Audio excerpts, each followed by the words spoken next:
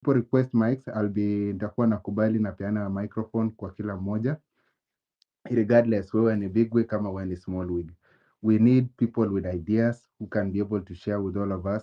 And I want us to go in a strategic way that we should get away from tribal lines.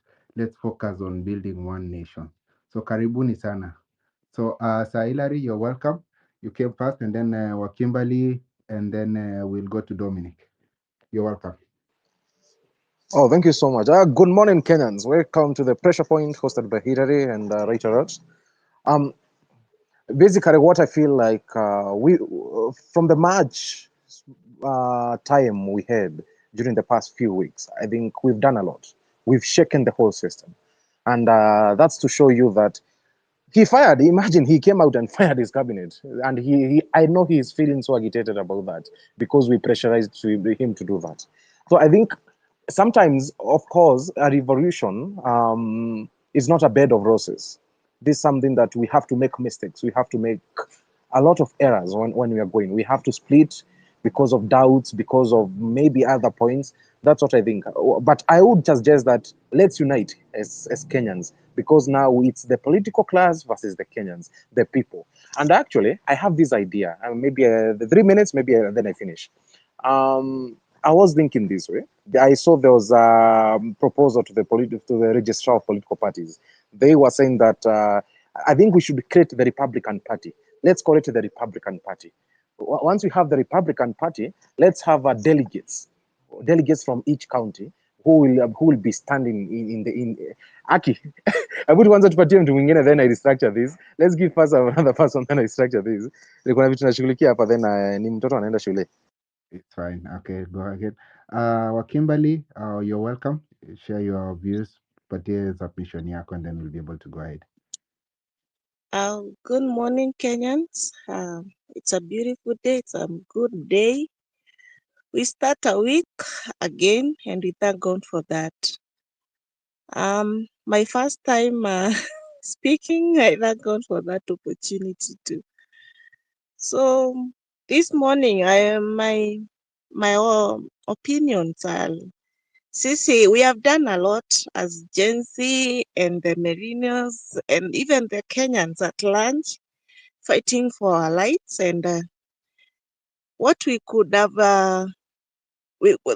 yes, as Hilary has said, we have some weaknesses here and there, traitors too.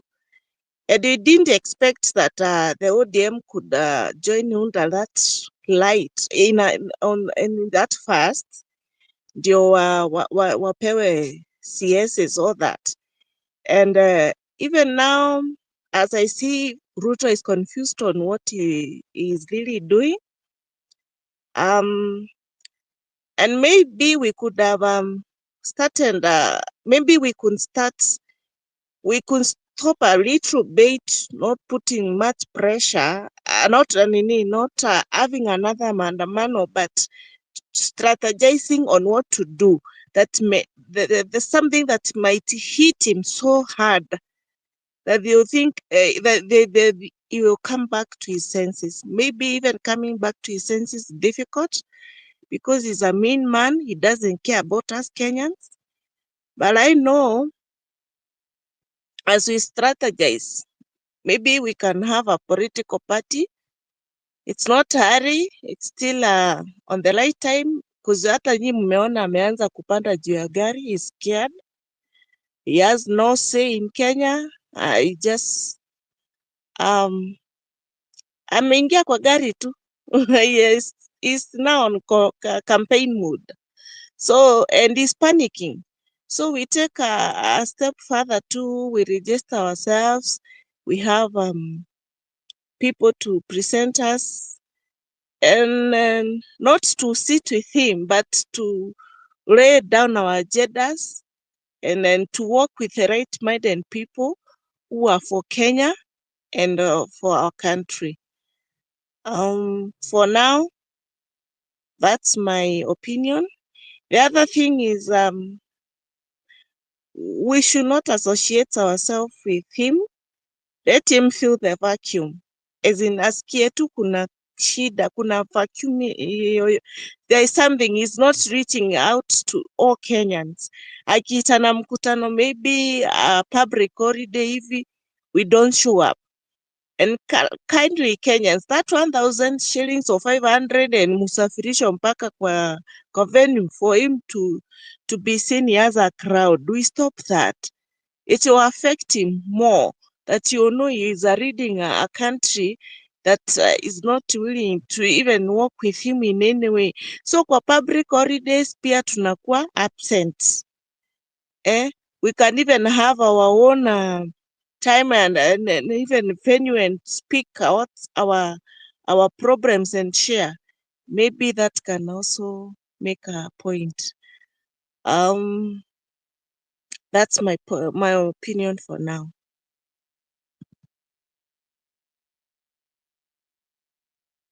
Take back the mic. Thank you so much, Wakimberly. Sincerely appreciate it. Thank you for sharing your views and your submission as well. Regarding what you're talking about, which is kukata kura, which I understand, tunafaa kukata kura, tunafaa pia kukuwa prepared, tuanze kukuwa na ID zetu. We have a problem with the IDs, which I know Julius, there is one of our colleagues anaitwa Professor. He's been actually so hard on story na ID. Na amekuwa akisukuma hashtag ya kupata IDs. Can we guys join hands together to sukuma hiyo pia, so that, because we cannot be able to remove this guy in power if we don't have ideas, we don't have tyranny of numbers and all these things. So we need to strategize pia on that. Tuangalie tunafaa kufanya aje. Kila mtu kipatana na any tweet iko na hashtag ya maneno ya IDs, naomba tusukume so that it can be seen that we really need IDs. Hatuwezi toboa kitu bila IDs. Next speaker, that is Hilary. Sahari, are you ready, or we give it to the next person? Seems Sahari is not ready. So I'll welcome James. James, please come on. Oh, I'm taking the kid to school. Maybe they can be speaking, then I come back. James, are you ready? Hello. Hello, guys. Can you hear me? Hello. Hi, continue. Hello. Yeah, and now mine is very short. I think we are focusing on the wrong things, because if we dwell in the past, we won't help ourselves. Let's focus on what is coming. Let's register, as the previous guy has said. Let's get the IDs. If they're not coming out, keep on registering. You still have 2.5 years. In 2027, everybody should be having an ID and a voter's card. And then we focus on electing our own. So we need to organize in the constituencies from the grassroots, get our members, pinpoint them. In fact, we should be even at these early stages, start to pinpoint our presidential candidates, our vice president candidates, and all those elected positions. We put people ready and start organizing around them so that we can front them during the elections, because you can't make any changes to the current lot. They are all rotten, whether opposition, government, they're in the same boat. So let's coalesce around our own. It doesn't matter which age. Right? Hello?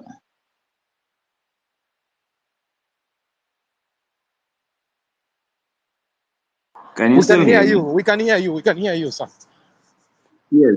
So sorry. Now, as I was saying, once we have those structures in the constituencies at the local levels,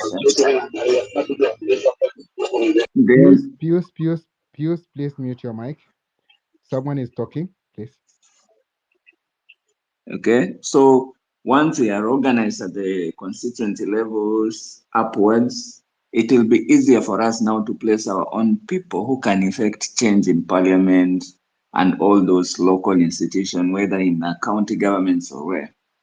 Because without that, we'll continue crying outside here and people are messing up in parliament where legislation is taking place. So let's focus on the legislation part, pinpoint people who can replace the current MPs and all that, send them home, put in new people who have focus for Kenya, and then we can make changes from there. The rest, they will continue.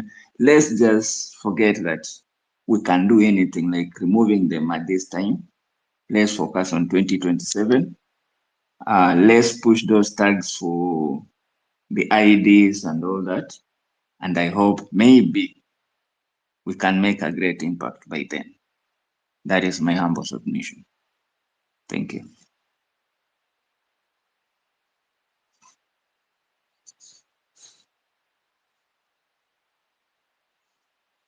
It's okay. We can give Anthony. Anthony. Thank you. Thank you very much for giving me this time to talk. If I'm audible, you can show me a thumbs up because I see the co-host has dropped. Okay. I don't want us to think of that Ruto is in a corner. No, Ruto has just regrouped. The same way we are meeting people on spaces, he has changed his mode of operation to meet people in person. Let's not forget that Ruto already is working with a structure. He has MPs, MCAs, governors, senators, women reps. He has an entire team now that he can have a very effective messaging. And let's not also take messaging lightly. If every day Ruto speaks and his entire team, every person is tasked to hold barazas with people directly, giving out the mic, hearing from them, Kenya's mind will shift to now he's listening to us. One of our biggest problems has been messaging. And I'll keep on saying this on all forums. Our message. Who is that? Our message. Fuse kindly. It's Fuse. Our messaging has been distorted. You go on one space, the message is different. And I'll urge all the people who host these groups. If the political class has come together, we must. It's not a matter of now saying we should. We must come together. We have no option but to come together. As someone once said in the political class, buffaloes don't succeed because they are carnivores. No. Buffaloes succeed because they come together. Our differences must be smaller than our interest for this country. Okay? So everyone who's a host of a space, we might have difference of opinion on how to get there. There are people who said people who are saying we need to continue being leaderless. Others are saying we need leaders. I'm very happy that today, in most spaces, we're almost now at 95%. People are saying we need a structure where now we group people. We have lawyers, we have people to do with billboards, we have people to do with appearing on television, so that we divide ourselves to be more effective in reaching the masses. I'm very happy with what Boniface is doing in terms of concerts, where you meet people and talk to people directly. We also need to have a plan B, and this is my last submission. We seem to be obsessed that we shall remove Ruto in any other way other than the ballot. We must also consider the ballot as an option. I'm not saying we forgo the other option, which people are saying that he will resign or we shall push him to a corner. For me, that looks far-fetched because now Ruto is talking to people directly. He's meeting people. I think next he's going to Kakamega. Then you'll have another town hall in Nairobi. Now, if we are unable to remove him the way people are saying, then we should be organizing to remove him by the ballot. And now let's start thinking of how do we move from spaces to the ground. If it is doing concerts where we call the youth, because that's your core, the young people, and talk to them and tell them, we want you to take your IDs. This is the Kenya we envision for you. Now start selling the Kenya you envision and the Kenya we are fighting for. This thing of saying Ruto must go, yes, it is good. It has served its purpose. Now tell people the reason we are saying Ruto must go is because we believe we have this alternative as the government you want. Lastly, the Kenya we want will be delivered by us. We cannot give the responsibility of the Kenya we want to people, the political class that was nurtured by the old Kenya. Maybe they don't know how to. It is us who know how to. So let us not give them that responsibility. Let us organize, re-strategize, and move forward. All of us as one team. If they have come together, let us come together. Thank you. One question, Anthony. Yes, Hillary. Don't you think that this government, especially the presidency, if you listen to his speech yesterday, I think there's a speech where he said that ati hii pesa za masomo zimekuwa gumu, lakini amejaribu. Hapasi kuweka kwa masomo, lakini amejaribu. I think he has compromised the whole system, and we're giving him a benefit of doubt that Kenya belongs to him, whereas Kenya belongs to the people. When we mean about pressuring him, not always about Mandamano, but we said we must have a grand mega one. That will show him that we are still there. After that, we are going now to restructure ourselves. Don't you think these guys compromise? Look at the IDs, look at all the systems. Hillary, that's what I want to agree. check. I agree on the compromise. And this is my message. And everyone who has listened to me talking in these spaces I have a common message. I don't deviate. The biggest surprise you can give this political class is showing them that we have a political formation. We shall have blindsided them 100%. Right now, the reason they know they are working with the upper hand is because people, even on the ground, people are saying, you are saying you don't want this. What do you want? Give us a structure. Okay? Anyone who, and I gave an example yesterday on Hillary's group. We have entrusted media with Kasmuel Makaore. Why don't the youth fear that Kasmuel will turn on them? Because he has shown us that he stands for something that cannot be compromised.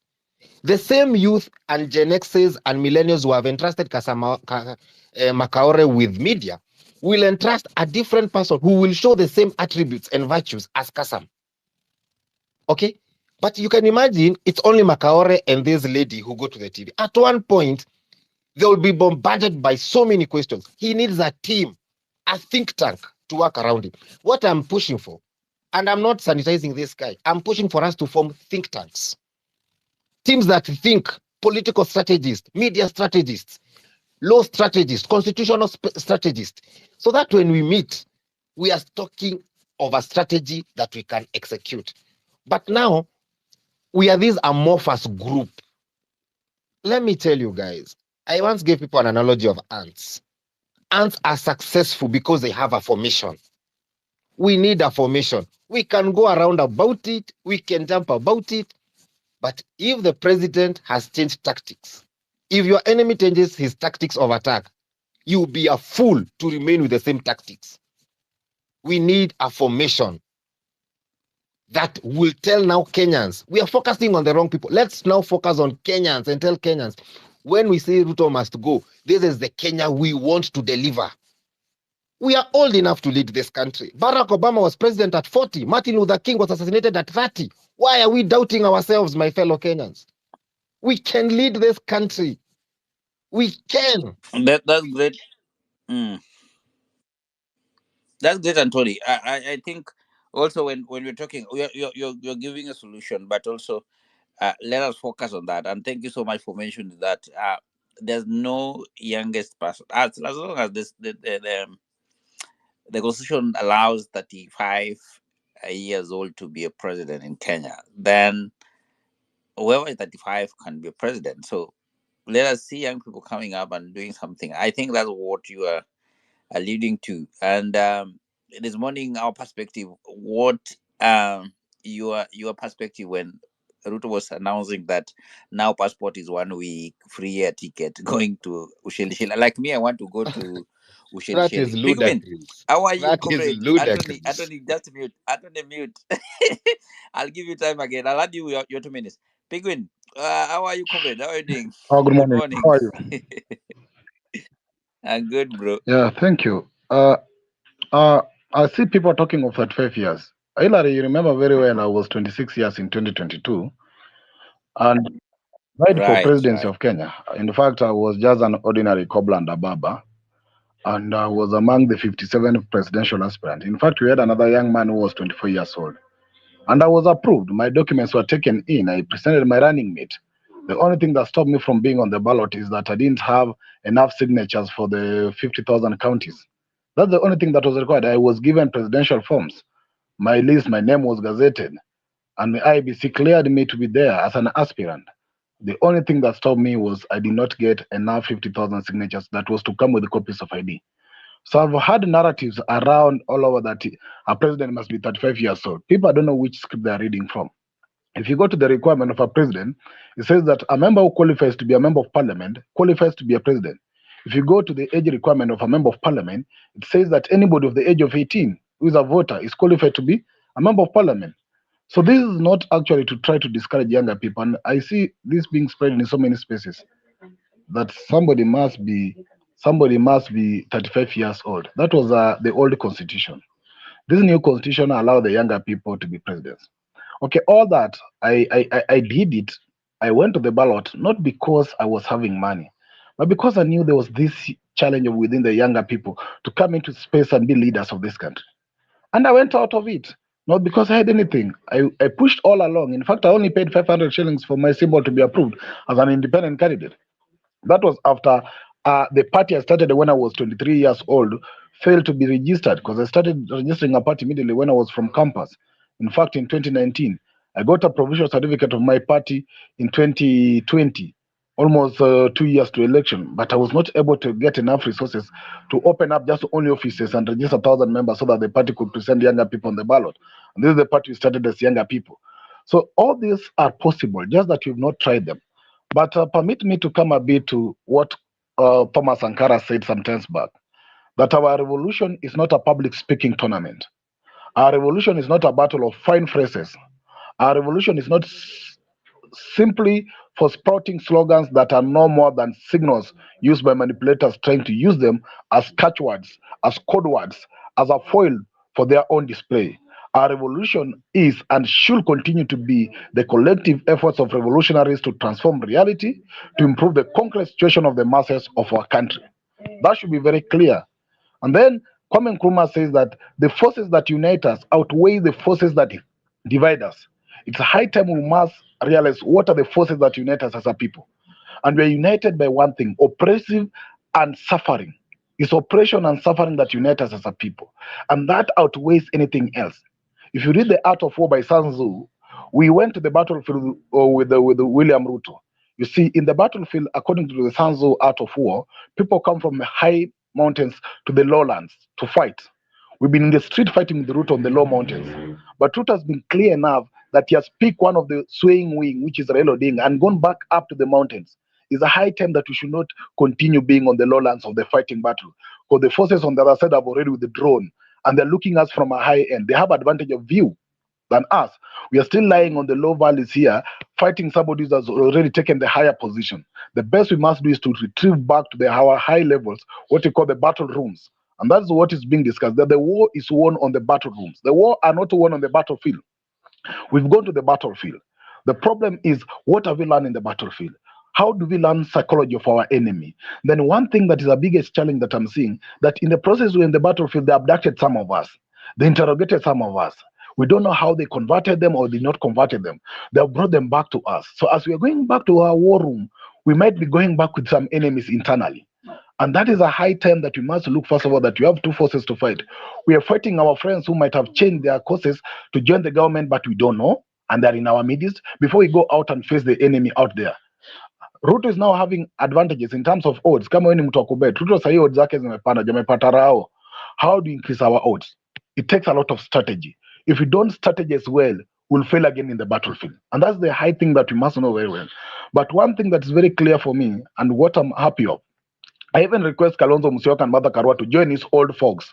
It's high time we finish this system of KANU and the rest of the things once and for all.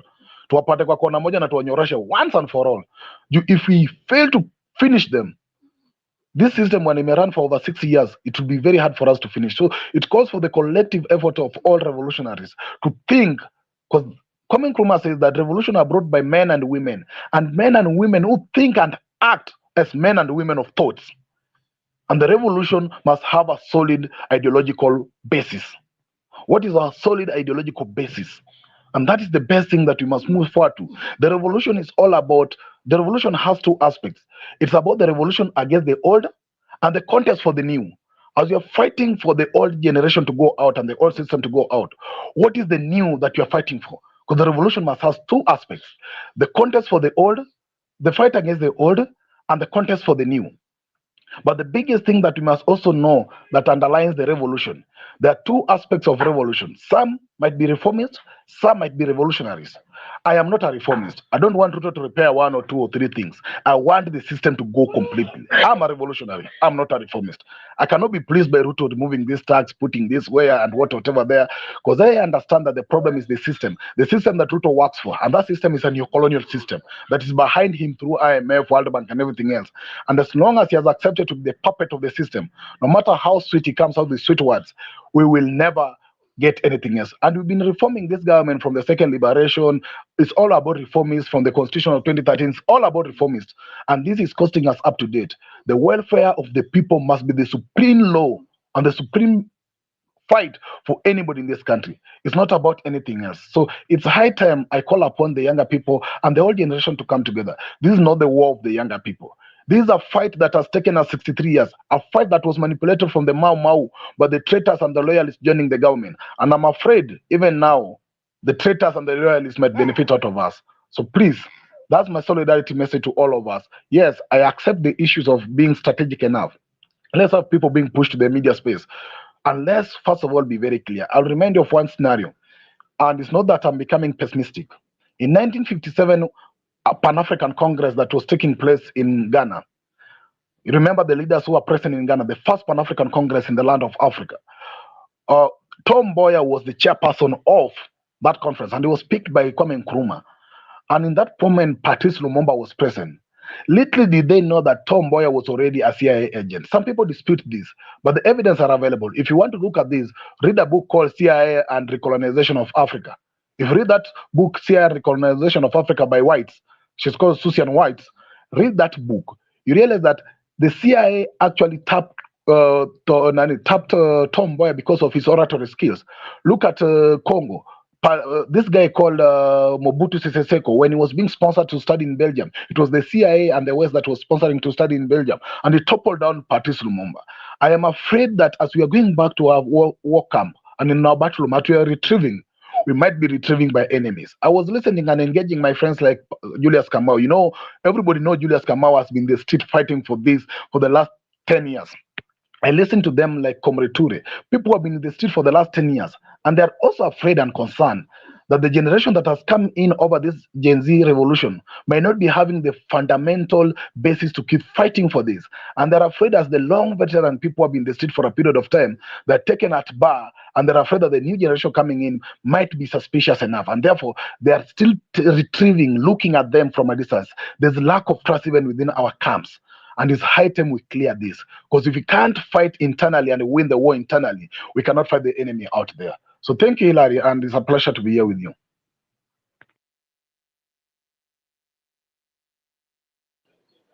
Wow. That's very insightful. We'll get back to that. Maybe we could have a lady. Mombi, can you hear me? Yes, I can hear you. Good morning, everybody. Can you hear me? Good morning. Okay, thank you for the space. I really liked insight from Big Ben and Anthony. And to start with, the pressure point about passport. It's so sad and so heartbreaking to hear the president going back to his cheap talks. And what is even paining is that there's nothing we can do as simple as going and just taking that mic from him, in as much as it looks petty. But it feels like the people who are addressing, they can do something like that.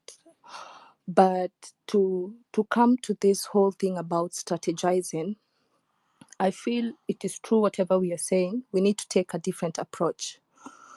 And different approach starts from even the thinking. How it started with He Must Go and that program, and the leaderlessness, tribeless, and partyless.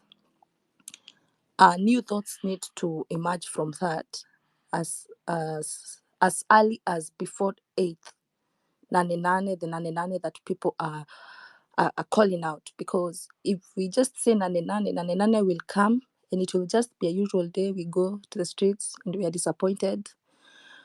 Because one, the turn up is always low.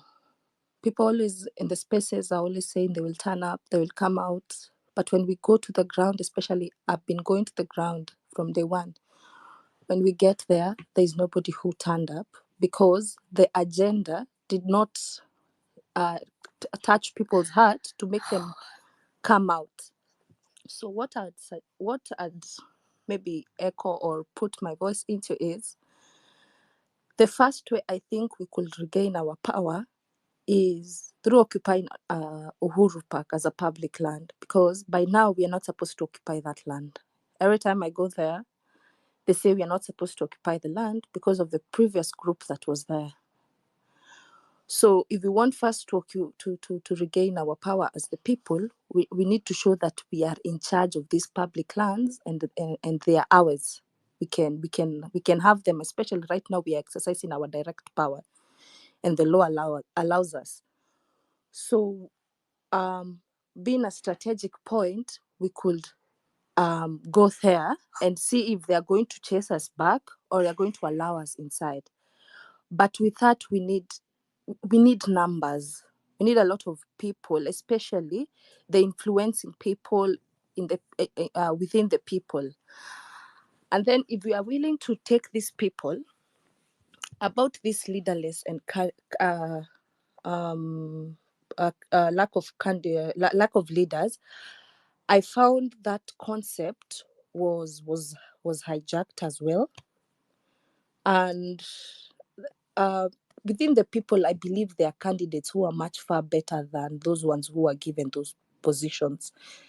Yes, we might be leaderless in the sense that when we came to fight the government, we came a whole as the people.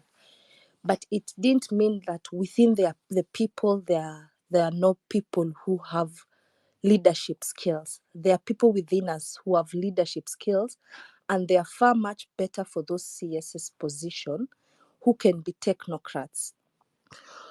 So right now we need to think of, if we don't want Joho, if we don't want Mbadi, if we don't want those people, who do we want? We cannot keep saying we don't want people, yet we are not even providing the people who we think, or we are not forwarding the people who we think could suit for that candidate. And then we tell the president, you look for people. And yet, if he looks for people, he looks for the same people. He looks for the people inside the government who are the same. He brings politicians in those seats, yet tulikuwa tunajaribu kumwambia tuwe politicians, alete technocrats, yet ameweka politicians. So that on that, as we are strategizing, we should think of names also that are willing to take up those seats. Because again, if we don't have people that are willing on the people's side, then we are fighting a battle that we are going to lose. As I'm concluding, yes, ma'am, a little bit. So, as I'm concluding, about a political party right now, I feel it will be contradicting the government, because among the people, I don't think there should be a political party. Maybe a political party should be the aftermath of what comes after the movement. Right now, we need to, maybe as you're asking about the lawyers on how you're going to do this, how about an approach of a movement? Then this movement should comprise of now these revolutionaries who are willing to take the forefront to fight for this nation. And the point is they are willing.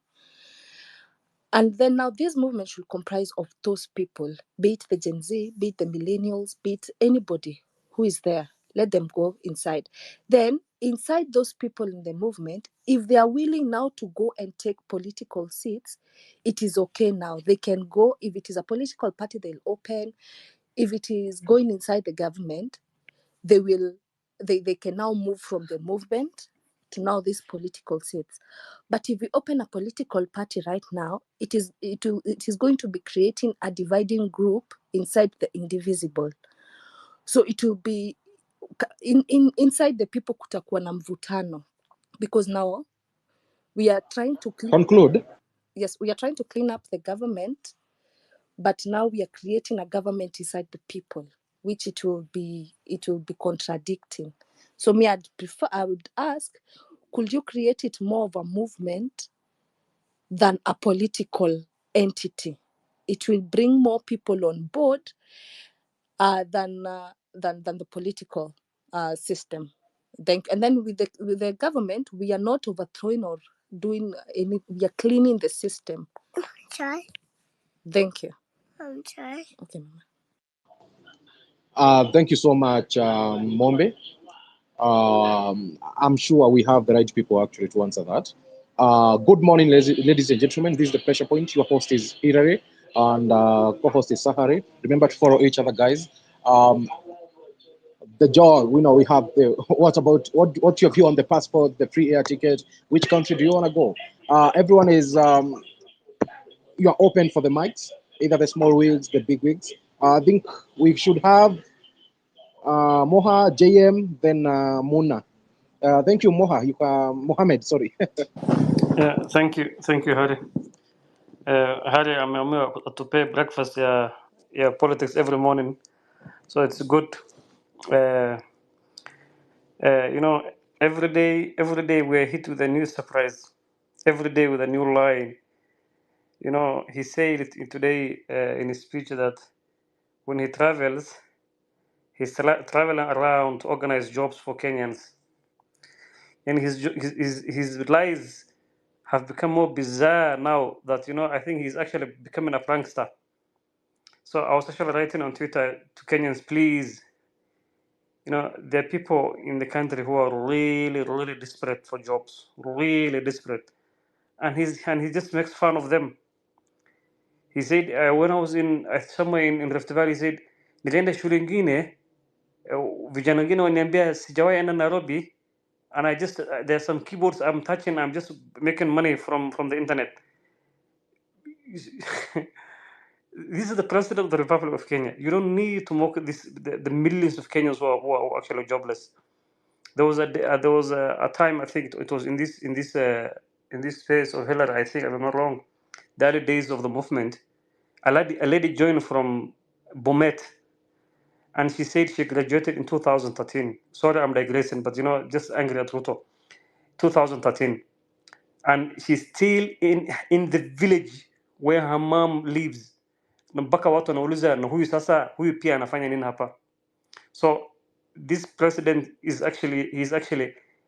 just mocking us. He's not even trying to lead. He's not a leader and not even trying to lead. There are no jobs that he's promised he has found anywhere. He's lying about it. Passport, their own is also a lie. Anyway, it should be your fundamental rights. These are legal documents. I actually got my Canadian passport in 2 days, and I'm actually not even a citizen of this country by birth. It's just acquired. So something that's actually supposed to be obvious, he's making it as actually he's doing it a favor. Then the funny thing today, he said, I had the power to shut the TV and the newspaper, but I did not. So how can you take bribe for that? It's like saying, mimi ninaweza enda nje nichukue kisu, I stab mtu, naweza fanya hivyo lakini sikufanya. That's the logic. Like you cannot take credit for not breaking the law. You cannot do that because it's you cannot do that because it's illegal. It's not in the law. So he's telling us sikuvunja sheria, but I could. So this is the mindset. I kind of agree with the lady that Mumbi who spoke before me. A little bit, as the week goes, a little bit we are becoming, the energy is going down. Ruto is gaining upper hand. Let's be honest. Ruto is getting the upper hand. So we need to do something drastic. I totally agree. As the week goes by, our numbers in the rallies are becoming fewer and fewer. So now we have 8-8. Maybe next one it was 9-9, maybe 10-10. So then what next? It will fizzle out like that. So I think as we talk and discuss the happenings, the current happenings every day, we need to come. We need to look at something different. Now we lost half of the momentum because of what Raila betrayed us, took advantage of the bloods of Kenyans. But we need to. Sorry, I got a phone call. We need to change our game and come up with a new plan. Thank you. Thank you so much, Mohammed. Probably we'll allow JM, then we can allow Muna, then we can give Anthony maybe to give the responses, and then Hilary. JM, can you hear us? Good morning. Good morning. I can hear you very well. Thank you for the great submissions and, of course, keeping the fire burning. I'll just speak to the sickness of the passport and the free ticket. I do not want to diagnose anybody, but I think the man is very sick. So I think it's not okay.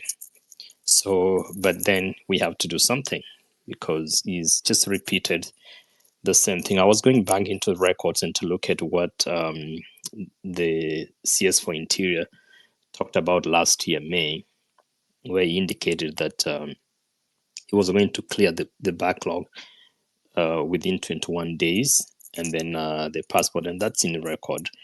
And the passports will be issued. Was a backlog of clear the backlog of 42,000 passport. No, I'm missing this stats. But anyway, so he talked about clearing the backlog, and after that, he pledged that processing time would be strictly 7 days for new passports. And he talked about that for any delays, he's going to fine people. The passport backlog at that time, it had reached 600,000 applications. His numbers didn't add up because the information that was clear is that they were printing 10,000 passports daily, which definitely would have, if you looked at how the rate of applications was 3,000 applications, and the rate of clearance only would have been 7,000 per day, meaning that it would take approximately 3 months to clear the existing backlog under the optimal conditions. So now, I'm just reading something. My statement here is more into looking at this in a multi-pronged way of addressing the situation we are in, because one of the biggest challenge here is there's the aspect of service delivery. That's the public service and how things are happening. The of course we're talking about the IDs, the passports, and many other services that the people are not getting. But there's also the other side of the politics that is really coming in to continually, lie to us and take us for granted, which is, a little. I know Pigeon talked about, the reforms, the reforms and revolution and all that. The long-term plan here is to be prepared for 2027. I think that I'm in that thought process of like we have to prepare for 2027 by mobilization and making sure that we're doing. However, there are things that are not happening, and Kenya, we are not doing well. There are no services that are being offered. There are many things that are being made. So the pressure points here is that we need to go back into the messaging. I think Anthony tried to talk about that, to ensure that we even have real life examples of people that have applied for these passports and they have waited for this however amount of time. I can tell you, MCP Peter's passport is probably lasted for a year. My brother, it's not my brother, my brother's son, who just traveled last weekend, his passport lasted for about 6 to 7 months.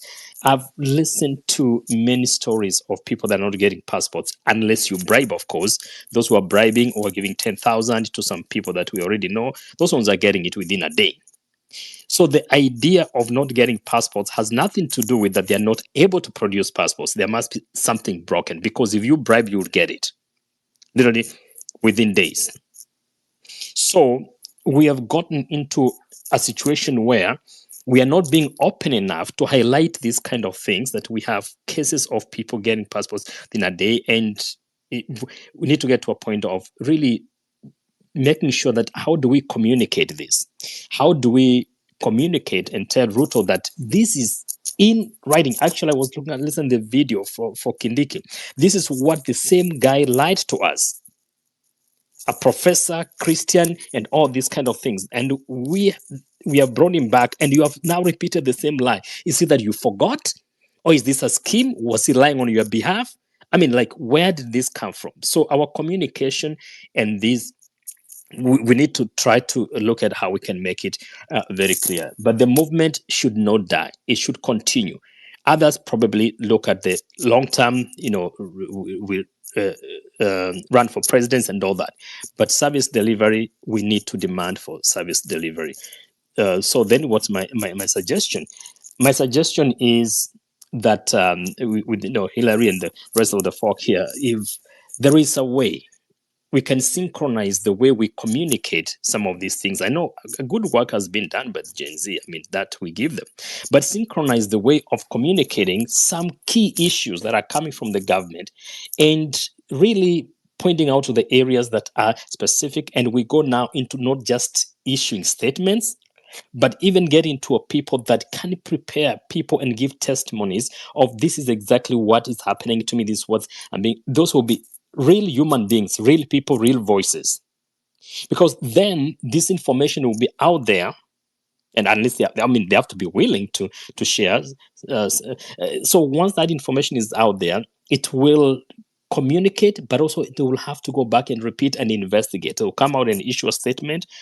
So even as we do Mandamano, which I fully support, but let's also look other ways of communicating to these people. But if we don't communicate, then we need to expose them.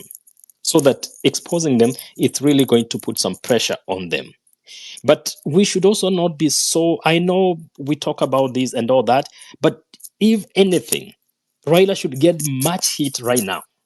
So bad that even he realizes that, he's been one of those traitors of any movement that we try to begin. I don't know why we get scared and treat him with, baby gloves and everything, as if, he's untouchable.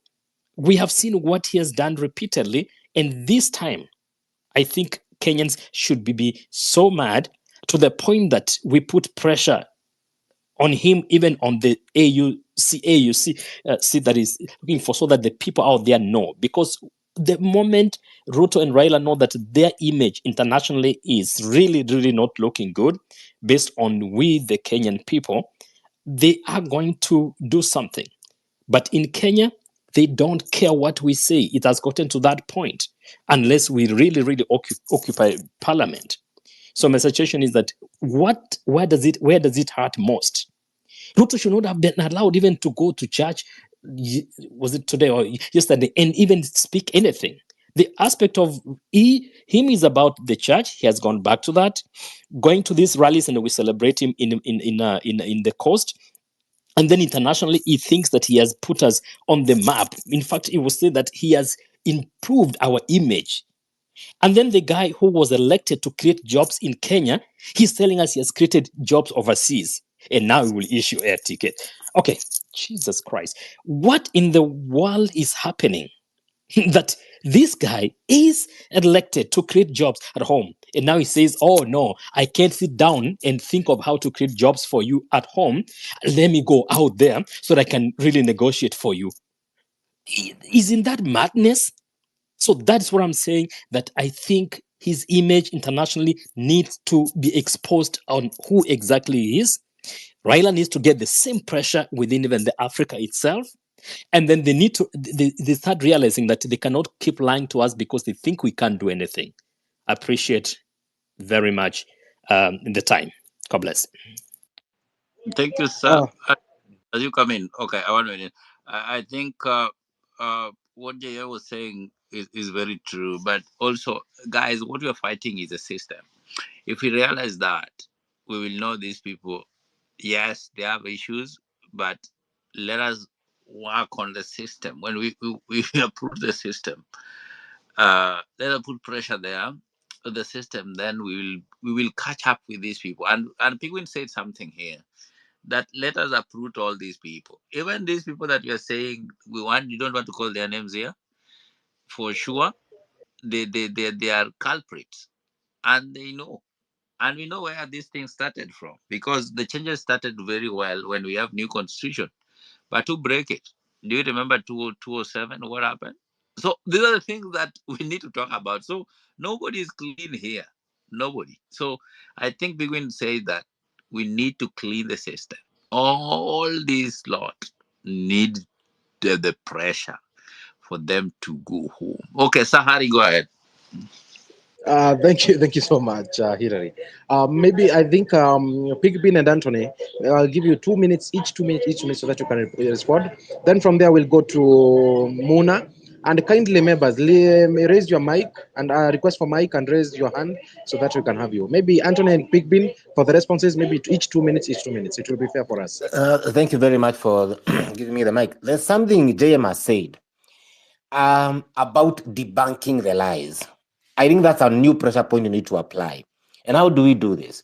When you tell Kenyans they can get an ID within 2 days or 3 days, let us come to these spaces and tell Kenyans, a Kenyan will wake up, go and take a video, let 100 or 200, whoever is ready for a passport, to go to Nyayo House and tell Kenyans, this is the amount I need for a passport, I'm going to ask for a passport.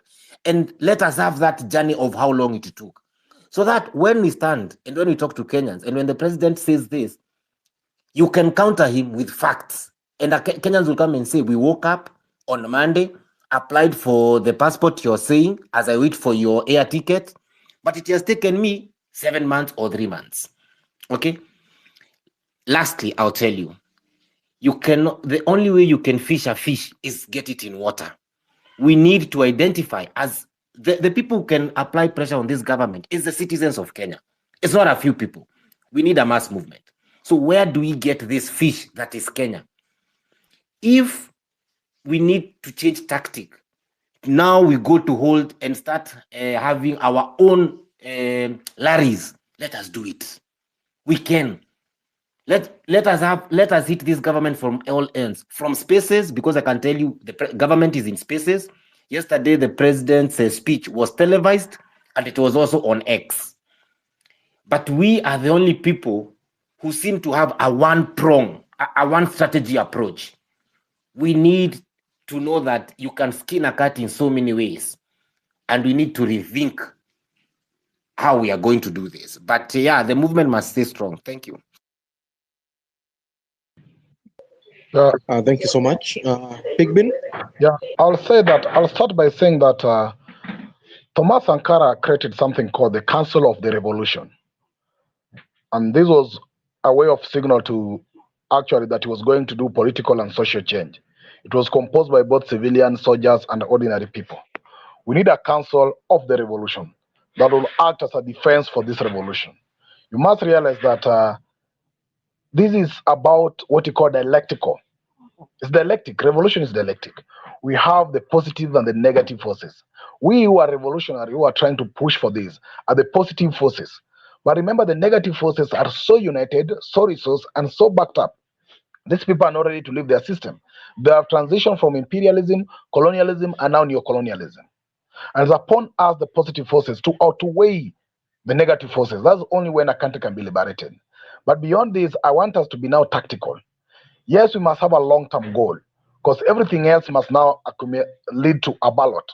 It's either bullet revolution or a ballot revolution. It's upon you to choose. But we only have two ways of a revolution. We do it by bullet or by ballot. Now we need to ensure that we are tactical, as you are saying. 1 week for passport. After 1 week is over, let us all march to Munyayo House and ensure that we need our passport by force. So we become back to what we started. The revolution started by item-based revolution. It was about finance bill. Let's make it item-based every day. So 1 week after this, let's go to Nyayo House, seek our passport. If there's anything that happens or anything that's wrong with any member of parliament or any CS, let's go straight to his homestead. Let's attack where it pains most. Being in the street every day here, demonstrating for maybe Adan Duale, whose house is not even somewhere close here or is somewhere far away, doesn't in fact impact those people. It only affects our businesses as ordinary citizens. So let's be tactical and be item based. If it's a matter that you have an issue with Ministry of Health on KEMSA deals, let's go straight and occupy KEMSA.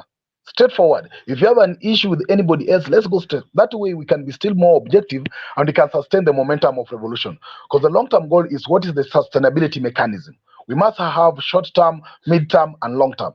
Long-term is political because all the activities these people are doing now is the manifestos we have to campaign against them. In fact, they're creating for us what we should campaign against them. We don't need to suffer anymore. And the constitution gives a manifesto for this country. I don't think why politicians need to have manifesto.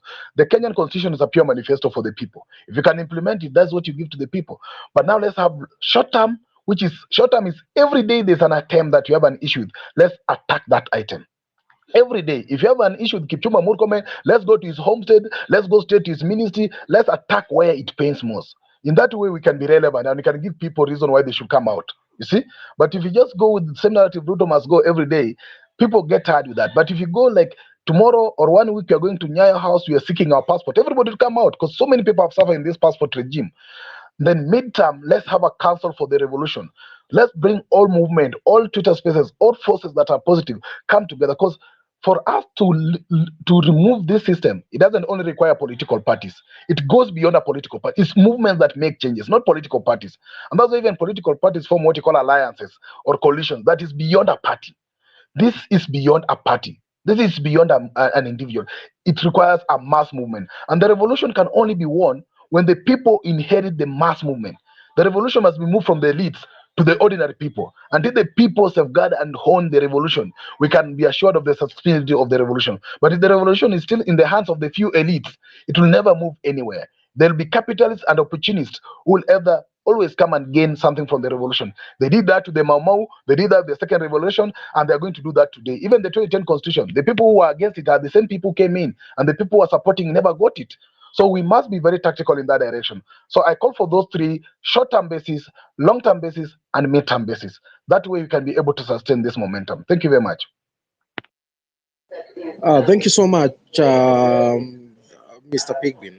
Maybe Masiba, maybe you could have a word, maybe, as we welcome you. Yeah, Sir Henry, how are you? I'm good, thank you. Thank you, gentlemen. Wazalendo, thank you. Wazalendo ambao mmejitokeza na mmeingia kwa space kuelimishana. I was trying to figure out what is going on, and then the president comes around and starts straight lie. You don't have to to research and know that this guy is lying. I know Kenya is one of the lucrative company.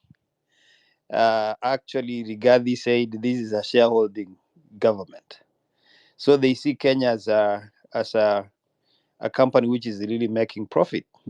So people should share the loot or the profit, and that's why you find Raila Odinga is coming in.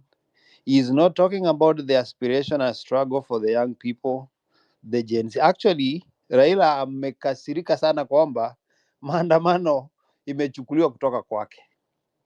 So now he's trying to say dialogue for what? Anyway, the highlight of the day, kuna kitu ilinikazirisha asubuhi, ile president anatokea anasema kwamba nimetafutia vijana kazi nje. I've been to US and Canada, and mostly the case study is actually Canada. Unapata Wahindi, serikali ya India inakuja inachukua their people from schools in Canada. Inawaambia mkimaliza tu mkigraduate, please let's go back. We cannot promise you work, but we know that once you go back there, We know your intellectual property, your innovation mind, everything that we have learned, you'll put it into use in our country. Now somebody is telling us as a young people, nimewatafutia kazi huko nje. Actually common sense iko common kwa wanasiasa.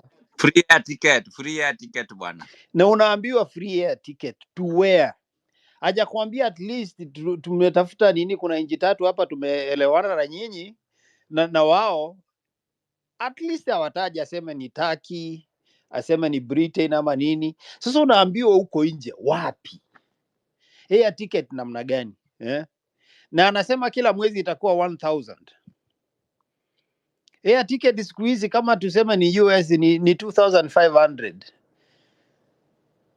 Sometimes it doesn't make a logical sense. Yani I make sense hata kidogo.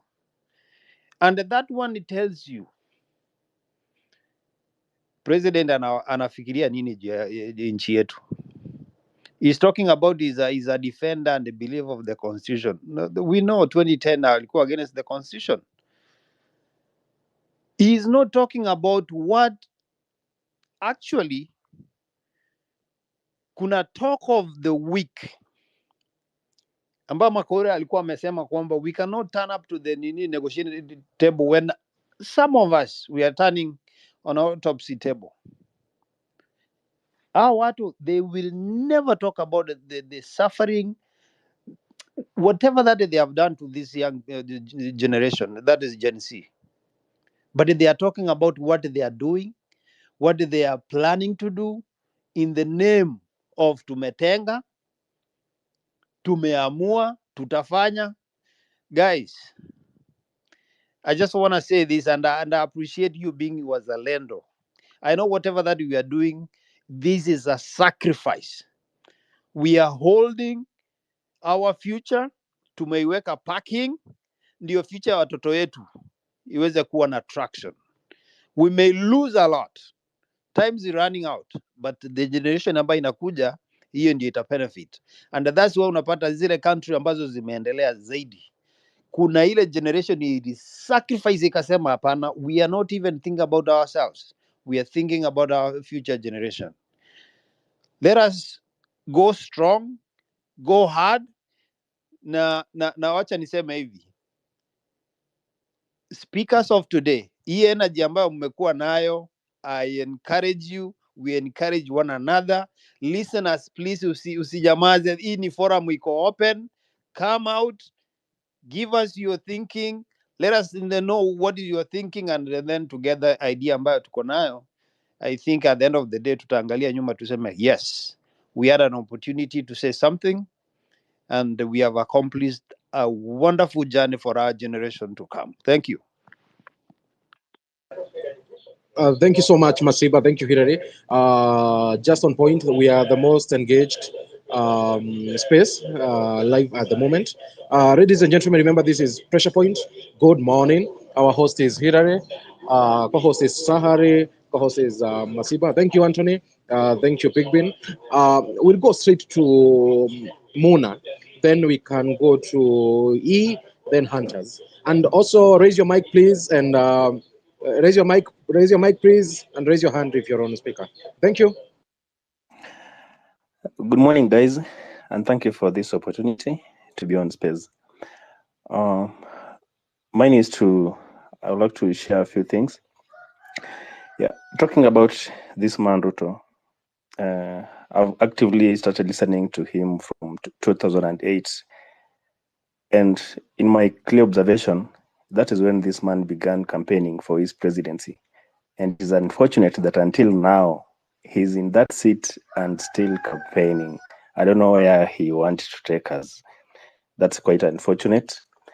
In his speech and in whatever he's trying to do, I'm realizing that this man is manufacturing poverty and enslaving us Kenyans. You know, he doesn't want to do any development and is using that strategy to remain relevant. Because in my village, or in my constituency, or even in my county, people will always be excited when they hear that Ruto is coming, because we are looking forward to hear from him promising that he want to build a market, he want to lay pipes for water, he wants to build a hospital, things that can easily be done by our governor or by our MCA, just the general planning for development. And that's why we have devolution system. But you want to remain relevant by denying us the basic facilities that we could ever have. So that is one thing he's doing, and that's very unfortunate.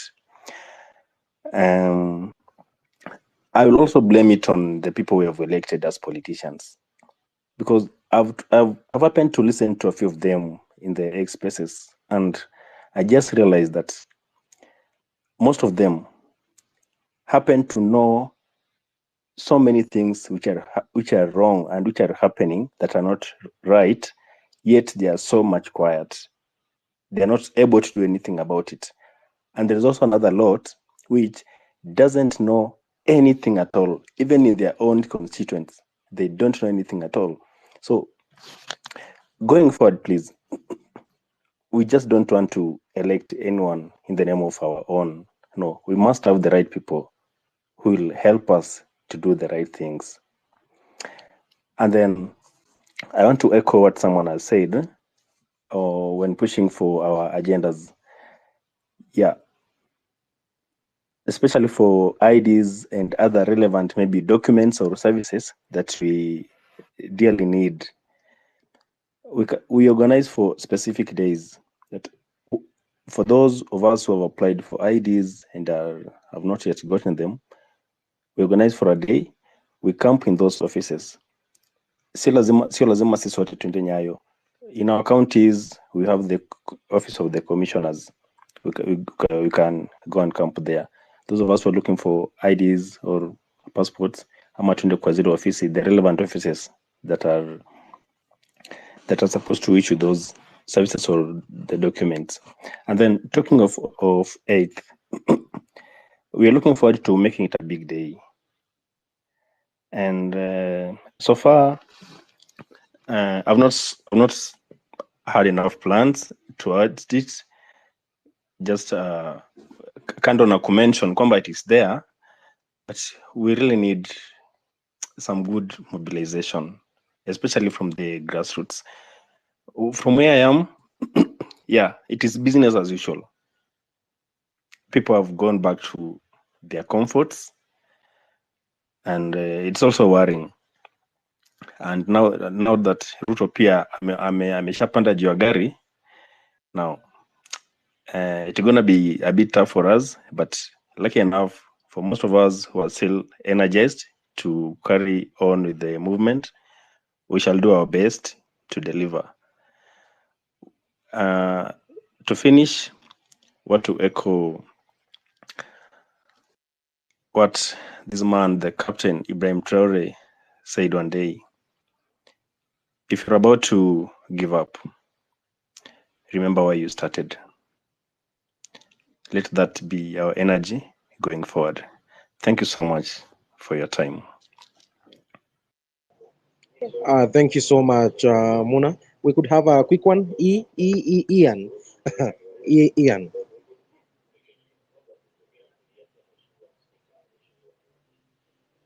The Hunters.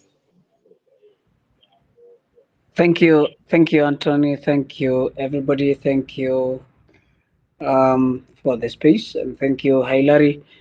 I want to say first that this country still we are battling on lies and politics of deceit, and we actually need to do something very seriously and urgently. It is illogical to hear that the president is taking over maybe 100 million to go and pay self-help groups. And the question comes, what is the source of the money? All of a sudden, when the finance bill was rejected, and so we don't have a source of revenue for now in the country where the revenue is spilling from, and that there is a procedure in government where the government has got a clear outline on the expenditures of public money. So I was actually amused yesterday and amazed at the same time to listen to Ruto while in Mombasa saying he has gone over with 600 million shillings to go and buy out the loyalty of the people of Mombasa in different groups. Number two, I'm really a frustrated Kenyan citizen hearing that the president has indicated that he will be able to, the government of Kenya will be paying the air ticket for any other citizen who is traveling out of the country to go and work abroad. Number three, I'm also frustrated to hear that the president carelessly is saying that today he has shortened the period of getting the passports. And the question really, all these three issues I'm raising, the question is really, are these the fundamentals of liberation of the country? Are these is this what we are really trying to work out for, so that we can be able to have a just country, a stable country in terms of our economy, a stable country in terms of our social well-being, a stable country in terms of our political stand in the country? Is this really the platform, or is this exactly what can make our country to be independent and also to be able to execute the peace and cohesiveness in the country? And so going forward, I'm just believing that Ruto, in few days, I said, when Ruto will be able to reorganize himself and bring together his all lies, he will start dealing with Kenyans squarely as he has started. Our aspiration under the agitation of the GNC is that we have a country that runs in accordance with the law and the constitution. The agitation of the GNC and the Kenyans is that we have a country that has, or that always works and also rotates around the doctrines and principles of leadership and governance. And so that we can be able to transit this country from both the political, socio-economic collapse. It is devastating for all the Kenyans today to listen to ourselves discussing about a passport, whereas there are no opportunities for our people to go and work in abroad. And the question then begs, is it that when the passports are out, we are going to have Kenyans moving en masse to abroad to seek for employment? And then the question also begs, now when the president, a full-grown man who knows that creating the economic stability of his country is first by creating a ground, a stable ground for economic production of various issues, including manufacturing and agriculture industries, and creating actually employment opportunities, so that now he can be able to lure other countries and other investors from abroad to come and invest in the country to raise one, the per capita income and our GDP. So I was thinking in my own small wisdom that we could be talking about what are these principles and values should be looked into before we discuss about the self-help groups. We talk about the passports and visas and employment in abroad, because today we have more than 10 million youth who have graduated and they don't have employment. And the Kenyan government is actually trying to connive with other countries to actually transport our labor, our skills, whereas we are supposed to utilize our skills in this country for the good of development of our country, for the good of growth of our country. Now, going to the next step, my good friends, my sister said we need to have a revolution, we need to have a movement and not a political party.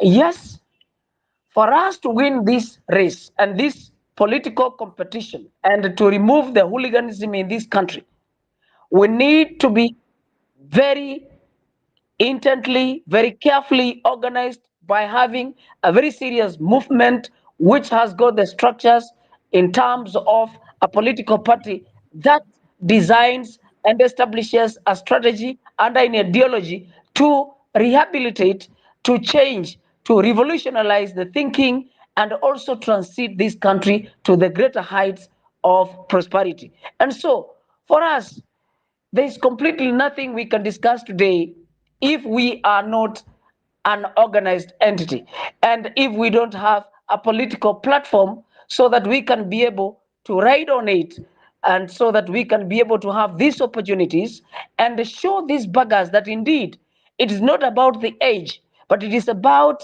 the passion that people have within their hearts and their minds and the knowledge they have acquired in and from the institutions to utilize it to be able to develop our country. So I will wish that we continue with the struggle of liberation and thinking how best do we form a serious political party that has a serious manifestation of what my brother was talking about in terms of revolutions in this in Africa, so that we can be able to get out of the cocoon of self embodiment and progression of specific individuals in this country.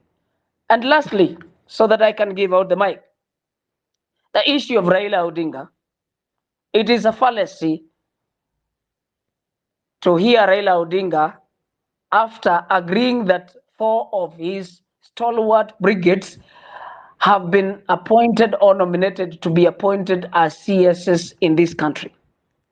Whereas we are asking that ODM has got its own ideology and manifesto, which it is supposed to run so that it can be able to achieve it after it takes office. Now, UDA has got its own manifesto, which it is running. Brothers and sisters, you can believe and you can always go hand in hand with me that the budget 2024-2025 was approved, and it was awaiting for the finance bill to be approved and assented so that it can be able to create a cornerstone, a foundation to generate revenue to support the budget that is already approved. So what is the logic? That the ODM members or politicians who were fronted for the positions of CSS, and especially Mbad, who is going for the position of the CS Treasury. Now the question is, how is this person going to change his mindset to fit in the budget for 2024-2025? Which are these ideas is he going to bring about? Because already the budget which has been approved 2024-2025 is based on the Kenya Kwanza manifesto. I rest my case. Thank you. Would give Hilary maybe to comment on that, then you can go to the next one. No, Ari, you know what? Let people let this thing Okay, get okay. out from their chest, and that's why we open these spaces. So, guys, you just share your ideas and the questions you have. The one that we cannot answer, we will answer them through our legal means or legal ways of legal team to make sure that we get the proper answer on the same. Thank you, Ari. Ari, Okay. before you give the mic to the next speaker, It's okay. Okay. I just want to say this: my brother Hunt, you just highlighted some few fundamental issues that we need to look at, and the reason why you see now the idea of having a political party has been something people are not comfortable with. It's because of the experience that we are experiencing with this politician. Sometimes we are in a stage, we are trying to find out what is it that we can be able to do when it comes to political formations. In the future, yes, politics, you cannot live in the absence of politics, because if you need, and you're a citizen and you need services, those services are rendered by the government of the day. The government of the day is put there responsibly by a political process, and therefore we cannot leave these people to give us to render services to us in the future. But right now we are talking about priorities. Priorities, Ruto must go. We cannot do it through a political party formation. Right now, no. Right now, we are pushing for this government to know that whatever that they are doing, we must hold them accountable. They have to take responsibility. And once they take the responsibility, they start aligning the systems already which we have in place. The systems are there, but it's only that these systems have been perverted. They don't follow the law. Somebody talked earlier about someone taking credit of not breaking the law. I will give an analogy. If the police flags you down, is not coming here to congratulate you and give you a good ticket by saying, you know why, I'm stopping you because I want to congratulate you because you have been driving under the law. If you break the law, you must face the consequences. And these leaders, they have broken the law left, right, center. And that is exactly what we are pushing. The systems that we have, those are the laws. Those are the principles that is governing this country. And I do believe, I'm one of those people who believe that we may need a political entity, but right now the focus is we are laying the clear foundation of what we want to achieve as a country. There are some countries, man, they don't care about what is going on with the politics because the systems are working. So let us all support, and I think the idea our brother Hunter has already given out will come. But right now, let us focus on what we need to do.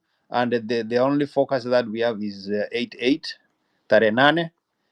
See how we can be able to move forward. And I'm suggesting that we run the hashtag strength in numbers.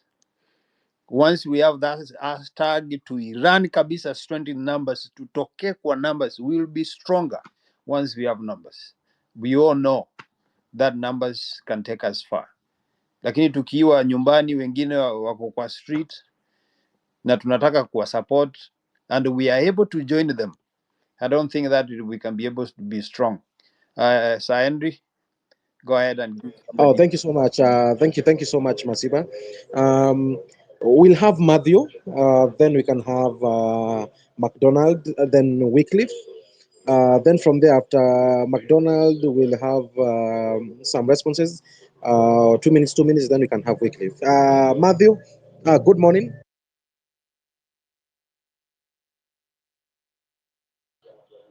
Okay, Wycliffe, McDonald, can you hear? I can hear you. Okay, go on. Yeah, so McDonald, and thank you for the space, Hilary, Sahari, Masimba, and yeah, we have now come to another stage where we have this convo about maybe political parties. We know very well it's a game of tyranny of numbers against government machinery. So one thing that I know about political parties, maybe for now, let us focus on the Nane. And after Nane, I think now we can, because with numbers, we can have very, very organized representation. You know, one thing, political parties kind of provide a structured way to represent diverse ideas and interests and viewpoints in a political system. You know, Kenya is a political system, Kenya itself. So this one I think can make wananchi wanaweza kuwa na kazi rahisi kuaddress concerns zao, sababu so far tukitokea streets inaleta wanajaribu ku divert attention. Kitu ingine ni inasaidia kufanya some simplified choices, sababu wakati tutafika wakati wa elections, you know, voters and political parties, it will simplify decision making process, sababu the ideas will be zitakuwa clear, ama choices zao zitakuwa clear. But another thing, you know, political parties zinaleta polarization. You know, polarization ni ile inaleta division, au wana support hii au wana support hii, and vision is something that we cannot envision as Gen Zs. Kitu ingine inaletanga ni see party loyalty over public interest, something that we are seeing na wabunge wetu wenye wanakuwa loyal to their party, wana vote yes, and then public interest inataka no. So that's one of the disadvantages of having political parties. Ingine inakuwa ni barrier ya ideas mpya. So I think as we revolutionize, let us look at those, and then we can think of a better way yenye sisi kama majenzi tutafanya. As I finish, let us also hiyo grassroots mobilization tuingie vijijini. For instance, myself, I come from Tharaka Nithi, and in Tharaka Nithi a lot has to be done to mobilize, and I know the same case applies to other counties everywhere. So let us devolutionize ndio tukuwe na kazi rahisi ku mobilize, and when this thing becomes national, everyone is charged. Hakika we will do it, we will make it, and this country will become a better place. Thank you, Hilary. Thank you so much, McDonald. Pigbin, maybe 2 minutes, then we can have Wycliffe and Dr. Ejeo. Yeah, thank you. I've heard people talking about party. I have said that we need a movement.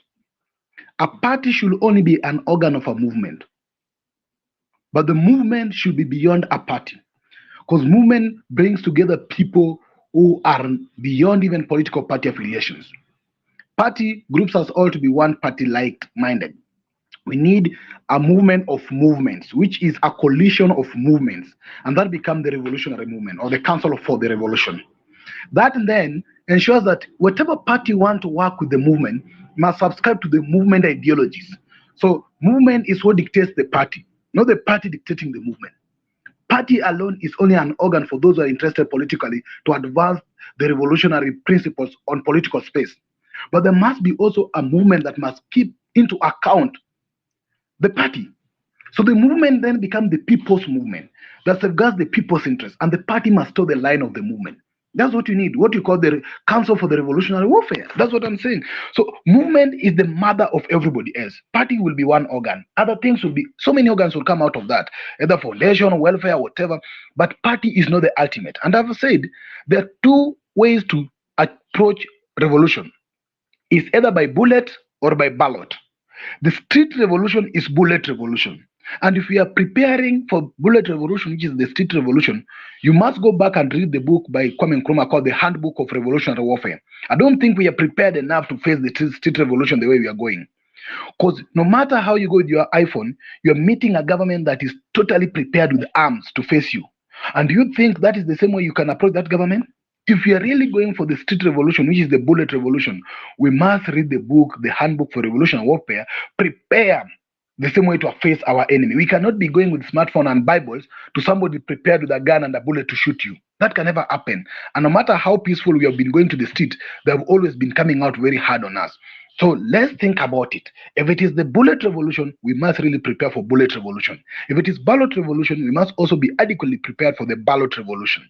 But in all aspects, the people must lead any move that it takes. The people must be the center point. We need a vanguard. We need a vanguard party, we need a vanguard movement, and we need a vanguard leaders who should be trusted, vetted, and approved by the movement. The people presenting themselves must be accountable to the movement. And that's why I'm calling upon all organizations, CBOs, whatever you call movement, to come together to create a coalition of movement, the same way political parties come together to create their coalition. Then from there, let's start strategizing moving forward. If you're preparing for the street, we must prepare more than the way we have been preparing every day. Because every day as we prepare to the street, we are just giving our life to them. That is not worth it. Yes, we don't care about losing our life, but we can also not win by just giving our life like that. We must be prepared for any advances that come in. And that's what Malcolm X says. And Jeff Kennedy said it very well, that whoever stops violent, peaceful revolution, whoever makes peaceful revolution impossible, makes violent revolution inevitable. We've been going peacefully, but they are stopping the peaceful revolution for us. Therefore, the violent revolution cannot be avoided at all. So violence is only self-defense. So if the government is violent, we must give violence as a self-defense. But you cannot be putting our chest every day and praying and kneeling when somebody's shooting us every day. If you want to go to the street, as I've said, let's be very tactical enough. But also let's be focused. Let's be item-based. We are not only going for the street, as I've said. 1 week is over. Let's go to seek the passport. Occupy that passport house. We need our passport, as President said, in 1 week time. Let's follow him down. Everything he says, let's push it to that. That's what I thought that I should come in and say on this, in the difference between movement and the party, and why I'm saying the party and movement should relate and how they correlate. The party is not the final bit. The main mother of everything else is the movement. The movement goes beyond the party. Thank you. Wow. Thank you so much, Pickbin. What I've understood is let's change the tactics, because let's change the tactics. Let's go to the people under him. Maybe that's why the pressure will be mounted on. We'll get back to that. Well, Wycliffe, then Dr. Ajo. Also, Barasa and Juma. Barasa and Juma, can you drop your mic maybe? Okay, your network connection is not available. Wycliffe, thank you. Thank you so much for this opportunity. I just want to begin by highlighting on like 3 issues.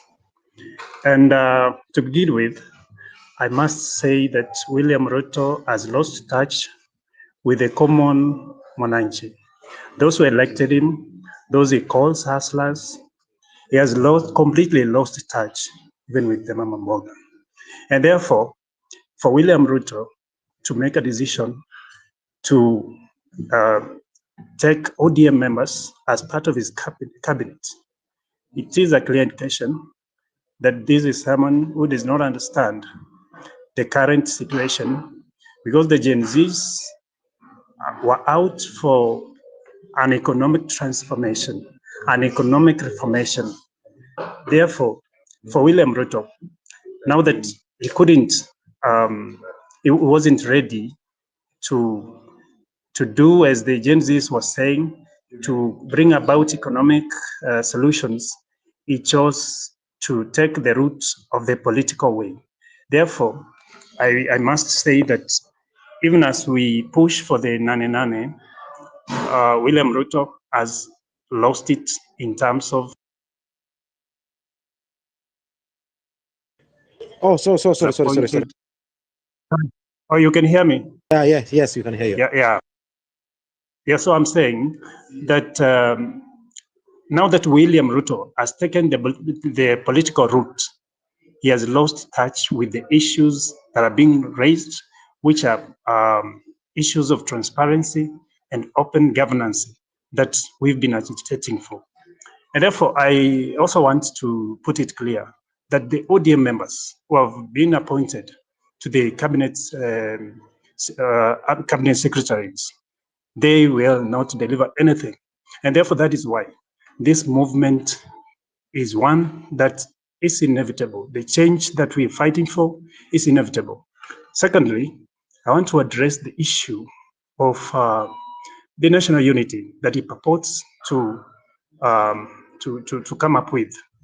Indeed, we can all agree that we as Kenyans do not lack peace.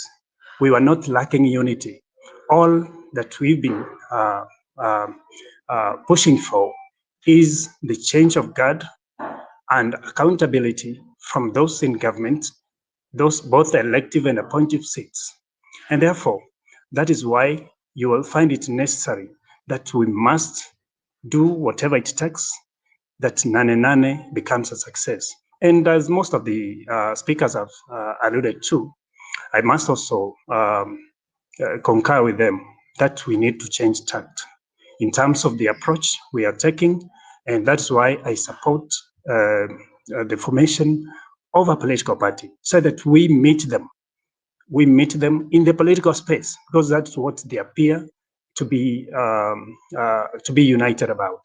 You see, both from the those in government and the opposition, once they've united, they think that they are going to override the push for the change that we desire for.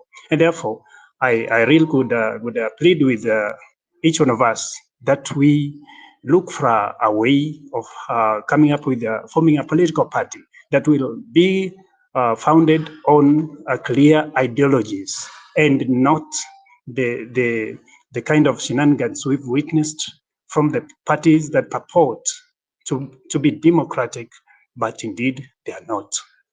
Lastly, I want to highlight on the very recent conversation that William Ruto had yesterday in Mombasa. You know, I speak from point of information. I want to say that I have a brother who works in Dubai, and I know how Kenyans have problems who are working in the diaspora, and most of you can bear witness. I also have friends in parts of Qatar, parts of Saudi Arabia, Oman, and even Turkey. I like now in Turkey, I can tell you for a fact that there are Kenyans who have died in diaspora, and the government has done nothing about it. And therefore, for William Ruto to come and lie to us that in 1 week someone will have a passport, they'll have free tickets, that is hot air, and we must reject it in totality. That's why I want to say that let's come up with ways of ensuring that the Nane is a success. Let's continue to organize for people to come and to travel to Nairobi on that day.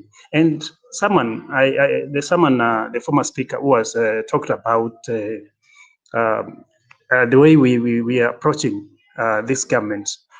If we want this movement to be a success, I would urge that therefore let's think about how best we can approach an armed government, one that is not listening, and even as we try to be peaceful as we normally are, we must ensure that we come up with ways of approaching this struggle going forward. Lastly, I also would urge that at some point it will be necessary for us to have some leaders. We cannot be leaderless forever. For this movement to be a success, let's have a way of coming up with some form of leadership so that whatever issues we have can be addressed in a manner, or maybe can be channeled and cascaded through the ranks, because you realize that as we speak, we have quite a number of X-spaces which work separately, and therefore we sometimes get the confusion because from the kind of spaces that we get, and therefore we need to think of a way of coming up with a unified a space or kind of leadership that will propel this movement going forward. And thank you so much for your time. I appreciate. Viva Nane. Thank you so much. Viva Nane, thank you, Wycliffe. Dr. AJ, I don't know, I'm seeing it's like DJ Joe. Dr. Joe, then we can have a lady. Thank you, thank you so much, Masimba. I just decided to put it like that because I was being traced. So I couldn't use my name anymore. They really tried to trace me everywhere. Now, we need to appreciate the fact that we are living in a country that as a different kind of a clan. The political class that we have are in their own clan, and we should not at any given point, even by 1 inch, think that they will be in a position to deliver to us what we want. A listening government, within 1 month of serious protest and over 100 plus lives lost, you could be able to spot or identify serious policies and decisions being made by the top leadership of a country. But that is not coming forth. So what I wanted to bring to us here this morning is to be in a position to enlighten us that we don't have a country anymore. We literally do not have a president. We don't have a working, running system as it should be to serve humanity. As a person who has been in the humanitarian world for a long time, if you see people are being killed and leaders do not take action, it shows you that there is no longer a country, rather an area occupied by civil war and unrest, where leaders are not in a position to understand the common mwananchi and their plea. On that course, then the topic here is 1 week passport, free air ticket. I can tell you for free where I sit. It is a hot air. Don't buy it. Don't take it. Don't swallow it. Don't even roll it down to your annals. It is not making sense. It will not work. It is a passing wind. And I can tell you for free, for a long time, promises have been made. William Ruto has made tremendous promises that if granaries were here in Kenya all over, they would be filled to the brim. But unfortunately, there is no any single action. This issue of passport, free air ticket, I can't swallow it. I can't swallow it. I find myself like, am I living a dream? It is not something existing at all.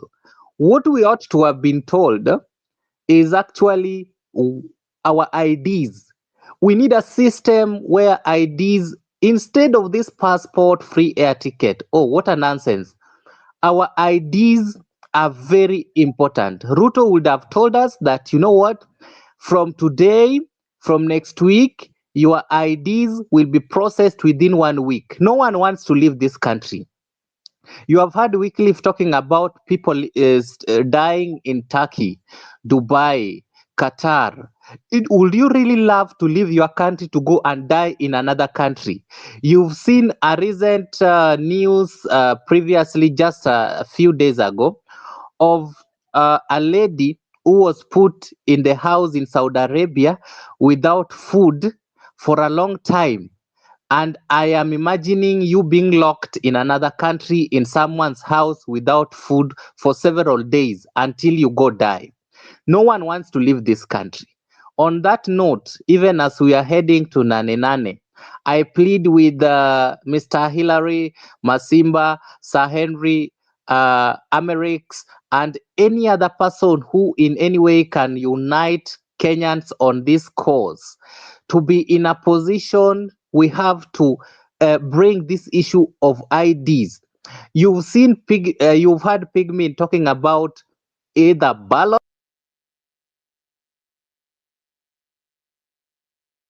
or bullet in either two ways.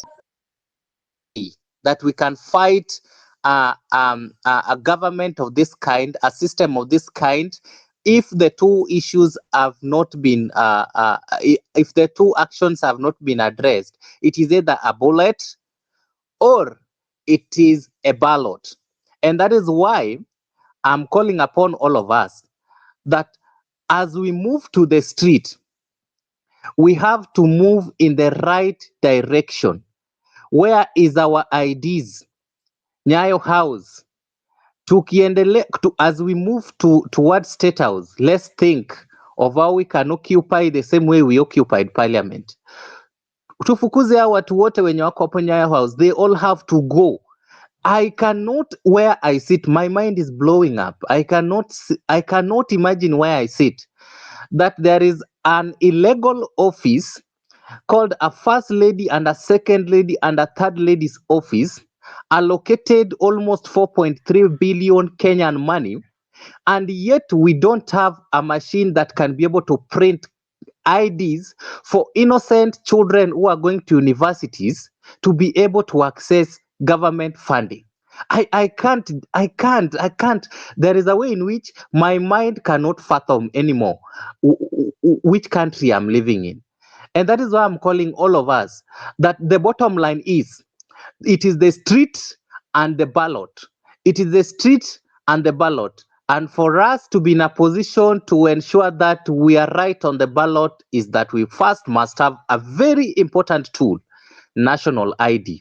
This is an issue that they don't want us to hear. They don't want us to hear totally.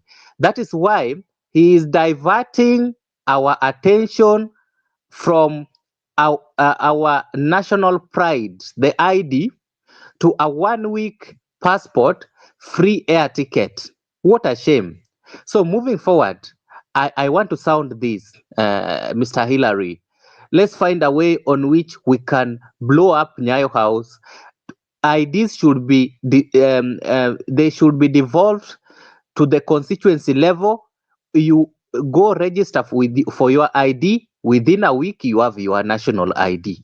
When we move like that, to move, as we are heading to the street, we are also sure that we can easily send these goons home. The other thing I wanted to add as I complete is that as much as we are heading to state house, the people, Kenya is a presidential system, and the president is being provided oversight with the parliament.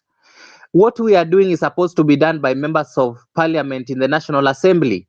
We are not supposed to be going to the street to fight for anything. We have elected members of the National Assembly to represent our interest. Why our children are dying and why we are doing in the street is because the National Assembly, we elected people who cannot be able to even interpret the law that themselves are making.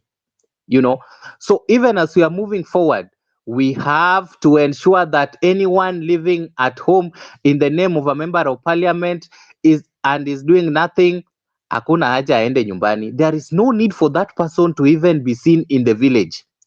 He has to go back to Nairobi, implement the policies that Kenyans want, and be in a position to provide us feedback that is making sense to all of us.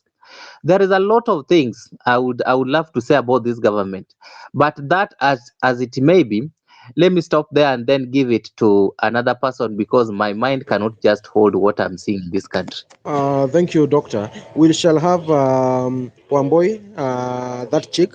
Then I think we can get some responses from Masiba or Pidgin. Then we can move on. Wamboy, you have the mic. Hello, I hope everyone can hear me. Good morning. I'm so sorry, my voice is a little bit off, but we'll push through. So for me, I have been in these spaces since the beginning. I've been going to the streets, and I'm a very spiritual person, and I definitely look at everything from a spiritual standpoint. And for me, I was praying a lot actually when we started going to Mandamanos, and the message was very clear to me that the biggest quest is for everyone's cells. It's inside our cells. The biggest weapon for this battle is for you guys to wake up. And the only way to infect or impose the change in this country is when we first win the war within ourselves. So if you have a way to reach deep within and find love for yourself, because that's the answer. Love is the answer. If you can find love within yourself, you can be able to inflict or be able to infect the people around you. So if you have all these people who are policemen around you in your community, is there a way for you to just have that very candid conversation? Don't try to beat them or harm them. Find a way to show them love and give them love in a way that they can see the love within themselves, because that's the key. Love is the answer. When Africa becomes one, the unity of Africa that you can see now being propagated by Kenya, Africa is the way. We are the kings of the world, but we have been made into slaves. And our realization, that thing of knowing, oh my God, I'm actually greater than I have been made to think. This Catholic Church, if you go to Catholic Church and they have that journey of, I don't know what it's called, the journey of the prosecution of Jesus. Mimi, my call to you is to take those images down of white Jesus. Because that's what imprisons our parents, those people in the village who are unable to think beyond religion. We need to have the Pope and those white Jesus journeys taken down, because the altar is where the altar of God, what we call the altar of God, the church, is what is used to castigate against us. And right now, our power is coming from within. God has made sure that the colonizer is naked, and we can see clearly. And I want everyone to cultivate a love culture within themselves. What is it that you do that makes you happy? And the one thing that I think is a little bit unfortunate is that around me, most men don't know what they love. They don't know what makes them happy. They are taught to only do things for other people. You need to find those things that make you happy, those things that you can do for yourself only, especially if you're living inside your house. You need to find that thing that makes you happy and cultivate it, because let me tell you, you need to recharge your energy. Your energy is your currency, our energy together, because that is what is called unified consciousness.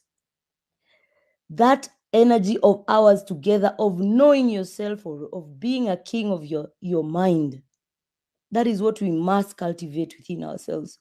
As we forge forward, we need ourselves to be fully recharged. Recharge in whatever way you feel.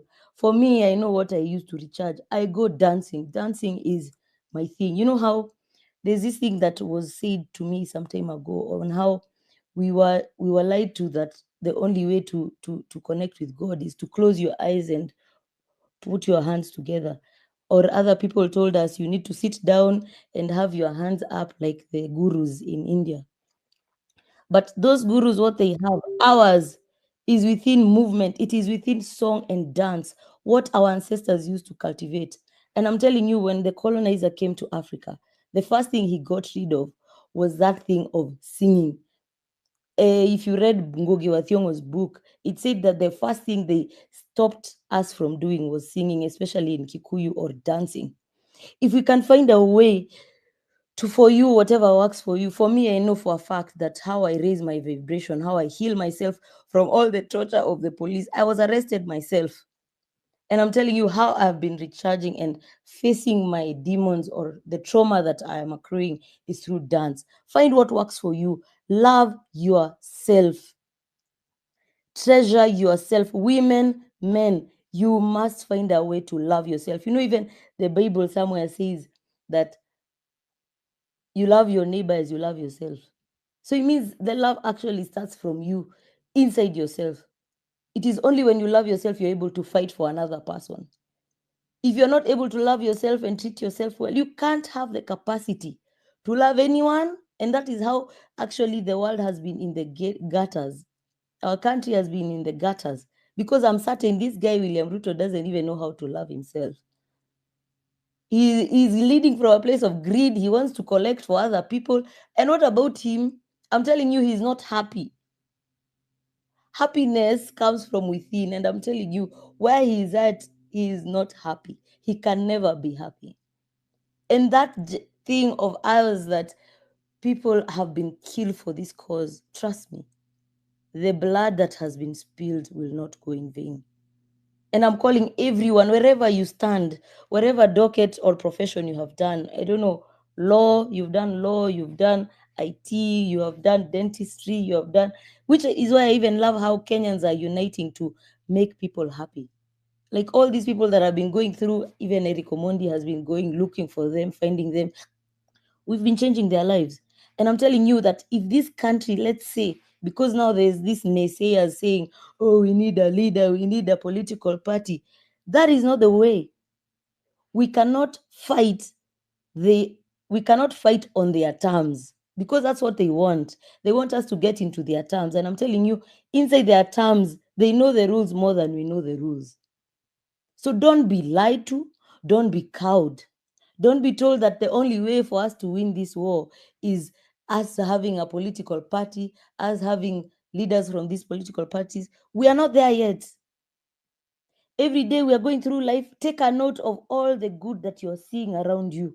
Everyone you see that is leading through a just mind, because you know it is here inside the mind that is where everything is. So take a note. When the time comes for leadership, I know there are some of you who are going to be our leaders here. Take a note of them who are able to fight for us, because we need fighters. Moving forward, we are not going to take all these, what do you call them, sycophants, who are not even aware of anything. They don't even read these bills themselves. And yet they are the ones who are sitting in those chairs in parliament, in the Senate. I don't know. We need to figure a way out for us to just continue and go in faith, walk in pride, walk in faith. God is with us. I'm telling you, tunalala, the next day, crazy things have happened. Even when we are sleeping at night, there is an entity that is working on our side. So do not be cowed. Do what you need to do to love yourself and build up. Love your friends around you. Build up. Love your family, even if some of them are not understanding us. Continue to love them, because it is through love that we are able to break the chains of slavery, break the chains of hatred upon us, break the chains of everything. Love is the answer, my guys. Listen to music, culture yourself into a way that you're in a place to give. You know, wanasemanga, an empty cup cannot be able to fill another cup. So fill your cup and be ready for Nane. I wish you all the best, guys. Have an amazing day. You know what, that Jik, I would stand and call you blessed. Thank you for the message of encouragement. I feel I'm energized, and I do hope and I believe that the listeners, everybody in this space, through that kind of submission, we are energized, and we should know exactly what we need to do as Kenyans. And before I say something, I see Tequila 123. Your hand is up. Big Pin, do you have any follow-up comment before I give Tequila the mic, and then after I think we'll have Basaino Abi following, and then we can be able to have a follow-up comment if we need be. So Yes. thank you so much, that chick. Big Pin, go ahead. Yeah. Let me give my final comment before I exit for other things. One is that if all of you can remember the book by Ngugi wa Thiong'o called Matigari. Matigari came from the forest actually when he lost his properties and went to the forest to fight for the liberation of Africa. And this is the same way we've lost our properties in our homelands and we decided to go to the street to fight for our rights. But even after he won the forest battles, when he came out to the belt of peace, the white belt that he tied himself, seeking for justice and peace. He walked all over the government, including the Minister of Justice, who was employed by the government. But even the Minister of Justice could not tell him where he could find justice. We have in the streets and like the forest, we've lost our brothers and sisters. We are seeking justice. And even the government cannot give us an answer for where we will find the justice. When he realized that peace will not prevail and actually bring back whatever he lost, Matigari went back to the forest where he had left his gun and went to chase his gun. But unfortunately, the government actually shot him before he made peace to his gun. But Kamau, the younger protege, took over the gun and came back to fight. He came peaceful, but the government was never peaceful. When you realize the Mau Mau struggles and negotiations of land, there were two things they were fighting for: freedom and land. But land was the fundamental issue, just the same way all what you are fighting for today is the fundamental underlying issue. But of negotiations from 1945 to 1949 until 1951, they decided to go to the forest when they realized that this could not take a peaceful dialogue to resolve everything else. I think for the last 60 years, you've realized that that cannot work out. Now, when they were in the forest, when they decided to go violent, which means they decided to face the forest the same way you're facing the streets, they decided to make their own protective gears and shield just to protect themselves. They were not arming themselves to kill the white man. But they were wanted to protect themselves because the white man was having guns and wardrobes and even choppers to kill them. I request that if we are going to the street, let's have a protective gear, not a weapon to fight, but how do we protect ourselves better? Even if you have to form a pattern, even if you have to create our homemade shields, the same way the police officers go in the street, their own shields. What can shield them? If you can have those traditional shields that have Kenyan map the same way we do it at local made so that any tear gas that can be thrown or any gun that can be thrown, you can raise it just to protect yourself. You are not in the street to fight them, but rather to protect yourself to survive. And that cannot be seen as an arm, but a protective gear we must put on. So I accept that we go to the streets. We need to go for the ballot or bullet revolution before we reach the ballot revolution. But please, let's have a protective gear that can protect us in the street. Let's not just go bare chested and just kill ourselves or shoot or stand before them and they shoot us. That will not do us much good in the revolution. Yes, they say the tree of revolution is watered down by the blood, but not in that way. We must ensure that every precious blood must be protected, and we must find a way on how you as an individual, the same way the police officers leave the camp akiwa na protective gear yake, amejua anaenda kufight mawazimu huko ama anaenda kutufight huko, but anaendanga na shield yake. Let's have our shield. Anymore smartphone cannot be our shield anymore because they shoot us and the smartphone will not be protecting us. Let's advance ourselves better. But all in all, let's be sincere enough and show the government and the world that we are peaceful and sincere enough pushing for our right. And if they provoke us to the extent, let's still organize. As I've said, I'm still leaving you the three things. We need to have a short term, a mid term, and long term. And the short term is let's keep pushing, but let's now be targeted. Like if they bring back the offices of those women, whatever they call first lady and the office of BBM, let's go and occupy those offices and ensure that those offices do not exist at all. So let's have targeted, tactical move forward. But above all, let's embrace and call upon African spirituality. Our spirituality will help us a lot. Our spirituality will protect us a lot. The spirituality of Africa protected the Mau Mau. Let's have true spirituality of Africa, reigning beyond, calling on our ancestors and protection of all our fallen heroes. They will protect us, and sooner or later, we will emerge victorious. Viva, comrades. Thank you, Big Pin. In fact, I can't say even more.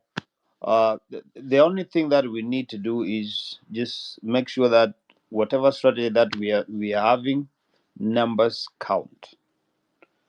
That is the only shit that we can have. Once we have numbers, I'm telling you, that is the best kind of the protection that we can have. That is the sure assurance, insurance that we can have. I just want to have three speakers here: Takwila 1, 2, 3, followed by Basaino, and then I will come to you, Dr. Ajo, later. But let me have these two in that order, so that we can be able to cover. Actually, Obadia is also waiting. Yes, I'm Jambo. So my name is I have a name. So I have two things to say. So I chose not to go to these maandamanos and I chose to stay at home for the last 1 month. Lakini last week Lily missed 2 bullets. One from that grey Subaru and another one from a plain clothes police officer. Hapa nyumbani nikiendea lunch. Nikijifanya ati nimekuwa safe. So from now on we are joining these maandamanos. So I only have 2 things to say. Title yangu ni flags and banners. We have to have flags and banners. The flag is the Kenyan flag, and the posters and the what, and the banner is Ruto must go or stop killing us and what, and police brutality. So, and the way we will do this is through printing. All of us have printers in our offices, in our houses, and everywhere. Print those posters, and then you go nje mzianike, and that's it. I almost died without even fighting for my country. Imagine, at home. So that's all I have to say. Flags and banners. Thank you, Takwira 1, 2, 3. Basaino, go ahead, and then Dr. Ajo, you will come in a little bit after Bazaino, then I will have Nelly, and then we can go in that order. Okay. Okay, thank you, Hilary. Good morning, everyone. I just wanted to comment on the discussion. We are looking at now how rejuvenated Ruto has become after ODM apparently came in to save the day.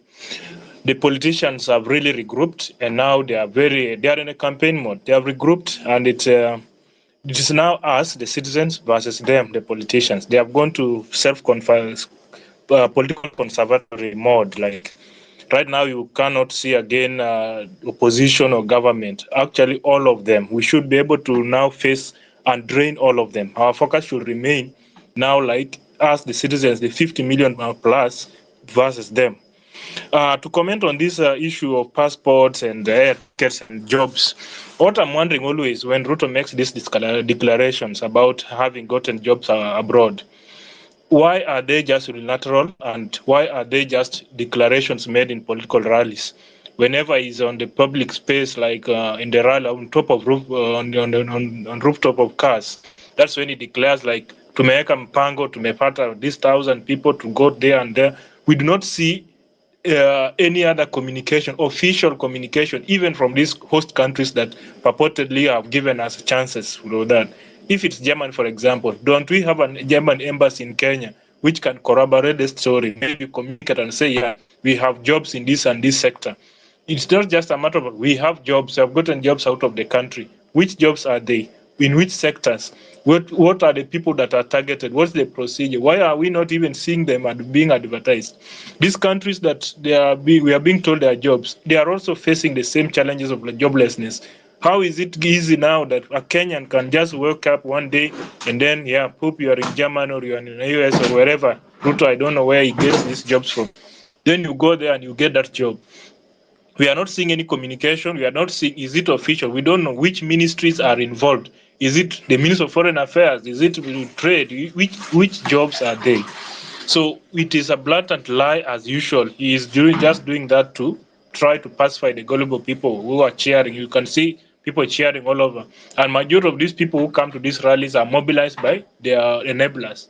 Ruto ensures that the people who are working with him mobilize certain numbers of people to come so that now it's shown that it is popular, like he's popular and all that. He's now back to his reset mode of lying and promising and doing all that because he knows politically now when when you are talking of parties and MPs, ODM and Azimio and Jubilee and all those, they are going to back him up. So he's really now campaigning for 2027. So all the people who have died, all our pressure and all that is not landing to any ears. He's not going to act. There is even say that right now they're mobilizing to ensure the finance bill, some clauses of the finance bill that was rejected is going to be passed by the MPs. And you see, there's no way ODM or any other party in parliament is going to stop Ruto because now they are all in bed together. So if they are going to return all these clauses, so there is nothing like it was rejected. Then Ruto stands, anytime he stands up to speak, he's saying like, I had budgeted to do this, I budgeted for GSS teachers, I budgeted for the interns, I budgeted for development, but you rejected. He did not reject the finance bill because people spoke or the citizens have refused. It was just a ploy to buy time and now for them to regroup. They have regrouped and now they know there is nothing else we can do. So my urge is we continue pressurizing them, we continue registering as voters, taking IDs, we should do everything possible. A revolution cannot be won within a month or a week. We cannot say like we have been defeated, but we should re-strategize. As they are regrouping, we should also be regrouping. Every point, everything that they are doing, we should be able to stand and counteract.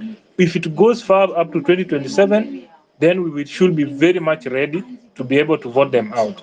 About getting a political party, for now, I don't think it's the solution. You get a political party, then they'll come and bribe the officials. And you see, we will not do anything because we will have given these officials authority to act on our behalf in the name of a political party. So they will also just join that from the ranks of politicians.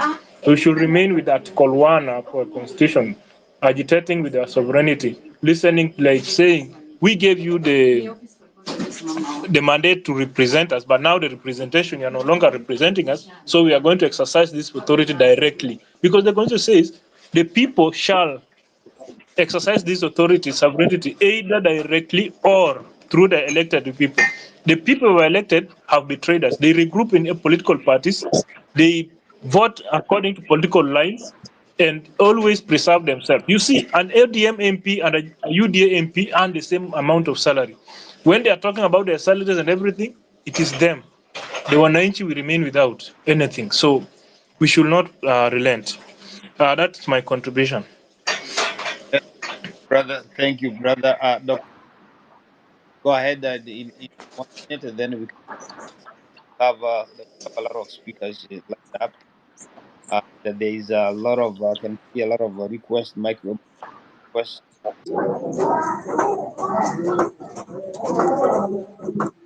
Brian, we will throw you out, man. Mute your mic. We cannot work that way. When you're ready, you will come on the mic. Okay, go ahead, Doctor. Thank you so much. Now, I just wanted to comment a few things that the previous speakers have You guys hear me? said. I hope we have lawyers here in our space.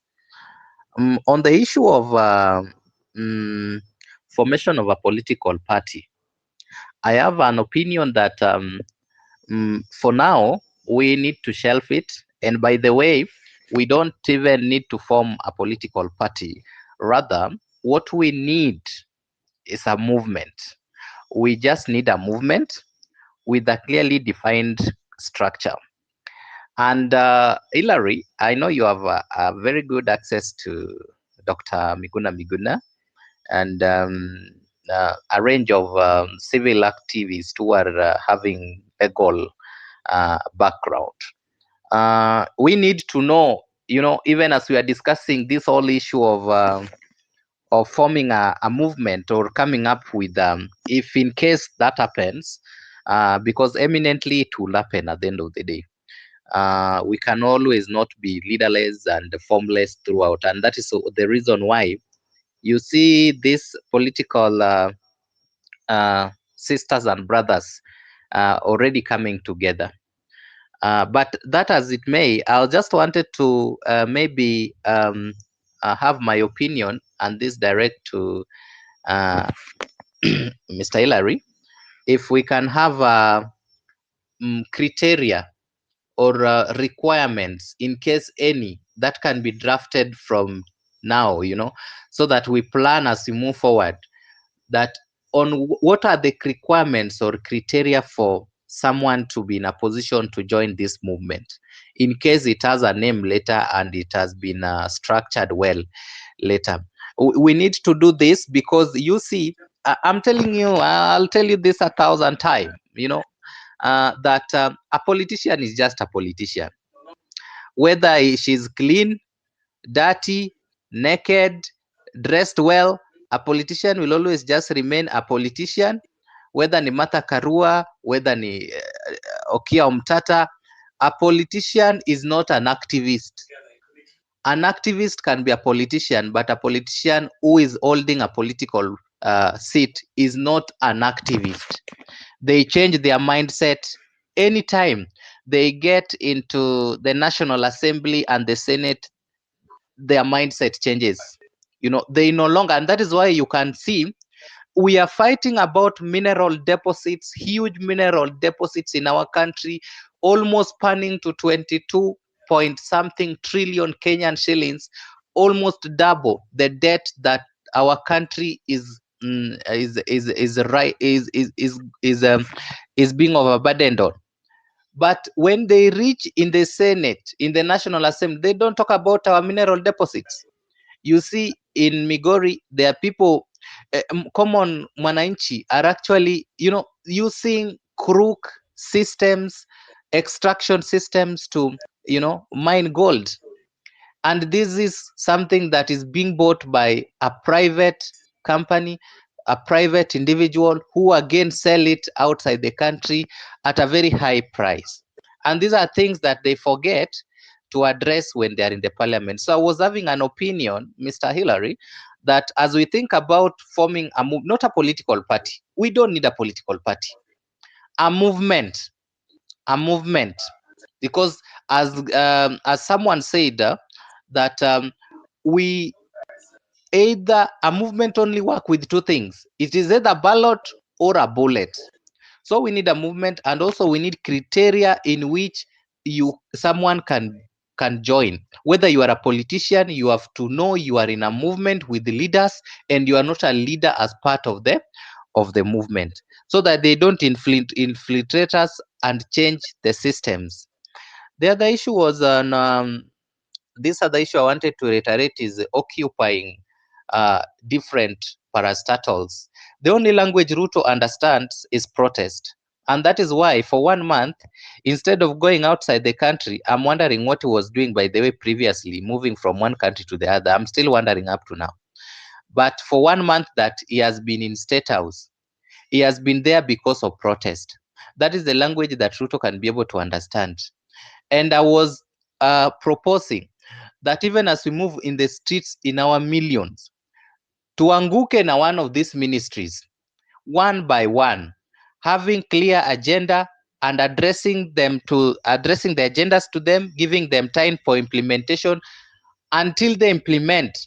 Because right now when we tell Ruto, as a medic, women are suffering, Linda Mama used to assist so many women, to get reproductive health services. Bring it. And we don't give him timeline, it is not going to work.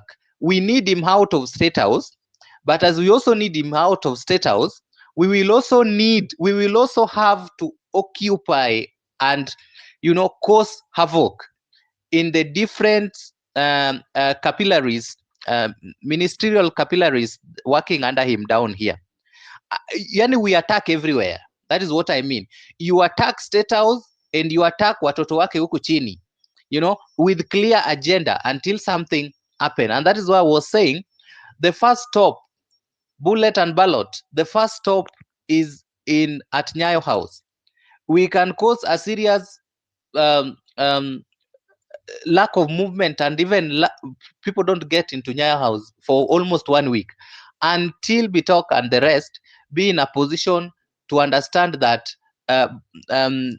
ID is is our right enshrined in the Constitution, and it is something. It is just a paper, so it can be printed, and the billions that are being wasted in illegal offices can actually be used to buy the printers and devolve ID nini. So I was having an opinion that we need to attack everywhere. We need to attack the ministries, the parastatals, those ones that are not working, until if we notice that something is not working right, and by the way the system is broken completely, we need to be in a position to be able to, as we attack him, we also need to attack his children down here.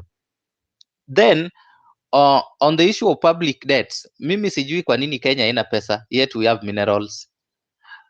If you are a member of parliament and you are in this space, please, we are already coming for you, because we cannot understand Daktari, I want you to summarize. why. Daktari, I want you to summarize. I want you to summarize so that you can come back later. I have All right, thank you. Let me I don't know whether let me summarize. I don't know whether you can do that. Yeah, I think on the issue of public debts, it's a big topic. I will discuss that later.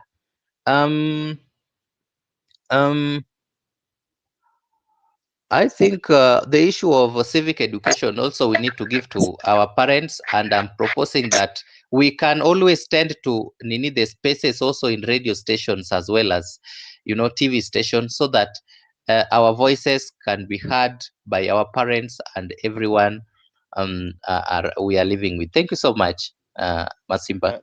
Thank you, Daktari. I'm sorry for taking away the mic, and we just want to have inclusive kind of a talk, and then you'll come later, and because you're one of the speaker who can respond. This is how we are going to do. Samuel, I can see your hand up. Ken, I can see your hand up, but I just want to go straight to Della. then followed by Byron. Byron, please, can you mute your mic? Kindly. Thank you. Then we go to Nelly, all right? And then Carizon. And then after that, then I will give you another lineup for the speakers. Kindly let us share the mic. By doing so, we are going to cover everybody who is requesting for the mic or is ready to speak. Go ahead, Del. Thank you so much. Good morning, everyone. I hope you can get me clearly. Now, what we've seen in President's rejuvenated mode, I think the President is using a lot of our taxpayers' money. If one of us was yesterday watching whatever he was holding in Mombasa, you could clearly see that the people who are behind William Samoei Ruto, those people were sycophants of Ruto. Those people could clap, even Ruto laughing. That is not a way of us to communicate. A gentleman yesterday asked Ruto that if he knows what we really want, then he comes to give us these stupid talks. He listened to us about the finance bill, he dropped it. What about the fuel levy that was in the finance bill, but now it is enacted and it is going on and it is taking our money, reflecting on fuel pumps. So these air tickets and passports that we are being given, this man is just using these tactics of taking Gen Zs away from this country. He wants us to be less and less so that when we go to a mandamano, we become less effective. This is why this man is giving us free passports. Where has it ever happened that a passport is being given for free in 1 week? Where? And right now we are talking about our IDs. They cannot give us IDs for a week. Right now, that money that is channeling to an air ticket, he can channel that money to give us IDs on time for free. We do not need IDs to expire. Why do they need this a lot of money from us? Why do they need 1,000 for us to have an ID? Why do they need us to go back and re-register these IDs and make them? It's like subscription of being a citizen in this country. First of all, for me to be a citizen in this country, by birth, I'm a citizen of this country. In fact, these issues of ID, we cannot be compared to Uganda. We are not Ugandans. We are not that slow. We are Kenyans. We do IDs. Next, Daktari talked about we needed a structure to do something. I want to respond to Daktari that, Daktari, we do not need any structure. We have never closed the doors of any person, be it a boomer, be it a whoever, be it old people. We have never closed a door for them to join us. We are open. This is an open movement. If they want to join us, they join us, and it is voluntary. It is a voluntary structure, a thing that anyone can join us. We do not need any structure or any only. In fact, I saw someone went to the register of political parties to recognize us as a party. We are not a party. In fact, that man, I scrapped that man, that bullshit, and let that man go back home and go and plant maize. We do not need to be a political party. We cannot be compromised. We are the way we are, leaderless, faceless, and tribeless. I want to tell us something. We are going to have an Nane movement. I was in a space yesterday, the Citizens Assembly. We had a lot of conversation, meaningful conversation. And we are telling this, if we are going to rely on media, Daktari, I'm still working on your point. If we are going to rely on media, you saw how media was trying to shut Kasmuel just the day before yesterday. You saw it. The media has been pocketed. These people have gone into bed with the government. These people will not let us to voice out our concerns adequately. You saw that panel. That was a rogue panel. In fact, that lady, I don't know where she came from. I've never seen her with a smiling face like a cartoon. And then it's making our boy struggle even to explain little things that we understand even without her answering, questioning her. So when we are talking about the media, the mainstream media, Citizen TV, NTV, very useless places, let us not rely on those people. They are in bed right now with the government, and they are literally doing what the government wants. So what we do, let us focus on these online spaces, TikTok, Instagram, Twitter. Let us focus on Telegram, WhatsApp. Those are things that we are supposed to focus on.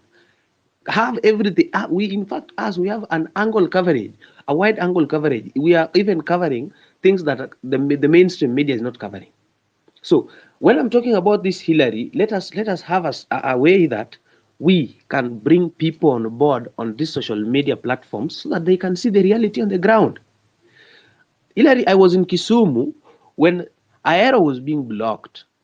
People were being shot. I've never seen stupid policemen like those ones. Those ones are goons. In fact, that lady on the platform of Kasumu Citizen asked if the people are being killed, we go report to the police. And then when the police kill us, we go report them where? To the IPOA. The IPOA that is not functional. That body should be scrapped away and taken somewhere else. And I want to submit to us that if the police cannot be accountable for what they are doing, we are coming with bottles and phones and flags and firimbis to the streets, and they are responding by killing us. That who kills by a sword shall be killed by a sword. Why are we sugarcoating these things? Why are we sugarcoating these things, Hillary? If they are killing us with guns, we will deal with them. Because even if we go to the IPOA, nothing will be done. Right now, it is 1 month down the line. Our people, Rex, was shot dead. You saw Boniface Mwangi, the activist, being taken away for no reason and being charged by a bail. Those are the kind of things we are supposed to talk about. Let us not divert our attention into talking about political parties, structures. What structures are we talking about? We have not gained anything. We shut down the finance bill. What is happening in the closed doors?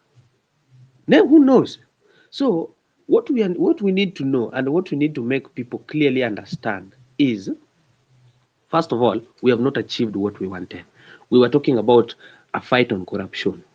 We were talking about accountability in the government. We were talking about arrest of killer cops and justice. Have we seen any of that? Have we seen any corruption case in court? We have not.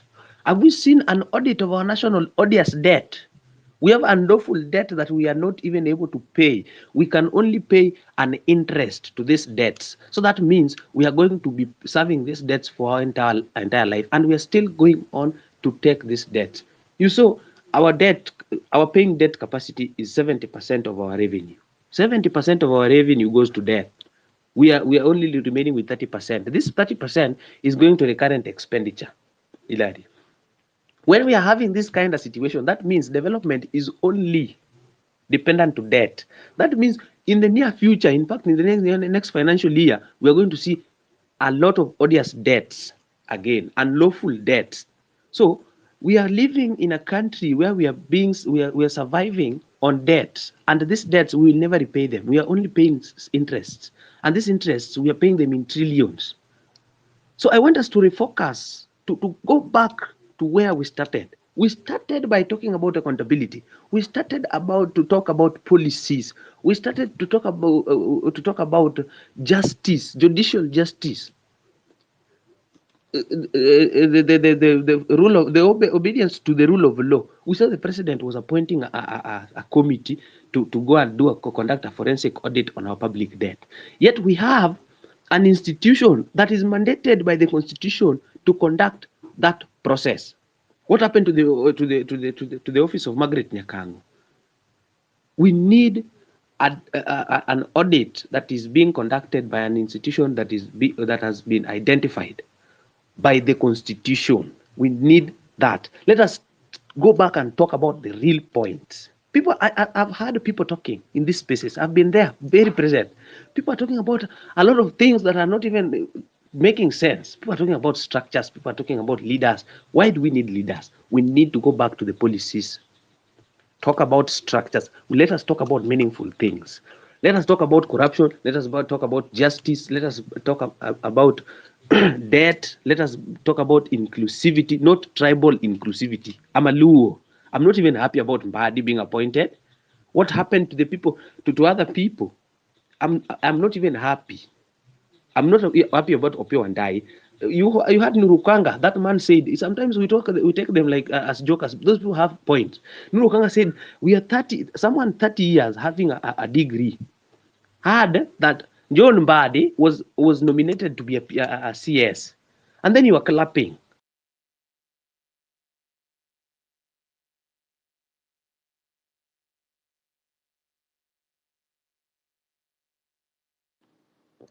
Did we lose Dele? I don't know whether we lost him. Yeah, we lost him. I think. Yeah. Yeah, it will come back. It will come back. This is the order of the day. Let me say this. Samuel, I can see your hand up. Keep it up. Okay. I just want to go straight to Byron, then Nelly. Can we keep it 2 minutes so that we can go around the cycle? Then we can come back to you, please. 2 minutes so that we can cover. Even other speakers can have time also to contribute. I know this is Monday, right? No People problem. are going to do their own business or going to work anyway. So keep it 2 minutes. Fine. Byron, Fine. go ahead. Good morning to my fellow Kenyans. Morning, sir. Are you hearing? Are you hearing me? Are you getting Yes, me? very clear. Yeah. Yes. So mine is this way. To our Kenyans and to the politicians, according to how they are, because I can see the behaviors. We are not fighting as Gen Zs for others to gain in the political government. We have narcissist leaders whereby they are just for their self-gain interest. Yani they work for their self-gain interest. The narcissist.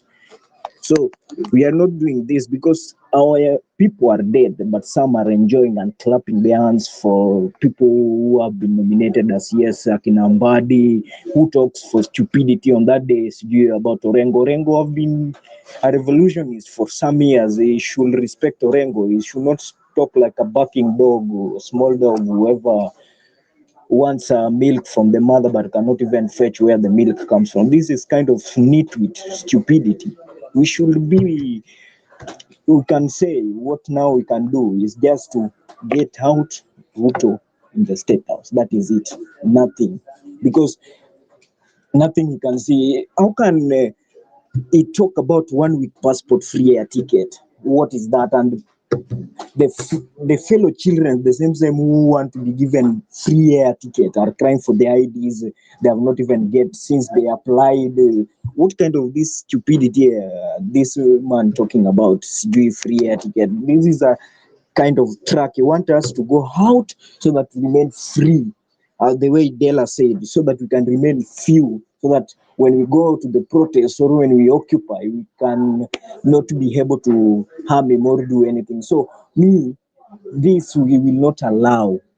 CG 1 week passport free air ticket. That cannot allow. We first want the ID issue to be sorted out. Is when the passport can be given, because these things are just kind of stupidity. In Yani, we cannot understand how the government is, because they are working towards Yani the government carry jokers. We protest for corruption, we protest for change, we protest for brutality because our people are being killed, and you find some people talking in media there is no abduction. Like on Saturday, someone talking on Citizen TV that there is no abduction, and we see on the medias there is abduction. Even people can see the fellow journalists themselves, they are being abducted. Our people are being abducted. They're taken to different places. Some died in quarry, found in quarry, and people talking in media that there is no abduction. How kind of government? Because even the medias that have been pocketed, they have been already called in the state around this what they call the bed. They've been sat down and given something. So there is nothing. This government, they carry narcissist people and they carry corrupt people. So a politician should not be this way because they come down on the floor to fight, to find the votes, to fight for their people so that their people can enjoy, not to make their people to suffer. But now they are making their people to suffer by now people are dead. You see the ODM party, people are being nominated and people clap. Some people have been doing job for 30 years, 15 MP, governor 10, and still people clap when he's being nominated. People like Wycliffe Oparanya or Pio Wandai. Why can't these people do just a favor to make their mind change or to have wisdom like people who are learned to rule this county as they are learned people, because this is kind of nitwit. We cannot tolerate this and we cannot condemn. Our action is get Ruto out by occupying him and his family, not even only Ruto, the government all. Sijui Gachagua, people are saying that Raila, you heard him saying that sijui when Ruto go, the Gachagua will take. No, we want his government to go whole. Sijui is threatening people by sijui handing over his government to Army. Which Army? We want the government to go home. Even the deputies, the CS, and we do the refresh election. Nothing like that. Sijui Gachagua will take position. And thank you. Thank you, Byron. Thank you, Byron. Mr. Hillary. Or Neri, Masiba. you can take away the Thank mic. you. Yeah. Thank you, Neri. Thank you.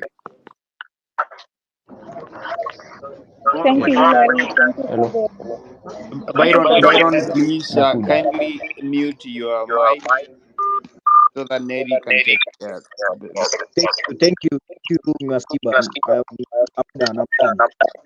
Okay. thank you. Can you mute your Thank mic? you, Hillary. Thank you for this time, and I greet you all in the name of our forefathers.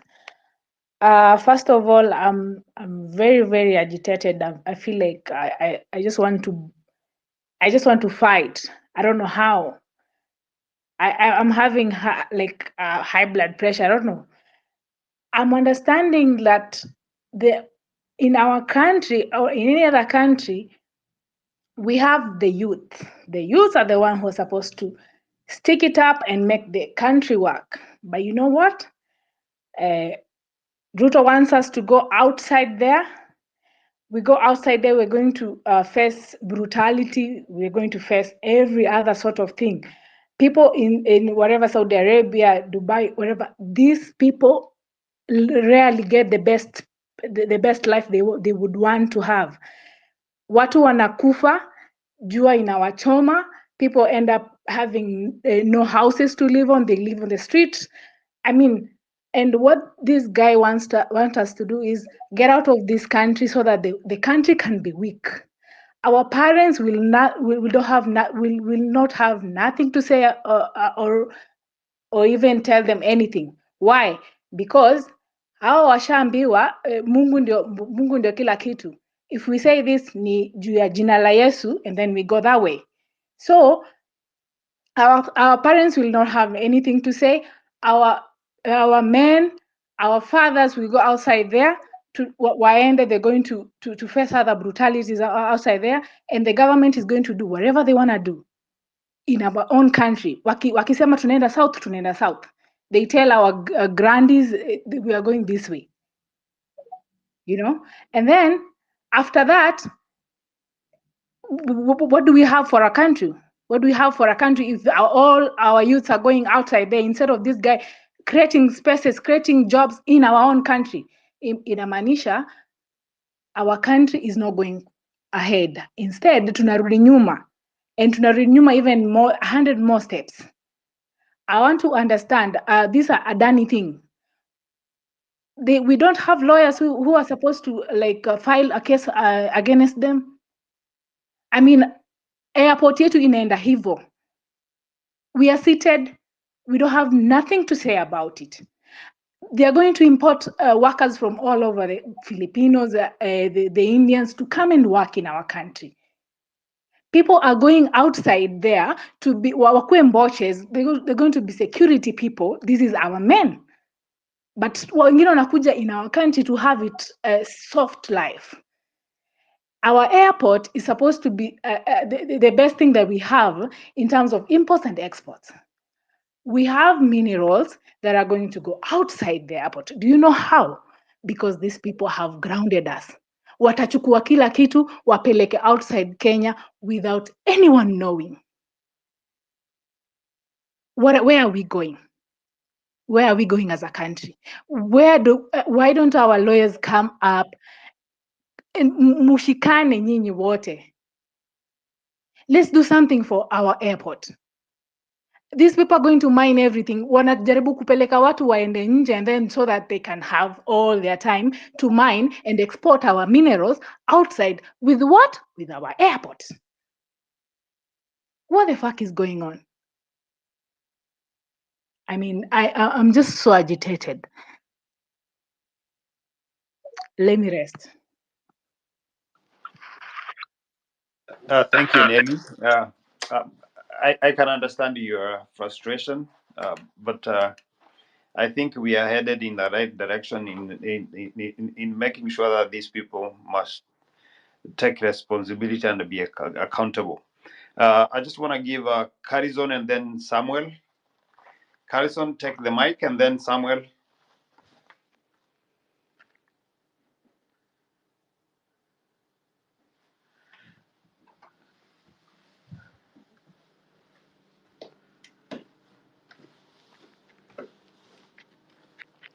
Carison.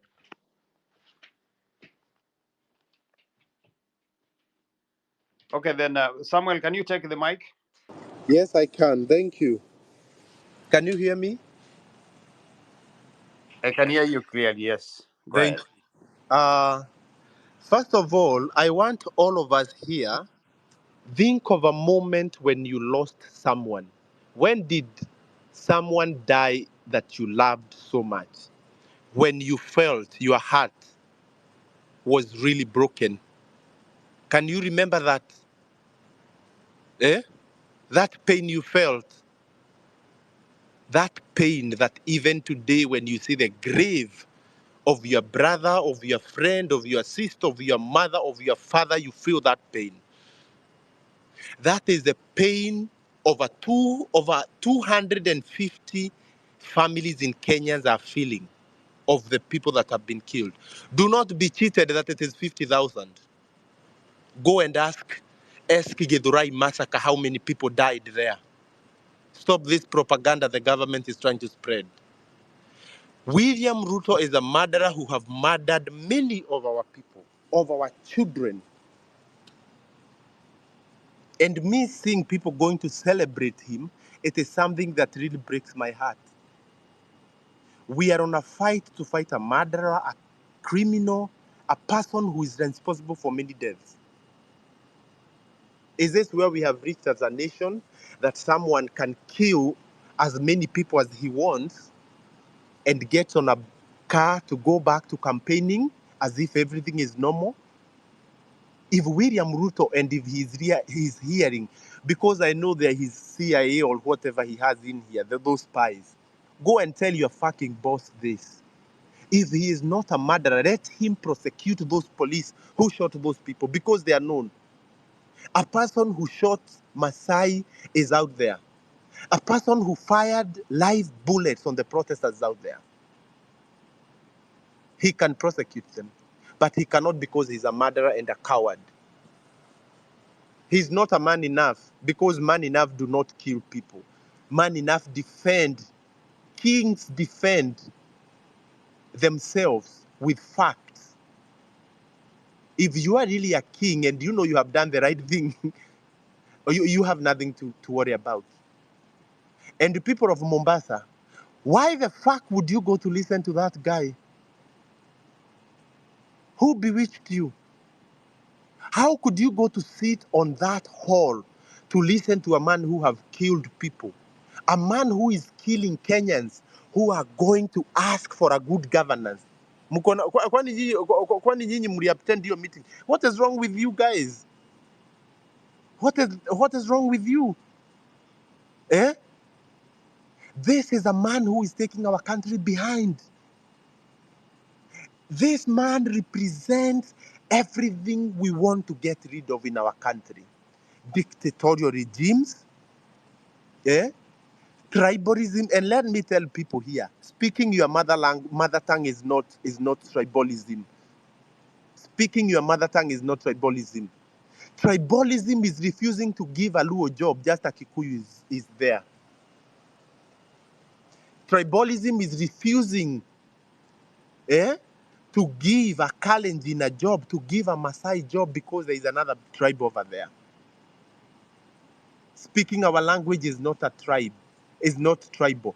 Tribal is this thing that has been perpetuated by the government, making sure that they hire their own tribe to the government. This hierarchy must end. And these people, even after they leave office, do not tell us to forgive and forget. What the fuck? Our people are dying of hunger. Me, I didn't even attend high school in Kenya. If I never went to the United States, by God's grace, I could have never completed high school just because of I could not have gotten a free education. What kind of country are we living in, really? That our children must go abroad to get what they are worth, and yet when they go there, they're not even paid what they are worth. Because I know my time is very short, I do not want to kukukosea Masimba and Hillary. This thing, 1 week passport and free air ticket, that is a trap. Do not dare to take that. Brain drain is real. Brain drain in a manishanga, it means most educated and most qualified people are taken from their country to grow other countries.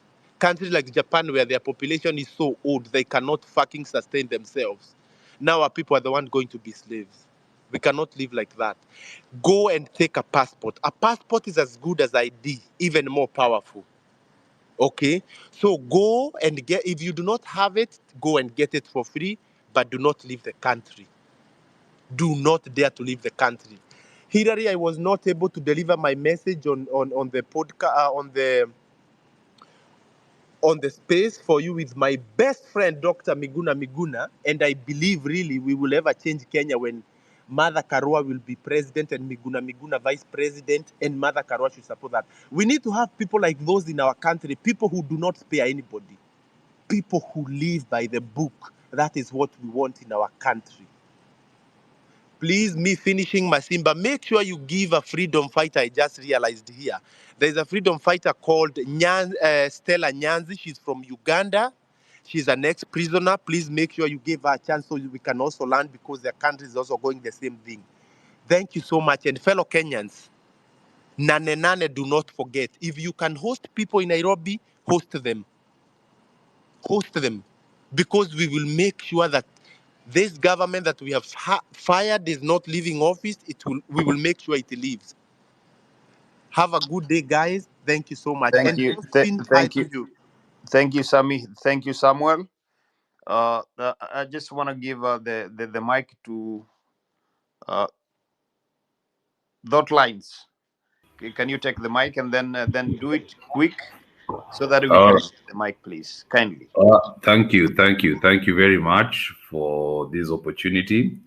Before I give my points, I'd just like to refute something that has just been said by the previous speaker. And it's interesting. It's interesting that he's in the US. I'm in Nairobi. I've been in all those demonstrations. Gentlemen, we did not go to those streets to campaign for Martha Karua. Tafadhali, stop bringing those things into these conversations. Nor are we here to campaign for Miguna. We have bigger problems. Stop playing with us politics of personality. That's not why we went to the streets. That is not why people are dying. That kind of talk will destroy this movement. Stop it.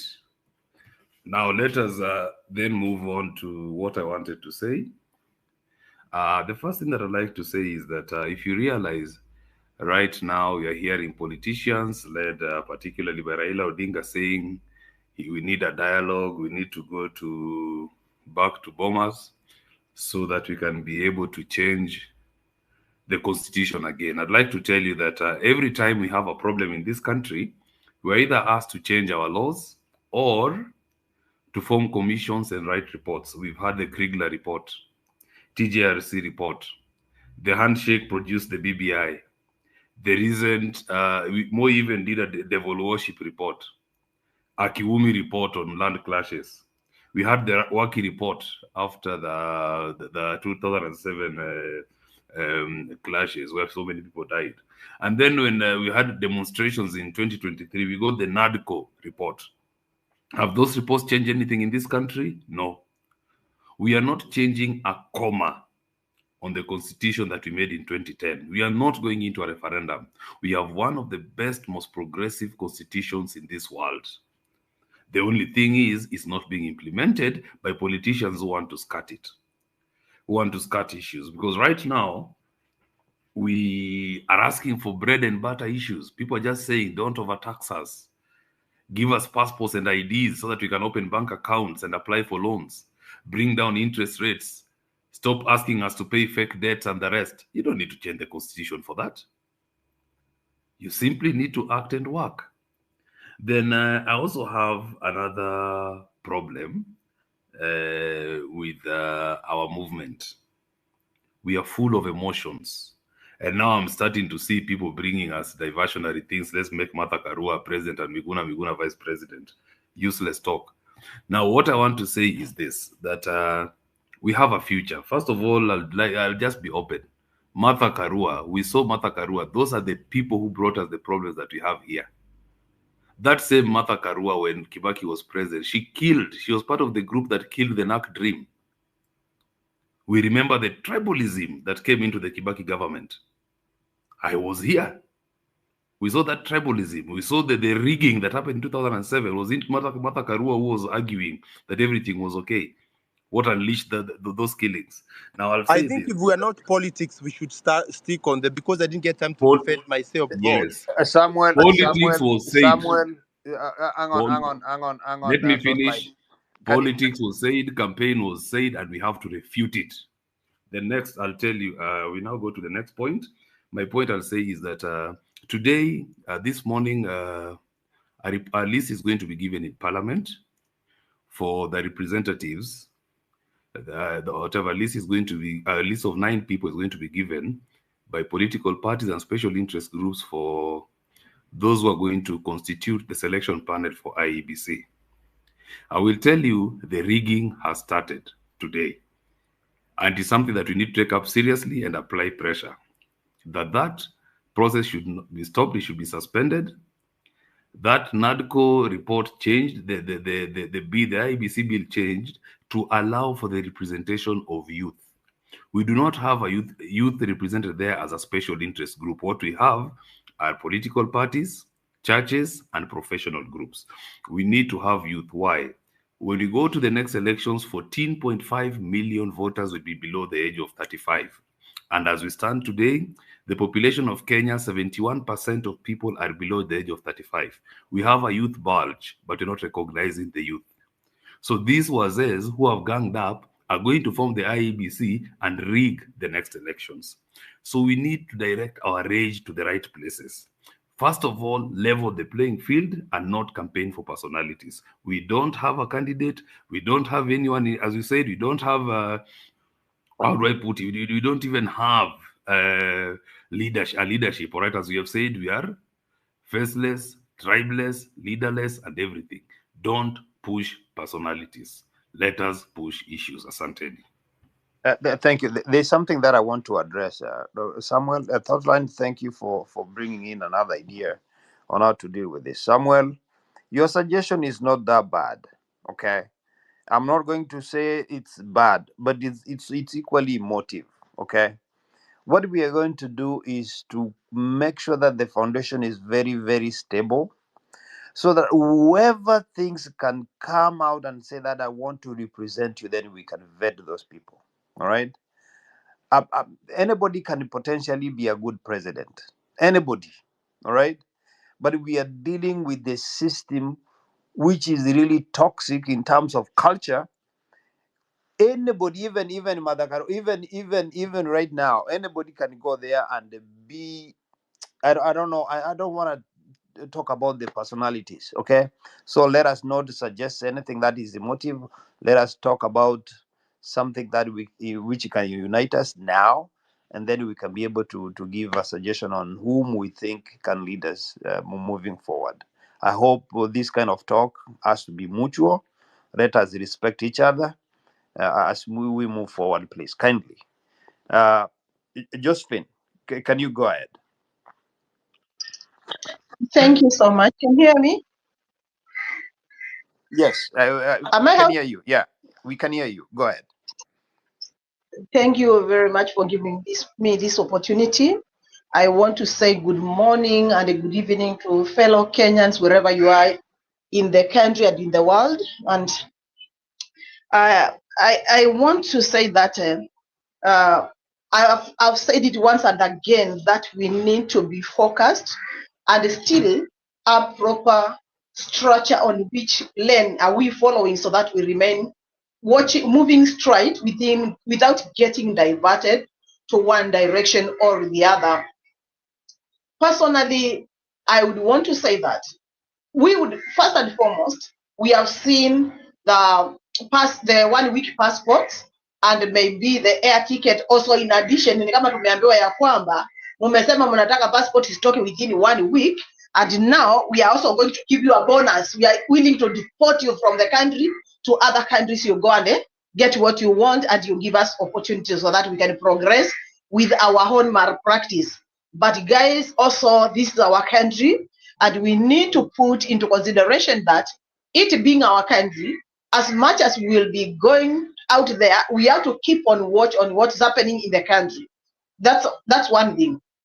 Another thing is that we need also proper resource mobilization to support the people who will be standing and fighting and being a watchdog for the country and whatever is happening in the country. So that's also for people who will be actually unveiling the hidden issues. I've just had somebody saying that the information regarding who will be the IEBC officials has already been leaked, and they are aware there is no youth represented there. What does that mean? These people, to get this information, they also need the resources to go through all these processes and get the information and bring it to the public domain. And these are many things that we need to consider, and we also need funding. However, we need to accept that there is a saying in my mother tongue which says that if they do not have a leader, once the cattle gets to the river, they will always drink the muddy water, because other cattle have already gotten there and drank the water and also stepped on it and made it dirty, because these particular other kettles do not have a leader. We need to have a leader, and in a form of pillars. I have said that again and again. Can we stop focusing on people will be bought? Can we have trust? Can we have belief? There are people who are passionate about this country. We can have leaders in different pillars, such that even if we feel one pillar is not working good enough for us, we can proceed with other pillars, and these pillars will be having inclusivity of people from the law society, people from the Gen Zs, people from the millennium, people from different territories, people from the civil societies, so that all the pillars are working in coordination so that they can give guide. Because wherever we say that we do not need a leader will be bought or will be killed, guys, let's be honest with ourselves. We are not courageous. We are not fearless. We are fearing because we are fearing one man while we are so many. We are seeing that they have come together and decided, because yet now, if this is the life we are living. We are hearing Laila right now calling us, telling us, can we go to Bomas? Tunaenda Bomas kuongea nini saa hizi? Na hatuna people, when we go there, hamuna leaders wa kusema ya kwamba these leaders can, or some people to present even the memorandum to say that this is what we are saying, this is what you are saying. Because you can only go in a table when you have people representing you. Otherwise, even we went all of us in the Bomas, we cannot talk all of us. Only few will talk, and they may not talk what you wanted them to say. So what does that mean? Once we have a channel, somebody will pick what Josephine has said, what Samuel has said, what the other person has said, then we moderate and come with one strong point. This is what we are saying. This is what we want. This is what we think. And then we get moving. And guys, we have to accept that as time goes, we will lose relevance if we do not have a structure, if we do not have a leadership that is governing and takes us to the right direction. We are Kenyans, we know ourselves, we lose interest very fast. And also we change things very fast at the back of our minds. Today morning I was listening to Citizens and I just got mad and switched off. Reason being, they were calling and asking people questions, and people were calling and giving feedback. The feedback, I didn't find it reasonable to me, because everybody was saying because Laila's joined the Ruto, then that was a wise decision. Now the country is at peace. Does that mean that Laila is the one who is carrying our brains? Laila is not carrying anyone's brain. Laila carries his own brains. And we should not even be saying that Laila has disappointed us. Laila has made what he thinks is good for himself and what fits himself. He doesn't care about you, he doesn't know you, and he will never even bother about you as a person. So you need to use your brain and let your brain stand for you. Don't allow other person's brain iwe ya kwamba ametufunja moyo kwa sababu ameenda kuungana. Rubbish. Kwani ulikuwa unasimama kwa sababu Raila alikuwa pale? My friend, mimi nimesimama kama Josephine na akili zangu kama Josephine. Sisimami kwa sababu Kalonzo Musyoka, sisimami kwa sababu Martha Karua, sisimami kwa sababu Ruto, sisimami kwa sababu Raila. I stand for nobody. I stand for my straight brains and I speak my brain out. Guys, can we wake up and you speak for your own brain? Stop speaking for other people's brains. Laila will do whatever he wants to do with his brain and you have nothing you can do about it. Ruto will do whatever he wants to do with his brain and you have nothing to do about it. Now, do what you can do with your brain and then get people of like-minded who have similar brains so that we come together and focus. If we don't focus, then we will remain there singing from January to December na Ruto ataendelea. Mumeona vile amefanya Mombasa. You've seen ule mkorogo umekuwa Mombasa. I want to tell people of Kilifi, Kogole, I'm so proud of you Kilifi people. I am from Mombasa. I feel very bad about what has happened in Mombasa.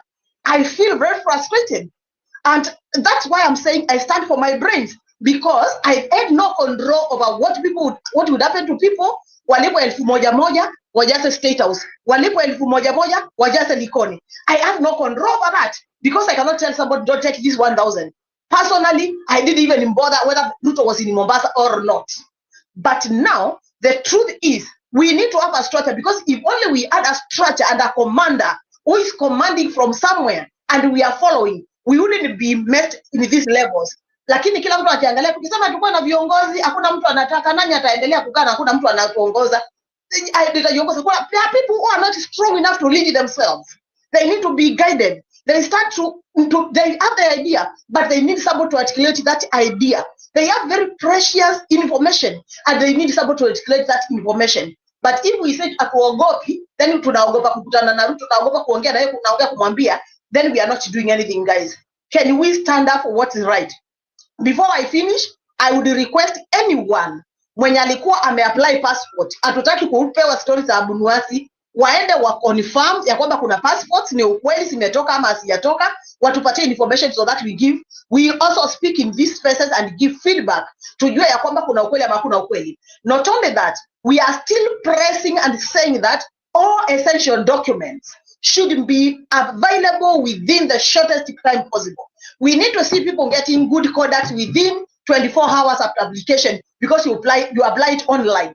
We need to see people getting IDs within 3 days after application. Hatutaki history mob ya kuambiwa kulienda kukarudi. We need to see the IBC structure proper and starting to kick to enroll people to vote. I think I'm focused on that and I will stand for that, and I'm encouraging fellow Kenyans. Can we stand for this and wake up and speak on behalf of our own brains, not any other person's brain? Speak for your brain. Don't speak on another person's brain. Any other person you are relying on can decide what they want to decide, because it's their brain. But your brain, it's you who can control it and tell it what you want. Thank you so much for giving me this opportunity. And fellow Kenyans, I really appreciate you for listening to me. I am very much determined that we can make a change. Any one of us here can be also a president of this country, including me. I believe in myself and I trust in myself. I can still be a president. So stop campaigning for anybody, campaign for yourself. Thank you so much and God bless you. Thank you, Josephine, for that patriotic and energetic submission. I think we have the same spirit, the same spirit that you are exhibiting in this forum, in this space. I think that is something that we need to bond. Robert, go ahead. Thank you. Robert? Thank you. Thank you, Hillary. First of all, I want to still condole, with the comrades that lost their lives, the children. It is really a pity. And I want to start off by something. I've had Josephine talk about mentioning traitors. Well, these traitors, for example, Raila, had the power of the people to represent them. Remember, Azimio was a wide coalition and it had huge representation. So when such a leader joins an oppressor, he must be called out. And that is what we are doing. Secondly, these hullabaloos of going back to bombers and everything, I don't think they're proper. These are shenanigans. We have a progressive constitution. We have, in fact, chapter 6 of our constitution alone, leadership and integrity, is enough to clean the mess entirely. We don't need people to come from ODM to join the government so that it appears like systems are working. We have laws that should be followed. It pains me to see somebody like Waluke in government voting yes for a finance bill, yet he should be behind bars. Just because he's looking for political correctness, he's allowed, to be out there. So these are the kind of things that we need to address. Then secondly, as things stand now, we just have to move the way we are now. Thinking of getting leaders, we've seen, and somebody will say it's cowardice, but it is strategic, to have a leaderless movement for now. A time is going to come, definitely, we'll have leaders. And those who think of political parties, we don't need political parties. We will need it at the end of the day, but we also remember that we've got independence. There is one Okia Omutata. You see, he's free to air his sentiments. He's free to talk about anything he wants because he ran as an independent and he's been a champion. I'm not advocating for him, but I'm just giving an example of how independence, candidacy can make somebody speak without being intimidated. I have seen, for example, in ODM, there are MPs, there are senators who are being castigated because they feel what has been done is not right by the ODM party hierarchy. So guys, we need to focus. We need to ensure that these people are pressed. The media was bought way back in 2012, that I can tell you. So everything that they do, they just do it because, they are forced to do it, but they don't do it from that passion. They have no professionalism. Most of the exposed extrajudicial killings are coming from the people themselves with their funds that they've been going to the streets with. So I think at some point we also need to give this media blackout and call them out. Just as we've been occupying churches, occupying, spaces, they should also be told off. And when you see them behaving the way they behave, it shows you that they are both intimidated and paid to suppress this vocal, championship that is coming in Gen Zs. One other thing probably that I'll need to tell people, I've had, even people who are supporting Gen Zs coming out to say that, the Gen Zs have excluded themselves and they think they can do something without others. That is a wrong mentality. We must not move that way. I am not a Gen Z, but I support this movement because I believe in good leadership. I believe that as a Kenyan, I should get what rightfully belongs to me without fear or favor. So as we move forward, let us focus. Let us look at areas, the judiciary.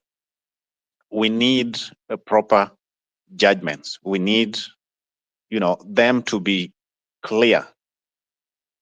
When we have leaders presenting themselves or people being appointed to offices who have a serious cases in courts, and they are still proposed and passed to leaders, I think it's wrong. And this has to be called out. So going forward, I would only encourage you, never give up, never lose hope. Let us put more pressure. As for IDs and passports, there is no negotiation. I am a Kenyan by birth. I need my passport when I apply for it. I need my ID. My ID should not expire. A passport can expire, but my ID should not expire. So let us all go out. Let us push wherever we can. Our airport cannot be auctioned or given to other people to run, just as Josephine rightly pointed out. These are schemes of ensuring that whatever they want to do in and out of the airport will not be questioned. Because once you have a foreigner running your airport, it is you to dictate how they run it.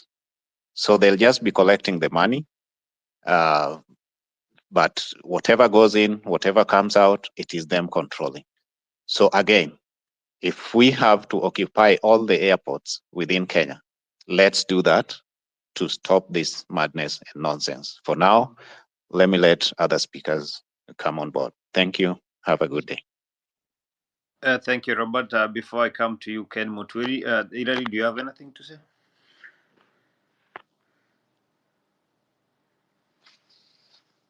Okay, Ken, can you go ahead?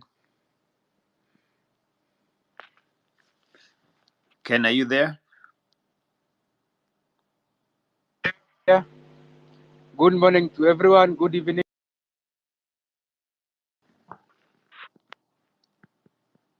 Ken, you are not audible. Go ahead. I'm not audible. Go Am I ahead. audible? We can hear you now. You're good.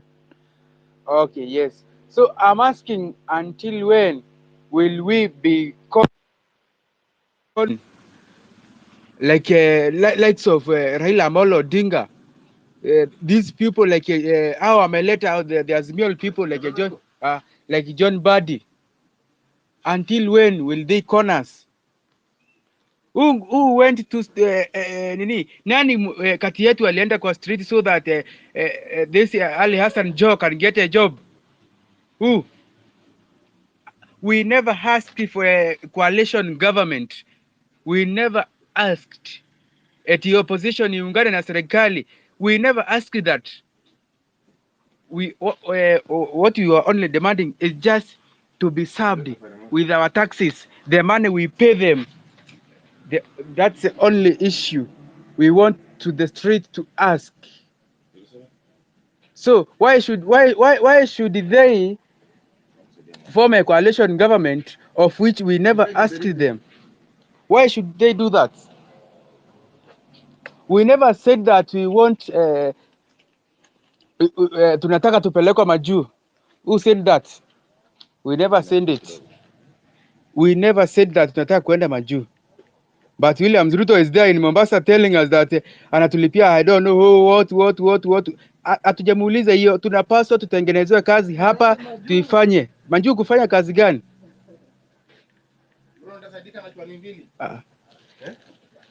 So William Ruto should stop playing those those fake games. Hiyo kujaribu just giving people some 1,500 so that they can attend meetings zake in masses. He should stop. Now the people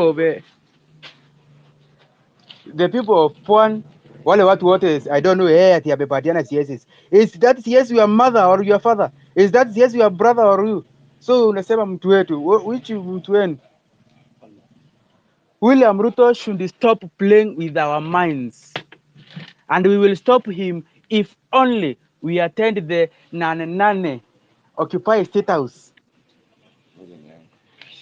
That is the day Thank we you, are going Ken. to stop him. Am I audible? Yeah, you're edible. You're good. You're good. Thank you so very much for your contribution, Ken. Okay, can I continue? Yeah, you can continue, and then we can give Okay. the mic to I'm thinking that to the other let us speaker. organize on how we will march to State House on the Nane. Let us organize, be very organized.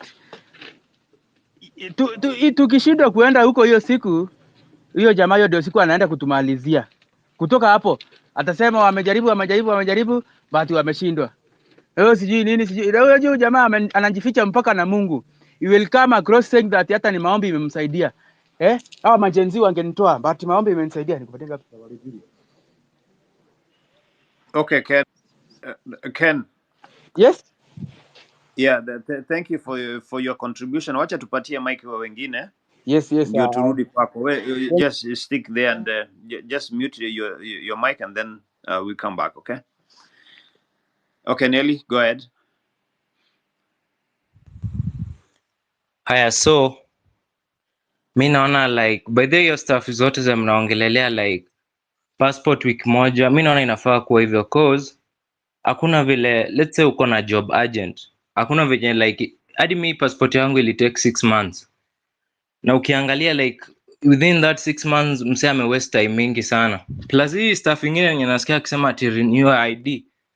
Ukiweza angalia venye vitu ziko like, abu niambie like wewe utaenda kupiga laini huduma like hadi hebu jiulize like hiyo siku ya kurenew ni wasi wangapi watakuwa hapo, like kutakuwa na wasi wengi sana.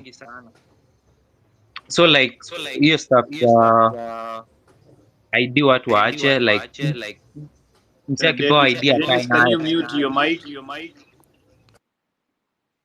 Haya, so ndio naambia aje hii stuff ya kurenew ID ndio mbaya kabisa cause hatuna hiyo time. Mi personally sina hiyo time ya kwenda kushinda hudumani kigojea renew. Ukipewa ID weka nayo. Kurenew passport inaeleweka, but ID sa una renew ya nini? Inafaa kutake hizi stuff zote, hizi process zote za government zinafaa kutake at least a week, at least as in see at most a week. Plus nilikuwa naona hizi stuff zingine, plus kulikuwa na wase fulani tulikuwa tunaongea nao like walikuwa wanaambia stuff za tenders. Ukiangalia plus hizi stuff zote za tenders like before useme msee ashike tender huku like ni process kubwa, alafu unasikia place car Rwanda like ni 35 minutes like hiyo story imeisha. So ndio mimi naona like hii gava imetufail, plus solution si like wase washinde streets wakipiga waki like kelele kila siku, ni wase washikane, wase waamue like. Plus ukiangalia wase wote wako gava ni incompetent. Usiangalie like hakuna mse ako gava ako above, as in mi solution yangu ni hivi, tutoe wase wote old, mse yote ako above 50 atoke, tubaki na wase wanajua kenye wanafanya. Cause wase wajui kenye wanafanya wako tu like hadi wakea. Mi personally nitawaambia ukweli, wase wajali like ni wewe uko huko unasikia like umeona uliona mtoto wa rao maandamano, hakuna. Si ni wewe tu like watoto wako wataishi hiyo story like. Ni wasio tuchangamke tujue vile tutafanya. Mi personally nilisema mi nacheza na debe 2032. Yeah, cause nimechoka like naangalia vile tunaenda naona like lazima tu change.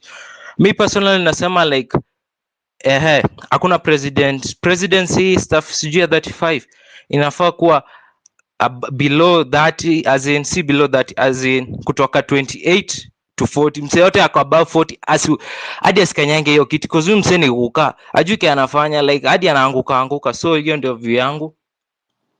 Yeah, nimeboeka sana hadi Thank like you, George. nimejam sana. Thank you, George. Thank you, George.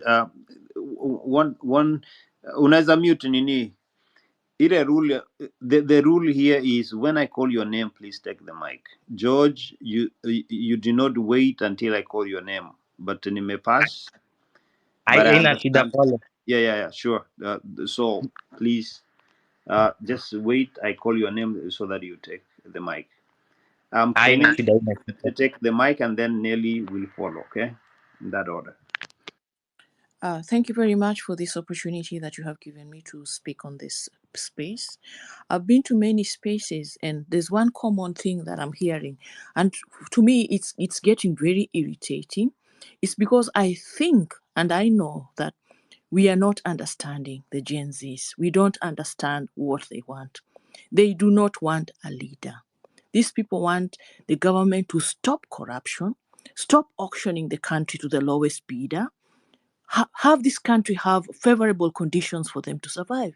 For instance, when the president showed, there's an IT guy who was working on the computer and he was working online, and the president was able to pick out that company, and they wanted actually to start taxing this online writing. So many youths are now jobless because of that. Many of us benefited from this online writing thing, but now nobody wants Kenyans to do this online writing thing because it's exposed. This thing, people are getting IDs from other countries. It was something that was being done, but it was benefiting Kenyans. So instead of building these youths, now he has destroyed even the little that they used to get. He wants to tax content creators. And this is the way some of these youth are making money. He is thinking about sending people outside the country. Why can't he also go and work outside the country if he thinks it's very favorable? It's not easy working outside the country. Our people are being enslaved. Our people are being tortured. Our people are going through conditions that are very, very unfavorable. And yet he is applauding and encouraging people to work outside. We want a favorable Kenya where we can work, where we can build ourselves. I have just been watching someone on TikTok called Jadeko, and his hand was cut off. I had to send, he's in pain. He says during Mandamano, his hand was cut off. And he says there are plenty of people still in hospital. How many of us in this platform have ever gone to visit these youths in hospital? Maybe the streets are not full now because the hospitals are full.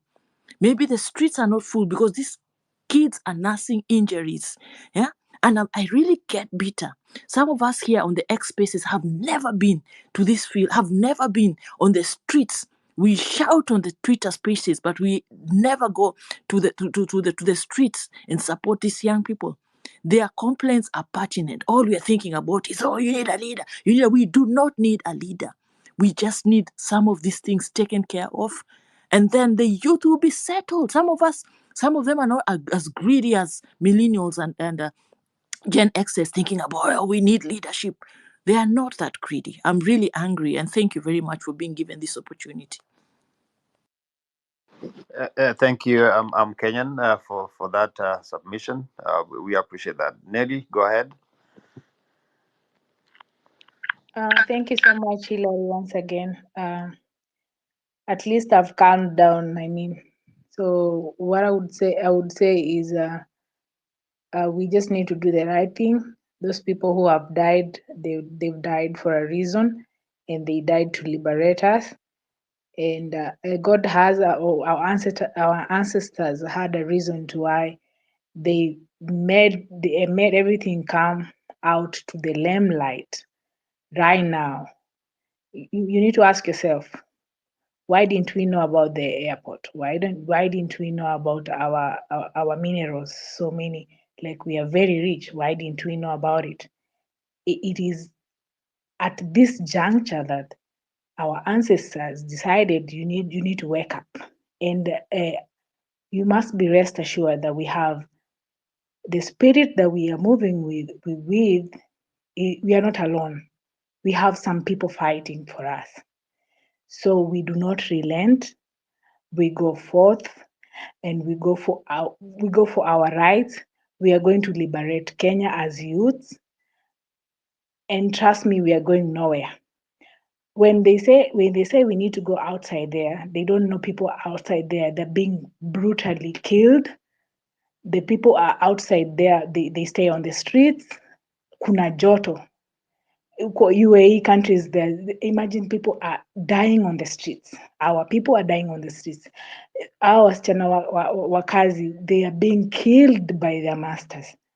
You understand? So this guy needs us to go outside there so that we get killed, so that we get brutalized, so that we get low pay. In the meantime, they do whatever they want to do. They want to do with our parents. They tell them what they really want them to do, and they make sure that our parents don't have voices, and the people who are supposed to fight for Kenya are outside Kenya. So basically tunaingiza mzungu ndani na sisi wenyewe tunatuma huko nje. Go and die, go and kill yourself, go and do whatever you want to do. We need to stick together. We need to make a movement. We are not here tunataka wafanye whatever we want us whatever we want to happen. We need jobs. Watengeneze industries. They need to. Hawa jamaa, they're actually sending investors out of Africa. Juicy, Coca-Cola wanted to go out. Reason being, you can imagine how many people Coca-Cola has employed in Kenya. This guy wants investors out, and the investors are going out to other countries. Tanzania is getting even better. So these guys want to manipulate us to a point that we do not have anything to feel grateful of, and we feel like hakuna haja ya kuishi dunia, and let's just die. We are having a lot of stress, depression within our youth. That's why that's why we have all this rage to go on the forefront, because we want a better Kenya.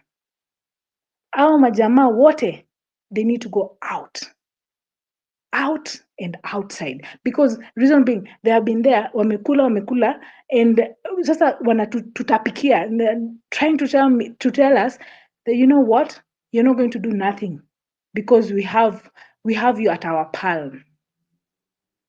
But trust me, Nane is going to make a difference. You either make a difference on Nane or no make no difference.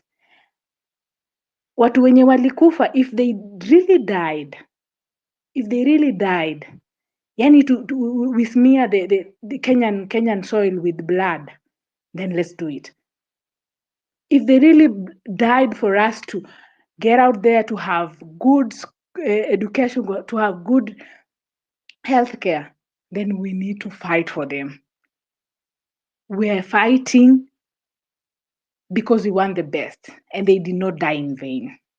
So that's what I can tell you. So Nane, here we go. Don't relent. Do not relent. If you feel like you're weak, do not let your guard down. Do not let your guard down. We Thank go. you. Thank you. Thank you, Nate. Before I give the mic to Dennis, somebody's mic is on. Nelly, can you mute your mic?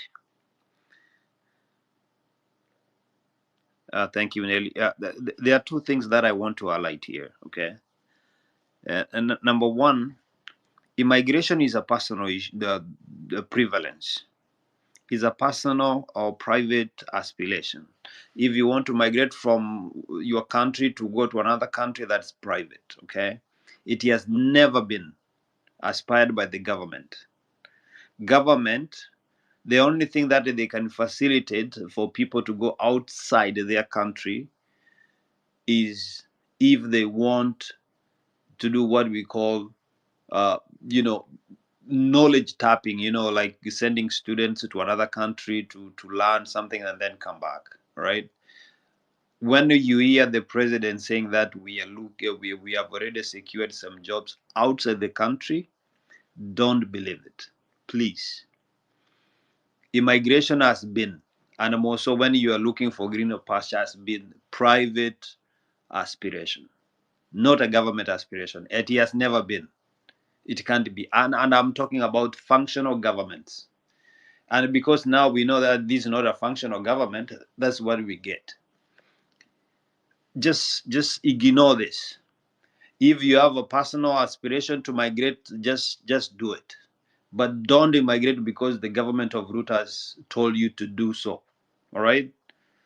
Now, number two, any given economy which is thriving, any given economy, you look at the best economy, you will understand how they support businesses from small to the biggest. And most of these countries, you find that the businesses, they are run by, we call it family-run businesses. And they are incentivized by taxes. What does that mean? I just want to give one example. If a business is making 1,000 Kenyan shillings and it is taxed at maybe 10%, they correct the taxes on behalf of the government. And at the end of the year, either quarterly or half a year, whichever the period, they have to report the taxes back. The government tells that business, can you give us maybe 50%? 50%, you keep it and improve the business, because they know that the business, if they grow, they promote local labor. Kenya, if you start a business, they're at your door. How much are you giving? Why are you not giving taxes? They are not incentivizing any business. And therefore, we have a lack of local labor promotion. We are not promoting local labor. We are not starting business so that we can employ the communities. I'm telling you, if the government is not supporting any given business, startups, that is not a function of government. That is a cartel, cabal. So when we are agitating for these things, this is really simple. I'm of the idea that we can have leaders. But where we are right now, Josephine, with the due respect, I mean, we need leaders, yes. But the message is very, very clear. But these people, they are agitating for dialogue. This is a political move. So once they nap you as leaders, I'm telling you, until we change, there is something that we need to change. As long as that we are taking this mantra that we are calling leaders to account, also we Kenyans, we must be accountable. We must change our behaviors in terms of how we view success. Success cannot come through shortcuts. No. And it has to start from me before it goes to anybody else. What we are agitating right now is the system which is there. Actually, we have a wonderful system which is the constitution. Once it's followed, I'm telling you, people will not be thinking about politics. Will not be thinking which tribe got what, which tribe got which post, whatever, CS, whatever. I'm telling you, people will be thinking about how am I going to do this, my work. Actually, people will be tired going to work. Let us know that our issues that we are having is a political issue. If we have a country which has a prosperous social and economical, ties, I'm telling you, politics will come last. But because we are struggling socially and economically, politics is number one. And this is where these leaders, they want us to be. Okay? Leadership has to come through the system that we have. And the systems, they call these people into account. And they have to follow the systems. And when I'm talking about the system, is the laws and the bylaws, rules, and the policies. Let us stay focused, stay informed, so that once we achieve this, I'm telling you guys, politics will be the last thing that you're thinking about. You don't care whether they are Kikuyus, all of them, yes, as long as systems are working. But because we see this kind of struggle that we are having economically, socially, we think politics is going to help us. But of course, politics is going to help us through political goodwill. Goodwill that the leaders who are coming out, they are the leaders who are going to tackle issues that we are facing, and more so dysfunctional systems. And once we have those systems, and then Kenyans, all of them individually change the mentality that the only thing that you can do in life is to have shortcut in order to succeed. I'm telling you, we are going to change the landscape and the thinking of how politics works. Thank you so very much, Dennis. Can you go ahead?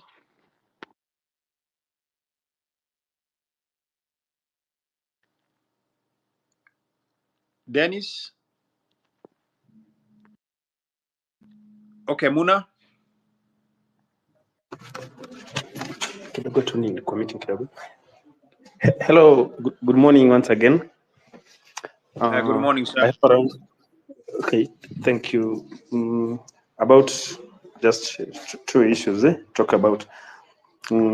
First, I would like to make a suggestion that maybe Masimba or Hillary, you can help me to see if it is possible that maybe you can organize for one space to clarify on one thing.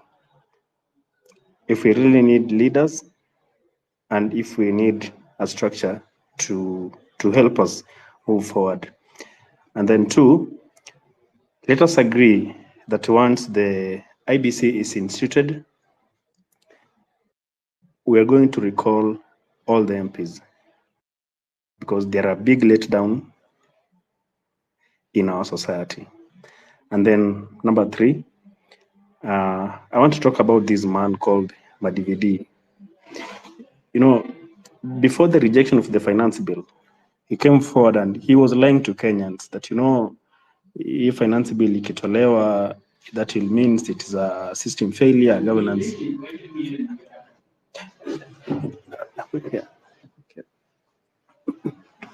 Kumba, it is a okay. Kumba, the government will be deemed as a failed. Muna, before you continue, please, Muna, can you tell your guys to just don't there is a background noise. Can you take care of that and then you continue? Okay. And then later on, Juzi alikuwa kwa committee ya parliament. He was asked about the airport. Akasema there is nothing like that, which was a lie. And then just the other day also, he was alikuwa anasema now people are talking about Burkina Faso, comparing Kenya with Burkina Faso. So he's also lying to Kenya that we can't go that way because it is not good. But from my observation, Burkina Faso so far, with Ibrahim Traore, in 2 years' time, it has achieved quite a lot. And it is because of that people decided that he will still work for them in the next 5 years, and then they will organize for an election. So, guys, such lies, we need to deconstruct them in our various platforms, come out, shout against them, and help our Kenya move forward. So, please, Hillary and Masimba, help me to. Okay. I think that we are going to consider that, and I think Josephine and I'm Kenyan. I just want to give Josephine the mic. Do you want to respond to that?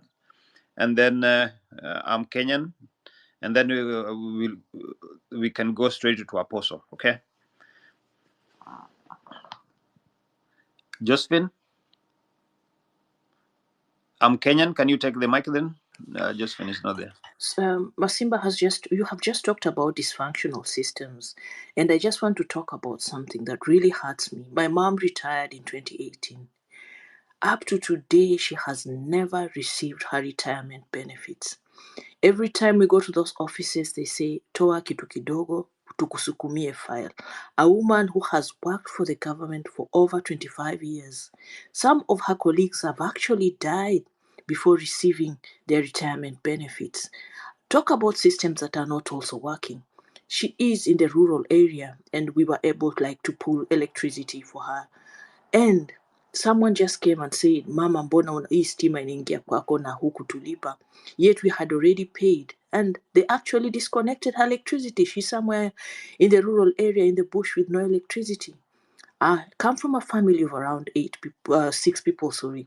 And I'm the only one working. The rest of them are graduates with papers, seated in their homes, waiting. They have applied for jobs all over. And yet I see people being recycled in governments, parastatals being taken up with people. It's who knows who. People are being hired left, right, and center. This system must just work. Thank you very much. Thank you. I'm Kenyan. Muna, I just wanted to respond to something that you have asked. Okay. Somebody said that context always resolve ambiguity. All right. And when you read the art of war, actually, the more you remain ambiguous, the better. Having leaders and structures, that is where the government wants us to be. They want us to be there. That is their propaganda. They are driving that. Okay. Once we do that, because this is the war, all right? We are not talking about the war more so the like we have guns, whatever. This is the war. They know where they want to corner us once we have leaders. When we talk about structure, and I will tell you this, and we embrace if we can. Makori is our spokesman. Is articulating, I don't know who can disagree with that guy, is articulating what we are thinking clearly on the media. The message, even the president is listening to those messages. And Anifa is also doing the contribution and taking care of logistics. For now, I think we are taking care of what we need to be taken care of right now. I know there is a lot of things that needs to be added as auxiliary support, like resources on how we can move forward. And when we look at the spaces, you find that the message is organic. It's spontaneous. The same message. All right. But when the government is agitating, what kind of movement is this without leaders? They want us to have leaders. And I will give you an analogy, and I'm telling you this is so bad because of the culture that we are living in. Somebody is coming with 100 million, telling you take it or not. I'm telling you, as a human being, you will give it hard consideration. And that's how they corrupt people, But until the culture shift is achieved, and when we are talking about leadership politically, we are talking about how are we going to front our leaders in positions. We are not there yet. We have 2.5 years. But right now, wazalendo, let us shift our focus on culture. The culture ambayo tuko nayo ni culture mbovu. It's bad. People have to change their mentality. For example, unapata mtu wa pikipiki anapatiwa 1,000 ya mafuta, anaingia kwa street kusabotage movement ambayo inaleta mabadiliko. Can you imagine? I know we can talk about this poverty ndi inafanya hizi vitu. Until when? It is all about sacrifice. We have to sacrifice now for our children. And when I'm talking about sacrifice, it is pure sacrifice. You are not going to gain anything now. What about our children? Let me tell you, some of us, we are parents. Let me tell you, there is nothing painful to see our children going to school, graduating, and they are struggling to find a job. And if they do find a job, it's not the kind of job they went to school to. I don't know. I'm lost of words. Let us push that this culture has to change. And when there is a shift, because it can be achieved once we are there consistently, then we can talk about the broader based structure and then the leadership. I know my position is not that final. This is my opinion. Opinion is very cheap. Everybody has one. But the way I see it, the way I've seen it right now, we need to change our mentality on how things works. When we go to any given government offices, some of us, we are thinking, how can I get 5,000 to push the file? You are thinking to bribe in order your file to move forward. And then we are blaming these leaders, practicing the same vice. I don't think that we are going to achieve that kind of mentality. I'm just calling even myself. I'm not perfect. I'm not saying this as if I'm practicing those things. I'm saying that it is disgusting that we have the same mentality of these leaders. These leaders is only that it is amplified. These people, they have money. They are doing this in contempt, and they know they can do anything, and the money is involved. Let us be very careful. But also, I just want to say this. Leadership is inevitable. We will need our representatives in parliament. We will need them. But if we are talking about priority, what is the priority right now? If I ask you, the priority right now, we need to change the culture, the way we think and how we do things, before even we think about anything else. That's my opinion. Okay, Edwin. No, Apostle. I'm sorry. Apostle.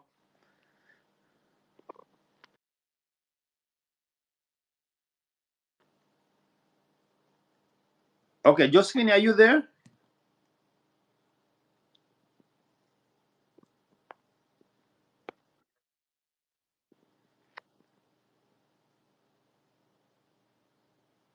Josephine?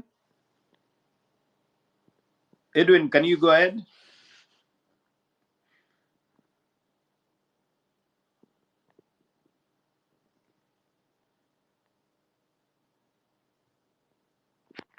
I just want to confirm. Can you hear me, guys? Can you raise your hand if you can hear me? We can hear you. Oh, okay. Then Edwin, can you go ahead? Okay, Thank you. okay. I hope Thank you. I'm loud and clear, yeah? Yeah, you are. Oh, okay. Now I've had a lot of representatives speak, and I decided to just air out my views, yeah? And these are purely my views.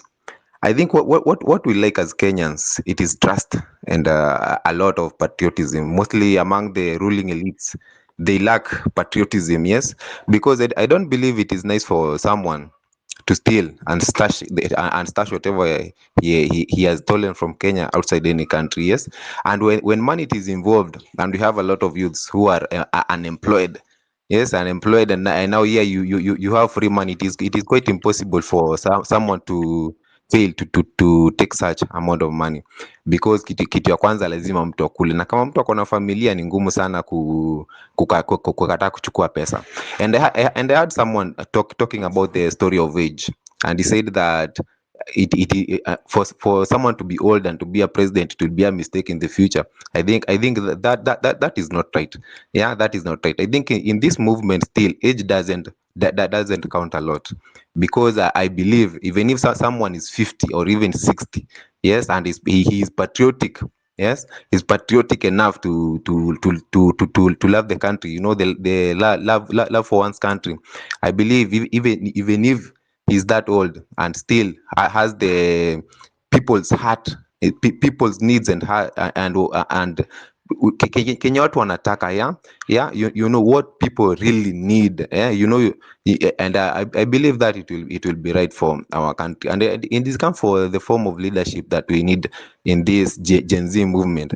I believe we really do need a leader, because I once read somewhere that you should know what your enemy is thinking, and he also needs to know what you are thinking. And I believe in this movement, the government knows what we are thinking, and we don't know what the government is thinking on our behalf. Thank you very much.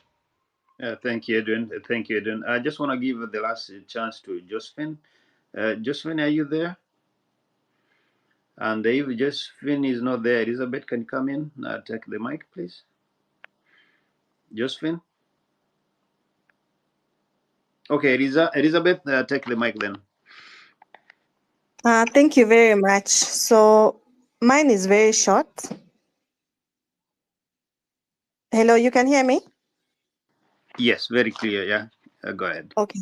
Mine is very short. I think we've reached at a point where we need to understand what our leaders are doing in office. And I think this has been lacking for a very long time. First of all, we need to understand our key areas. Our key areas now, as we are going for the revolutions, are two: the appointments of the CS and the policies that are in place right now. One of the policies is actually in the higher education university board, the new funding model. Now, about the CS, we need to define what the CS does, and we need to have public participation, public civic education in this. The CS does two things, and we need to remember the two words: policy and subject expert. A CS job is to advise policy in the respective ministries, to make policy.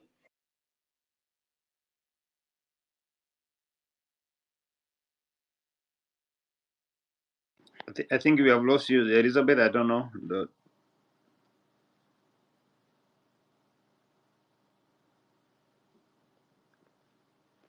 Elizabeth, as we are waiting you to come back, I'm Kenyan. Can you say can you add on anything? Oh yeah, thank you very much for this opportunity again. I really like to echo what you said again about leadership. Leadership is not something we should focus on at this time. Can we focus on the issues that are on the table? And I don't know why they keep saying we need to meet up and speak. We have already spoken loud and clear. We are really worried about the corruption. We are worried about our country being sold to the highest bidder. We are worried about the joblessness situation. We are also worried about the opulence that they show us. We are worried about the stealing of the money that we hear about. We are worried about the airport that is actually on the verge of being taken. We are also worried about our freedom to speak up that is being oppressed. Our people are being killed, people are being hijacked. Nobody's talking about it. None of these politicians are talking about it. No one, even the ODM people who joined the team of oppressors, none is addressing the issue of the youths that were killed. The people that were found in the quarry, Kenyans forget very fast. That is already a done with issue. No one is revisiting it. Even the lawyers that said are representing us, some people are already still in custody. They haven't been let go. What is going to be done about it? These are the pertinent questions that we are struggling with to understand.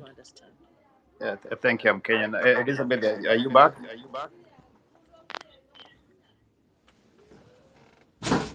Dennis, can you mute your mic, please?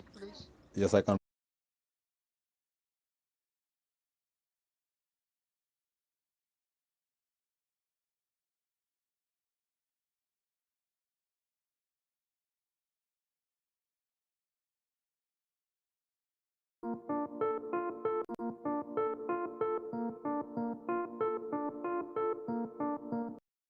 The power of your visualization skills. Mimi, by the way, all my life nimekuwa nikitafuta job. Sijakuwa nikitafuta job. That's what I mean. Like, every time I have wanted to get a job, I always get it mysteriously. Me, I've never had to hustle ati natuma CV huko. I only did that when kuna time yenye nilikuwa depressed. But when I was better, the way of the Lord always takes me to where I need to be. Sawa. When I say me, I want to have this job, I already see it. Nasemanga, I already have a dream job. I have that visualization in my head. Nasema, mi nataka kufanya kazi huku na huku na huku. And somehow, I may not even get that dream job enye naona. Like, for example, let's say nimekuwa nikisema nataka kuwork Power 254. I may not get Power 254, but I'll get an equivalent that is equally awesome or even more awesome than Power 254. You get me? And this is the same thing, philosophy I want to kind of impact to you guys. You need to start visualizing the country you want. You need to start seeing it without nini, bila issues. Unafaa kuwa unaweza kuivisualize sahi.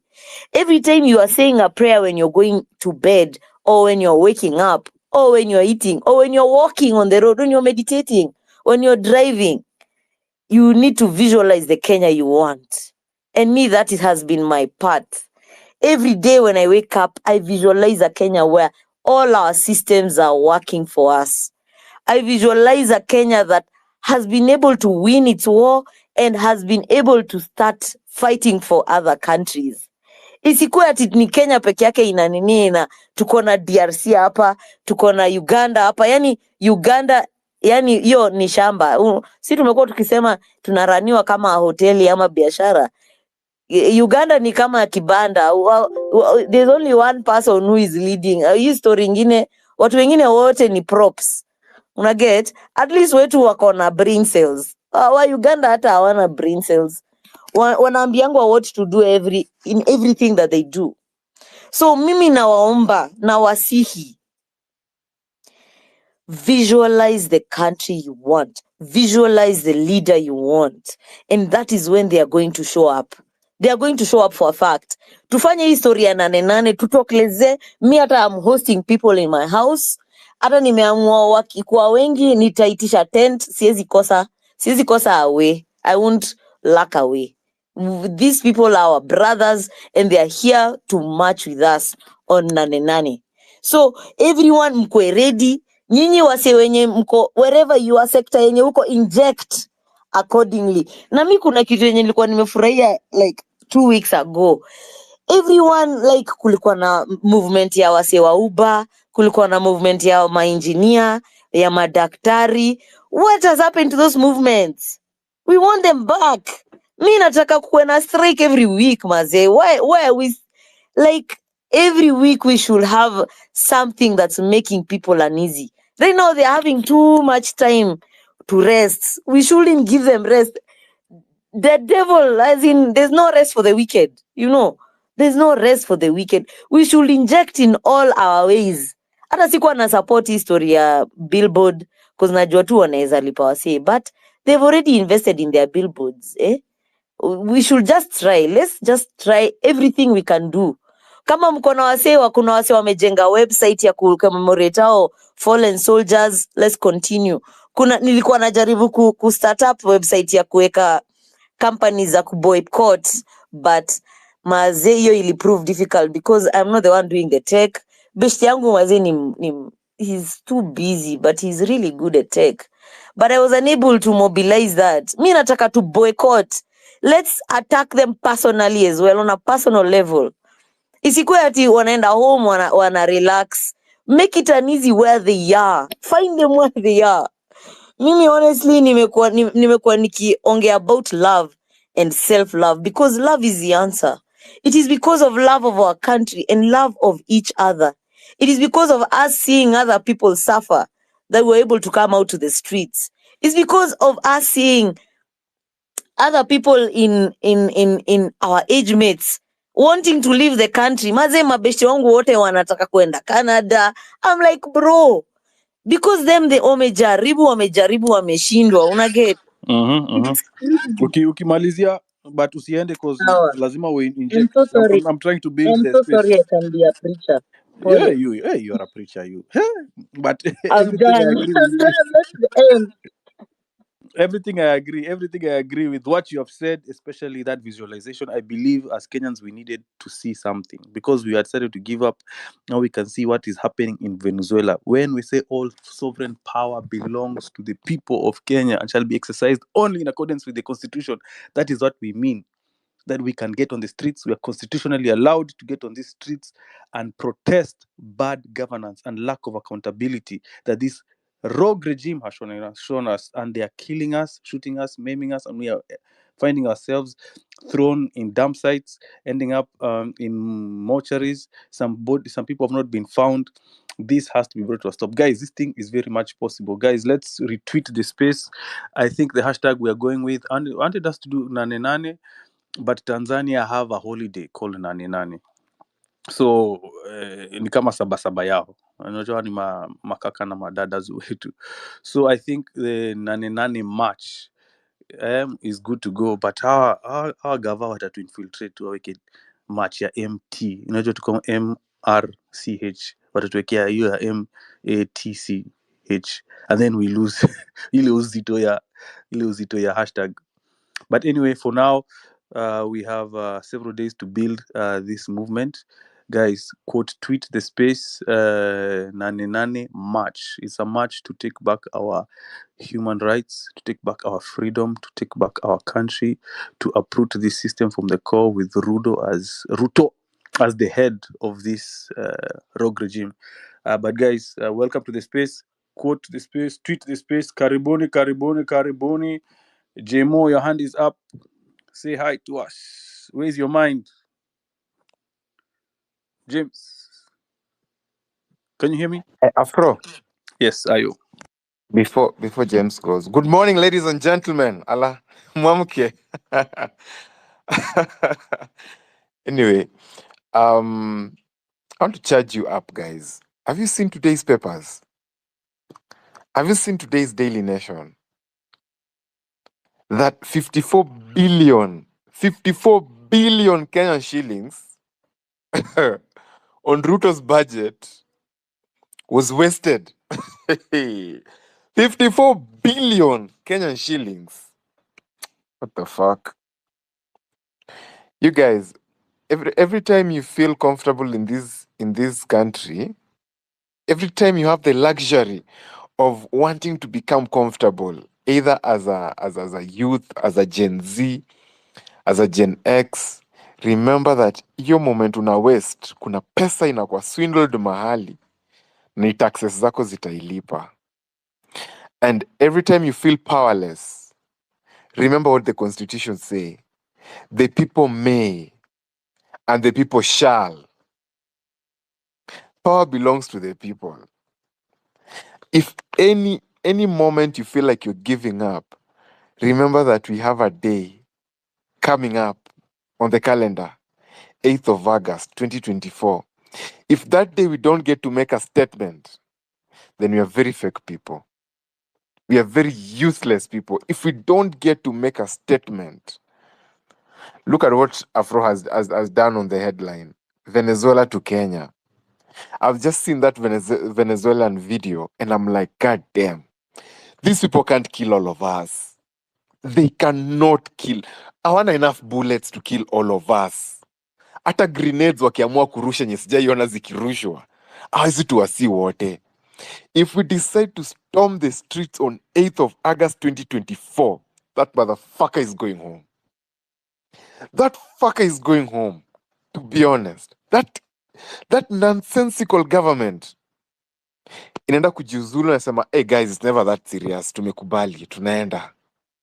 If we just speak in one voice, for once, si usema we are patriotic, for once, your day tutaimba national anthem word for word.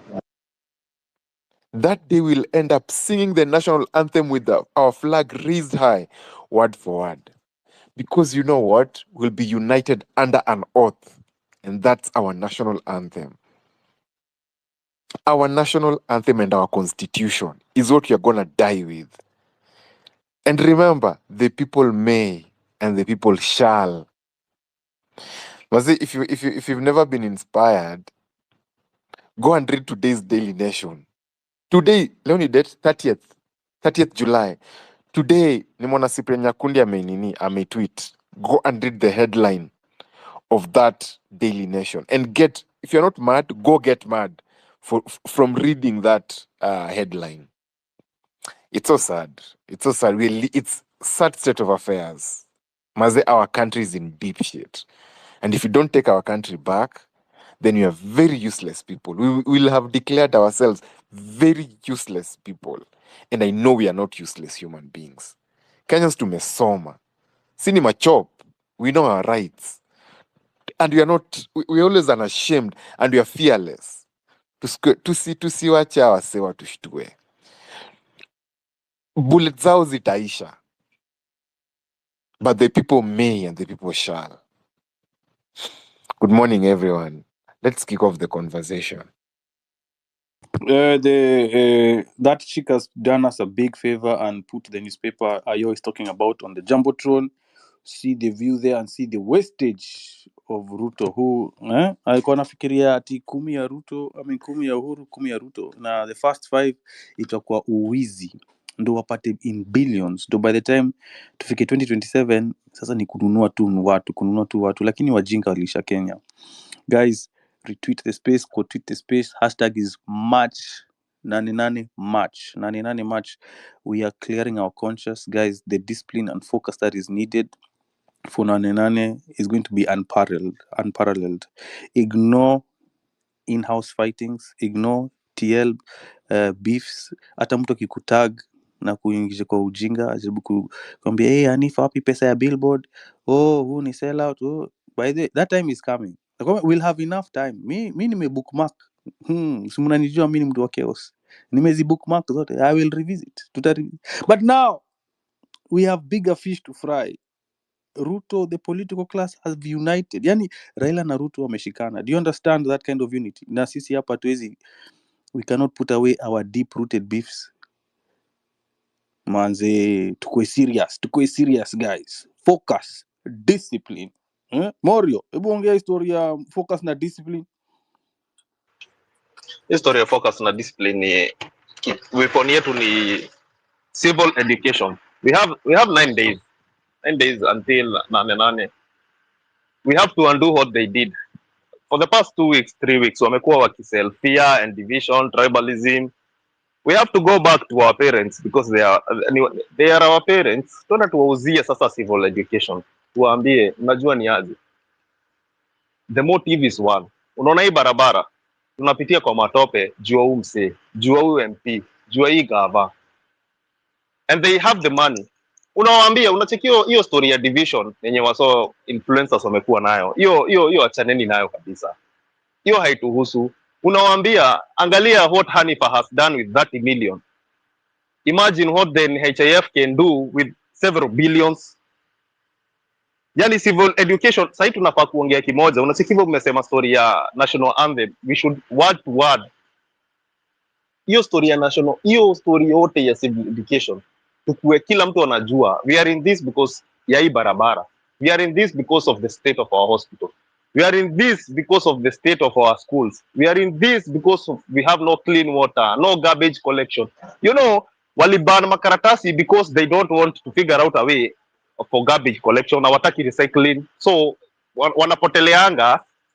Yani wase hawataki accountability ya kila anything. Wase wanduthi tuwaambie. Mnajua ni aje wase.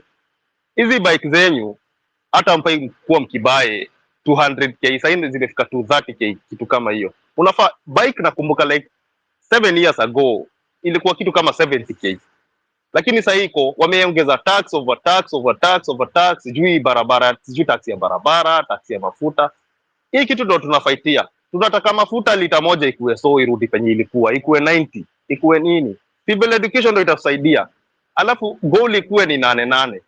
Hakuna story nyingine tunakuwa tukiongea. Hapa tunafaa kuwa united because tulipoteza njia venye kila msee alikuja na agenda yake.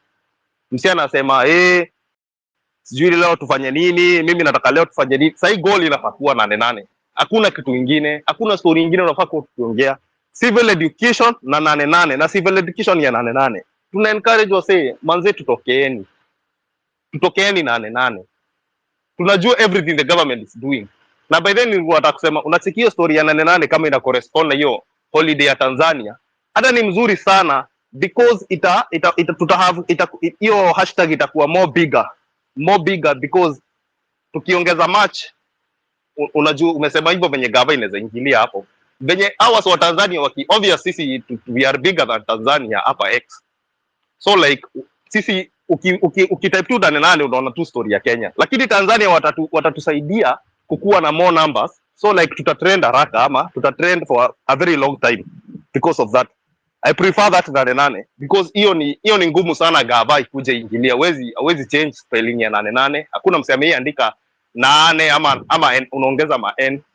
So like guys, ile kitu tunafaa kufanya saa hii unacheki Venezuela wamefanya. Revolution cannot be delayed. Hatuwezi postpone shida zetu hadi next year, hadi next week, but one hadi next month. We have to do it now. Like Venezuela, wameibiwa election na wamesema no, you cannot steal the election. Our public funds zinaibiwa na watu, unawaona wanapeleka socialites US, unaona pesa yako inapeleka watu sijui wapi.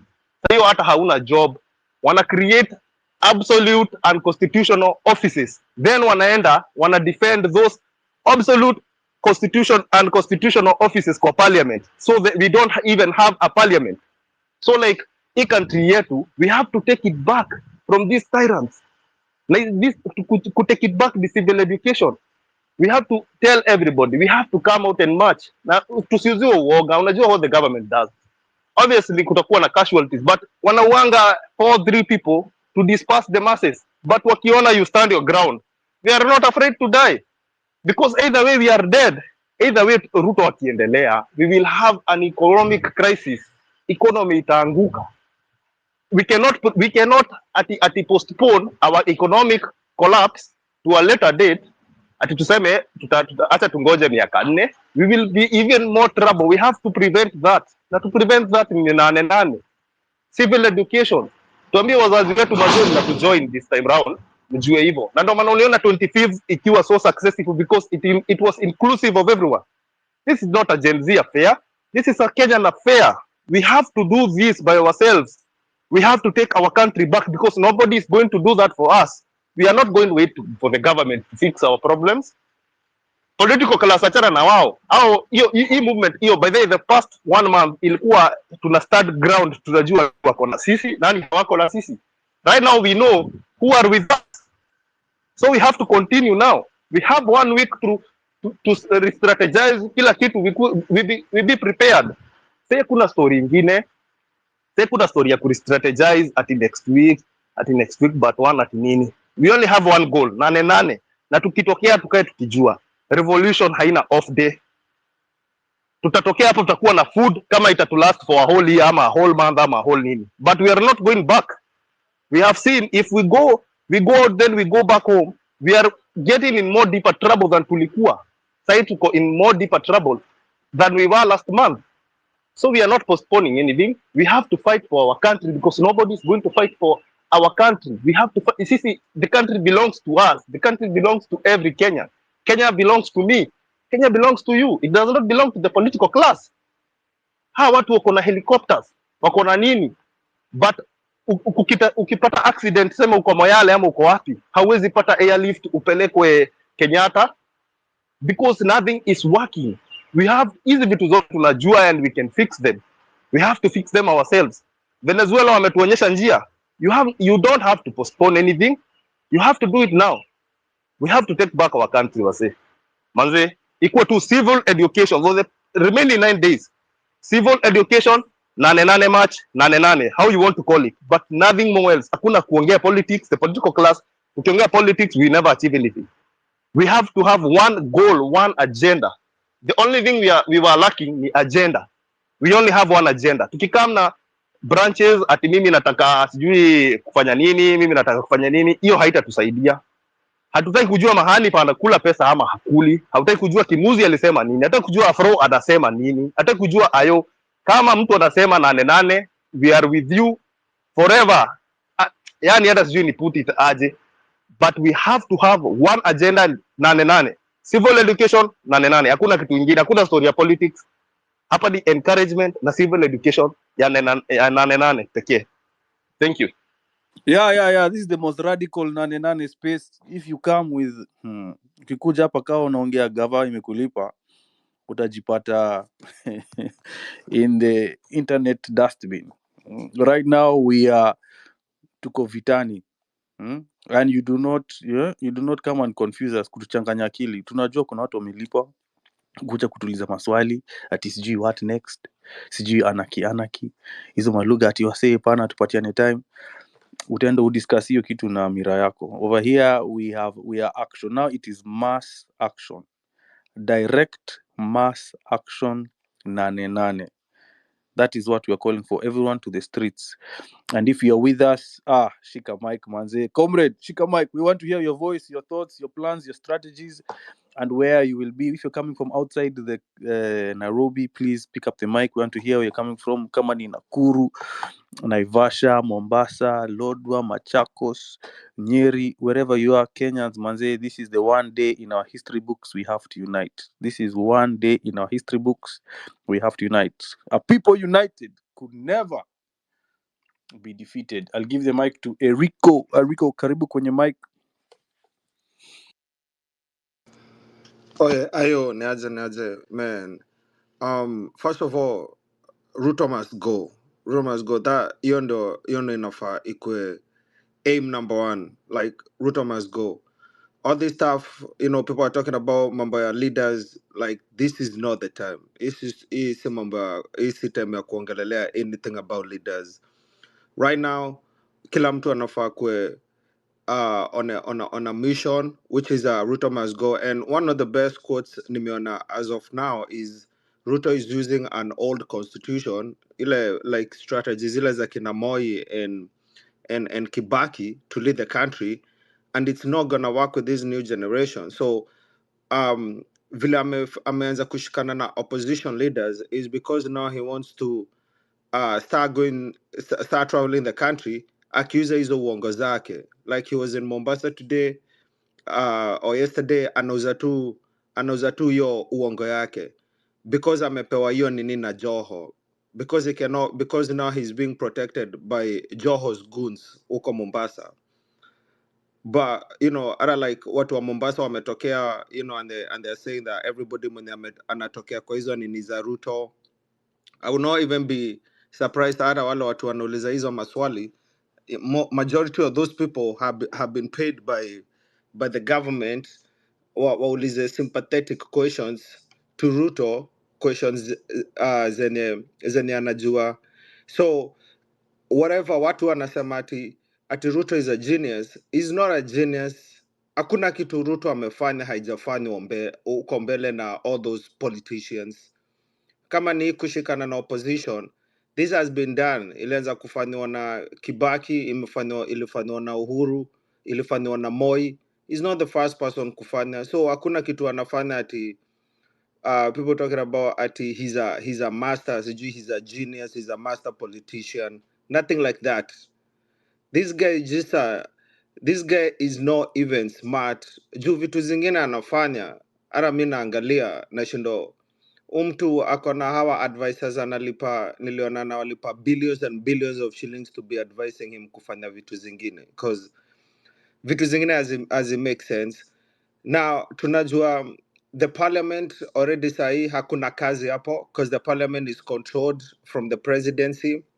Bills zinatokanga state house, nothing is ever constituted huko parliament, kila kitu inatoka state house.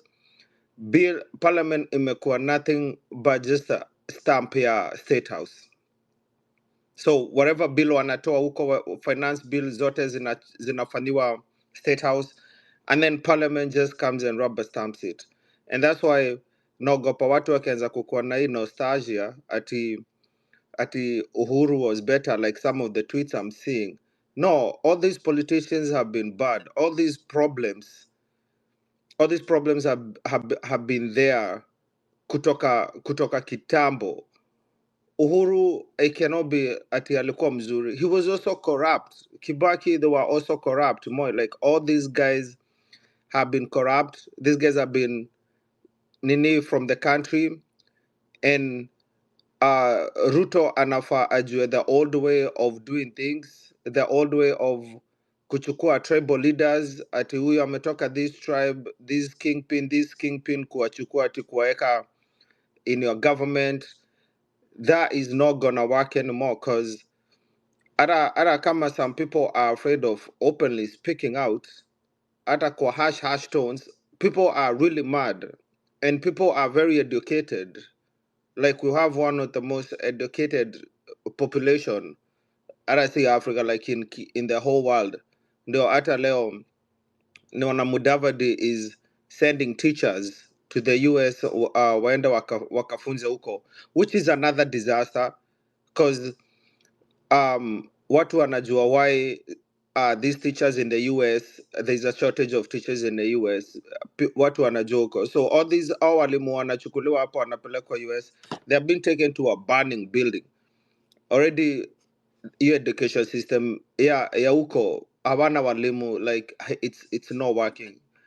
So to everybody, like your nostalgia ya kitambo, ati sijui akina Babu Owino ni watu wazuri, sijui nani ni watu wazuri, tusikuwe na short memories. Like let's know who these politicians really are. Tusiwache ati after every protest, if guys are out there demonstrating, isikuwe ati wao ndio wako na news bites every time tuna watch news, ati wao ndio wako na microphone wanaongea. This is not their struggle. This in struggle ya everybody, Gen Zs, millennials, everybody. Hii struggle ya ordinary regular Kenyans. His time yao ati kutumia whatever has been going on ku acquire hizo cabinet seats. And yeah, that's all I have to say. Ayo, thanks so much for giving me the microphone. And yeah, Ruto must go. I say, and that should be the mission. He should go. Thank you so much. Thank Thanks you a so lot. much. Thank you much. On your point there on cost, we have someone from coast here. Abdul, hebu tuambie bona kwanza nimejamu sana na majenzi wa coast, lakini tutaongea hiyo story walikubalio do. But anyway, we still move on. Patie point zako. Asante sana.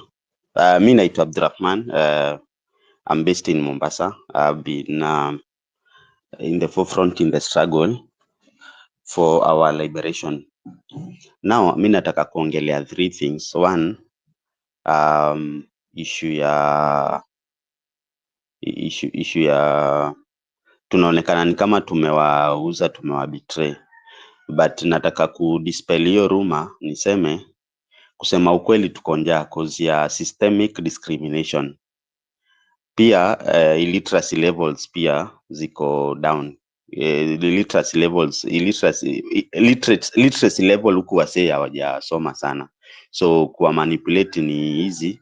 So ule msee akiambiwa atokee apate thao ama panchi ya kupata ugali jioni, msee tu anatokea but haitoki kwa hati yake. Hata ukiangalia kwa hizo nini, kwa hizo uso zao time ya nini, time ya wanatokea.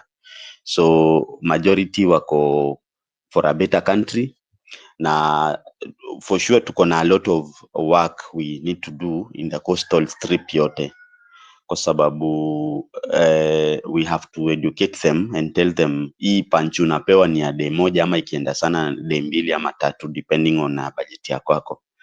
But ule msee anafuja, ama there's a lot of resources that if they were well distributed, you may not need to show up in a rally ndo upewe do. That is the first thing I wanted to dispel.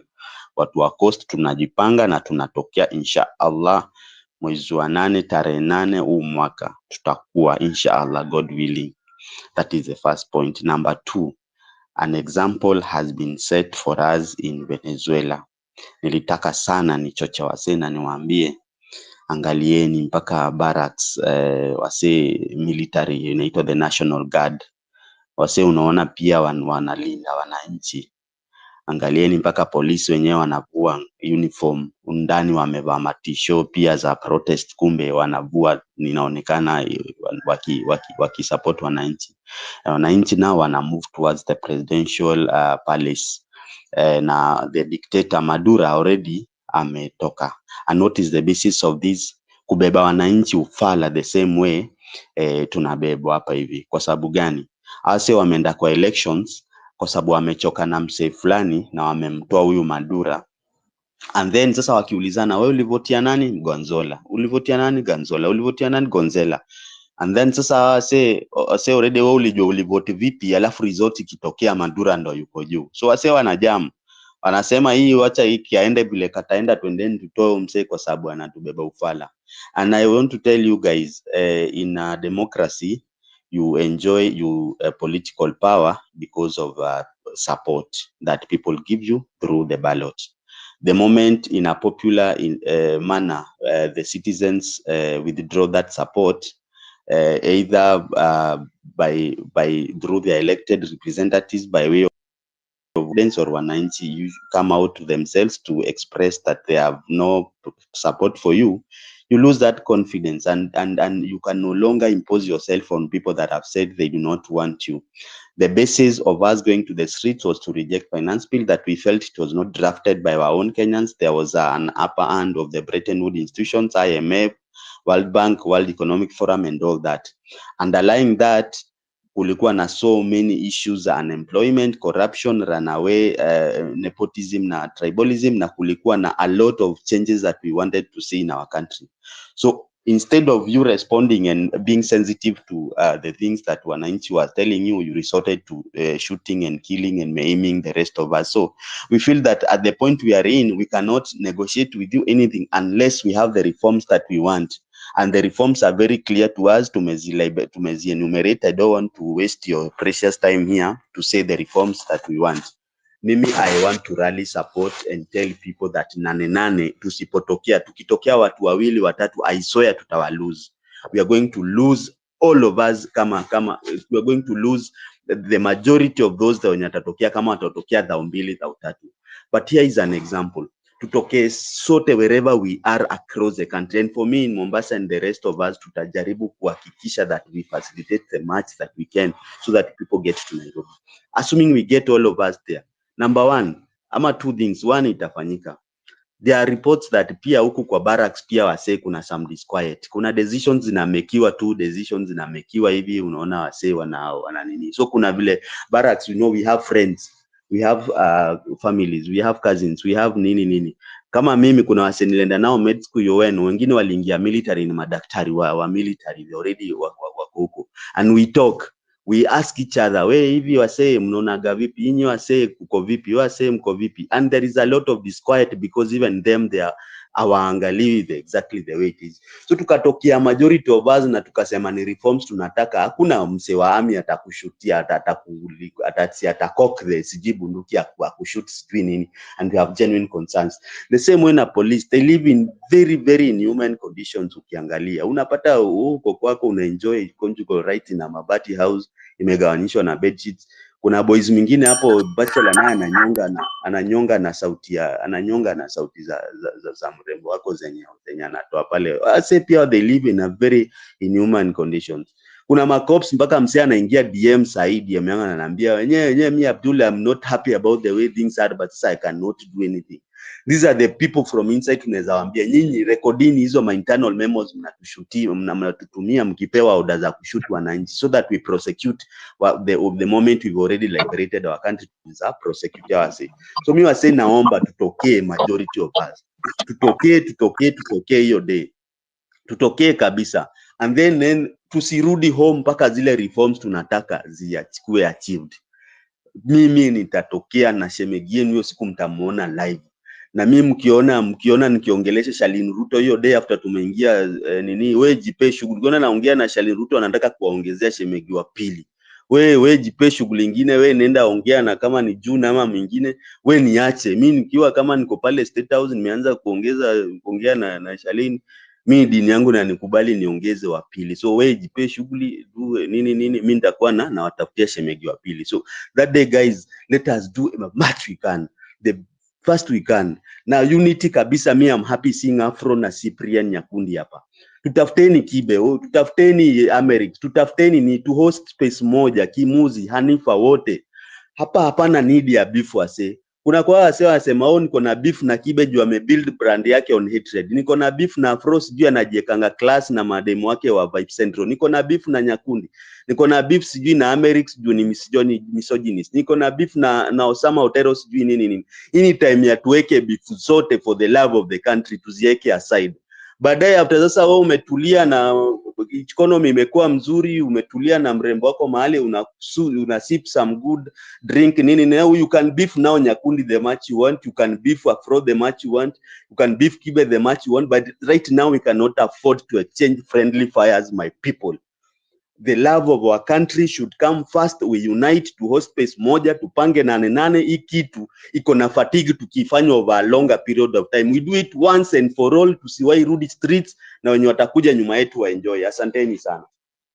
Asante sana Abdul. Hii ndio Unity Week. I agree with you. Unity needed online, on spaces, and also on the ground. Manze, what we're preaching on spaces, we can't drink water and drink wine. Manze, ndio maana unaona manze tunazidi kushikana because nane, that mark it on your journal, on your calendar. Manze, take an off. I'm telling you, that day we are funneling all our energy to Nairobi. Come from all the 47 counties, report to Nairobi. This is a clarion call to all able-bodied men and women. Come, your country needs you, your flag needs you, your nation needs you. We are at a turning point as our country. We are at crossroads. And like you have seen, the visualizations right now of Venezuela, I put on the Jumbotron right there what Cyprian had tweeted earlier on. The military is celebrating with the protesters. That's what they want. Kwani bei ya maisha ikienda juu unafikiria inatu affect sisi peke yetu? Say pia have to pay for the same hiked university fees. They have to pay for the same hiked fuel fees. They have to pay for hiked basic community commodities going up. They have to pay for that. They are living in the same Kenya we are living in. They have to pay for expensive medications. They have to pay for lack of basic medical care. They have to pay for lack of expensive radiology treatment, cancer treatment, chemotherapy. They are in the same suffering box. Sasa wako hapo na uniform wananyamaza, lakini ndani wanashangilia. And I'm telling you, do not fail. Do not fail. Nane, the word has to go around. Tuitane kila mji, behind every bush, behind every tree, behind every hut, behind every house, mansion, apartment, watoke. We be on the streets. We need 1 million men in Nairobi and women. Haya, co-host Rabia tusalimie, karibu kwenye space. Good morning na habari zenu, natumai nyote mko salama. Abdurrahman akona matarajio makubwa, una ndoto kubwa sana ya kutuletea shemeji, but inshallah ya Mungu ni mengi pia, since unaruhusiwa 4, sijui kwa sahihi una ngapi, lakini kama umetegea mmoja wetu Shalin, tunakutakia kila la kheri na najua utamuingiza kwenye dini na utamfundisha tabia nzuri. Kwangu mimi nimeshukuru kwa kuwa kwenye space. Thank you so much. Wasema inshallah. Wajua kwa sasa hivi mimi niko Pwani na kuna ujumbe pia niliupata jana usiku kwamba wajua kuna sehemu watu walikuwa wameenda kulipwa zile hela ya kuhudhuria ile event ya president. So vile inafanyika huku ni kuna gari inaenda vijiji, then wanatagua ile vijiji vidogo, yani vidogo sana, kama vile sehemu za Mtwapa kule ndani, alafu kisha watu hawalipwi safari ile, ikiwa watakuja kuhudhuria ile mkutano, then wanaelezwa mwanzo watakutania wapi, kama ni chini ya mti au ni sehemu ipi, ndio wakutanie pale walipwe. So wajua ni muhimu pia na sisi tupate kuelewa wale hali yao, manake zile vijiji wanaenda wale hata hawana chochote, yani ni mud huts, yani ni kijiji kabisa, in an urban area. You can imagine urban area like Mtwapa, lakini mtu aishi kwenye mud hut, waelewa? So watu kama hao wanakuwa easily manipulated, kama vile Abdurrahman yosema. Na pia sehemu za nje, mimi nilikuwa najiuliza mbona vipi rais mwenyewe atembea sehemu za Tana River of all places, Kwale of all places, like you know, it's a bit yes, kuna state house pale, lakini si mara nyingi utawaona nje. Wao ukiwaona wanakuja state house, wanaenda White Sands, wanaenda hizi hoteli vikubwa. So wao kutembea huko pia yaonesha dalili ya kwamba those are the areas where it's easy to get the numbers, it's easy to move the masses in your favor.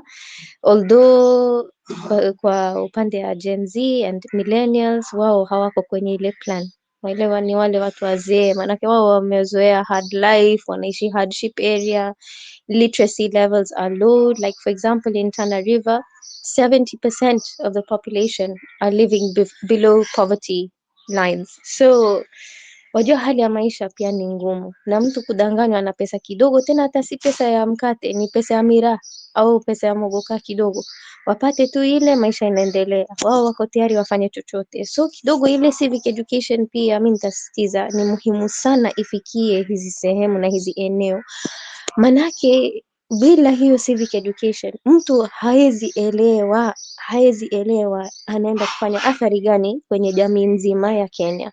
So ni vizuri na ni bora tushikane na tuzidi kukua pamoja, tuzidi kusonga mbele pamoja. Kama ni nane tuko tayari, lakini pia civic education tasisitiza ni muhimu sana. Na mimi bado nitasema hii issue ya county governments, like when are we going to really critically look at this issue? 47 governments, yani tuko na serikali kama 47. Kila serikali iko na governor, deputy governor, wengine wako na first lady zao, hatujui kama wengine wako na ofisi. Yani they're living extremely lavishly. Ukiangalia hata manyumba zao in the middle of nowhere where people are living in grass huts and mud huts, which okay, kwa upande moja sisemi kuishi kwenye grass hut au mud hut ni vibaya, manake pia kuna mila na desturi na mpaka tuheshimu pia mila za watu. Lakini ikiwa we uko na uwezo kujenga nyumba kama ile, ina maana uko na uwezo pia kusomesha watoto. Hao wengine hawana uwezo wa kusomesha watoto, ndio maana unapata watoto wanaenda kuchunga ng'ombe, mifugo, wanaenda kuchota maji. I work in a place in a village called Asa. In Asa kuna primary school moja kubwa sana, lakini hiyo primary school wajua hata watoto kufika it's several kilometers. Wanaweza amka 4 ama 5 am waanze kutembea ili wafike shule. Then kulikuwa na school feeding program pale. Imagine hiyo ndio sababu watoto wanatumwa shule. Ikiwa hakuna chakula, of which we know hizo chakula hata hazijafika kwa zaidi ya mwaka 2 sasa, hakuna chakula imewaifika hapo kwa hiyo shule. So vile hakuna chakula, wazazi haoni faida ya kutuma mtoto shuleni, manake walikuwa wanaona angalau mtoto akienda shule at least atapata chakula. But sahi hakuna chakula, so haja gani mtoto aende shule? Wacha aende achote maji, wacha aende achote kuni, aende angalie mifugo. And I want to say something about this herding lifestyle. Kuna kitu kimoja nimeobserve, manake utapata mara nyingi ni watoto wana herd wale livestock, hawaendi shule kabisa. Ikiwa watoto wana herd livestock, hiyo livestock is owned, a lot of livestock is owned by politicians. Kitu kimoja sasa, utakuta ukiwauliza walipwa pesa ngapi hata kuchunga hizi ng'ombe, whether it's an adult herder, whether it's a mtoto, wajua because of illiteracy. Although illiteracy itakuja kutuathiri mahali kubwa sana, watakwambia wako na maelewano. Sasa hiyo maelewano ni baada ya mwaka moja unapewa ndama. Okay, you get a calf after 1 year of herding. That is your payment. So hizo siku zote we hulipwi, yako ile utakula siku msituni na ng'ombe, unakunywa tu maziwa ile kidogo unapata ya unga nini unanunua. But mainly the agreement is you after 1 year of herding you get a calf. Sasa ikuje swali nyingine, how do you know that 1 year has lapsed? Wajua hawajui. So they can work for like 1.5 years, for 2 years. Wao wanaona ni 1 year. Unaona? So ile dhulma iko kwenye hizi sehemu ni kubwa sana, na cha kushangaza hizi ndio area watu wanaenda na wanashangilia. But if you come to look at it, really the root cause, vile ndugu yangu Abdulrahman asema, ni hiyo illiteracy. Kama watu wangekuwa literate, kama watu wangepata ile civic education, wapate kuelewa mambo ya siasa, mambo ya nchi vile yaendelezwa, mambo ya haki yao. Let's start with haki yao. Even katiba waelezwe kuna katiba. Wengi wao hata hawajui katiba ni nini. Unaona? As we know, si twajua kuna katiba, twapigania haki yetu, tunatumia katiba kusonga mbele na kuenda public participation, tunaielewa sana. Lakini wale hawaielewi. So hiyo civic education pia ni muhimu, manake ikifika hata wakati ya kura, ni wao ndio wanategemewa pakubwa upande ya kura. Manake wanaenda wanazungushwa tu pesa ya miraa kidogo, wanaenda wanatoa kura. you know. So I think we need to look at this a little bit critically in terms of the coastal zone, not just the coastal zone, but even sehemu za northern Kenya. Those are the areas that we really need to find a way that civic education reaches them, that they are empowered with knowledge, that they are empowered with even basic information about the constitution, because without that, wajua sisi tuko na numbers yetu kama millennial Gen Z, upande ya Nairobi, upande ya Mombasa, big cities, but upande wa kura ni wao wanategemewa pia pakubwa sana. So that's my submission for today. Asanteni sana. Asante Afrocentric for always hosting these very vibrant spaces, and also thank you to my fellow co-host. I just followed you today. Samahani kwa hiyo nimeingia X tu juzi, but nimeshukuru kukutana na ninyi nyote na nawatakia siku njema. Asante Kindly sana. kidogo a minute Afro, I wanted to say I have a home around 25 or 30 minutes drive from CBD. I can host around 15 people. In case you're stranded, you can DM me. Originally, my home is in Kiambu town, though I live and work in Mombasa. I can host around 15 people. If in case you're stranded and you will need accommodation, you can always reach out to me. I can host around 15. It is about 15 to usually between 15 to 30 minutes drive from the CBD Nairobi. Thank you. Thank you, Abdul Rahman. Reach him out in his DM. Guys, we're opening up our homes. If you have space, please accommodate your brothers and sisters coming from across the country. The clarion call is Nane Nairobi. Nane Nairobi. It is a change of strategy. On these spaces, you've been asking for change of strategy. We've been going out every Tuesday, every Thursday.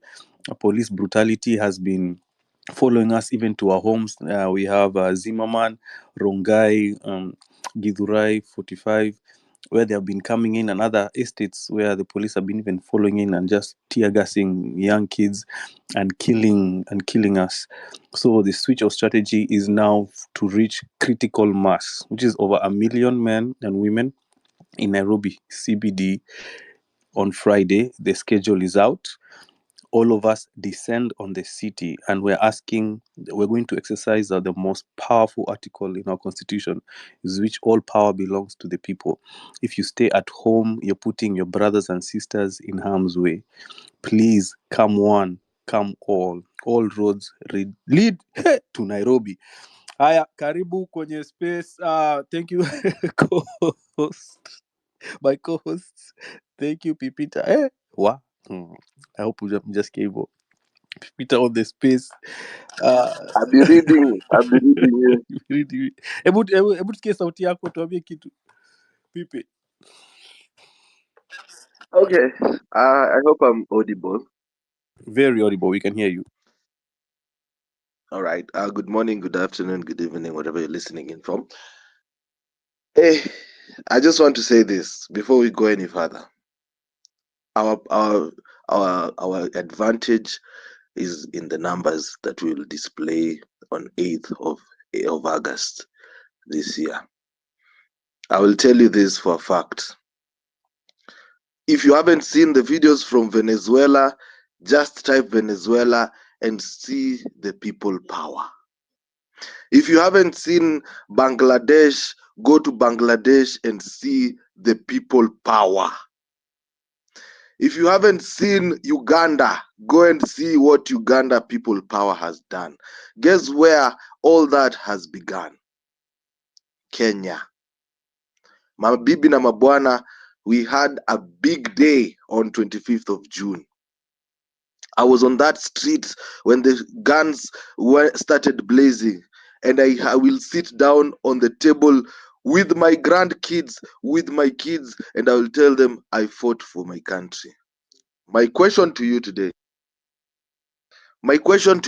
here is, will you sit at the table with your grandkids and tell them I stayed at home and watched television while my country was being liberated? Is that the life? Is that the story you want to tell your kids? Number two, I like the fact that when these taxes hit us, they hit us all across. Now, let me tell you something, ladies and gentlemen. When you look at the amount of money that is being used today, look at the headline of Nation. I'm going to read the headline for the Daily Nation. I have a lot of to say, so if I go beyond words, just stop me, Afro, or the co-hosts. Now, 54 billion shillings was used in the president's local travel. Let me read you the numbers, guys.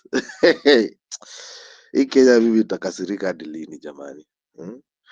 So 54 billion shillings was used in putting the president around. Yeah, for 54, what did it go? Hospitality, 3.7 billion. Kukula na kulala. Fuel and lubricants, 980 million. Servicing vehicles, 358 million. And I'm not talking flat. Kuna vitu juu. Domestic and foreign travel, 14 billion. Other operating expenses, 32 billion shillings. Mabibi na mabwana, 5 billion shillings for school feeding program ilikuwa pesa ngumu kutoa.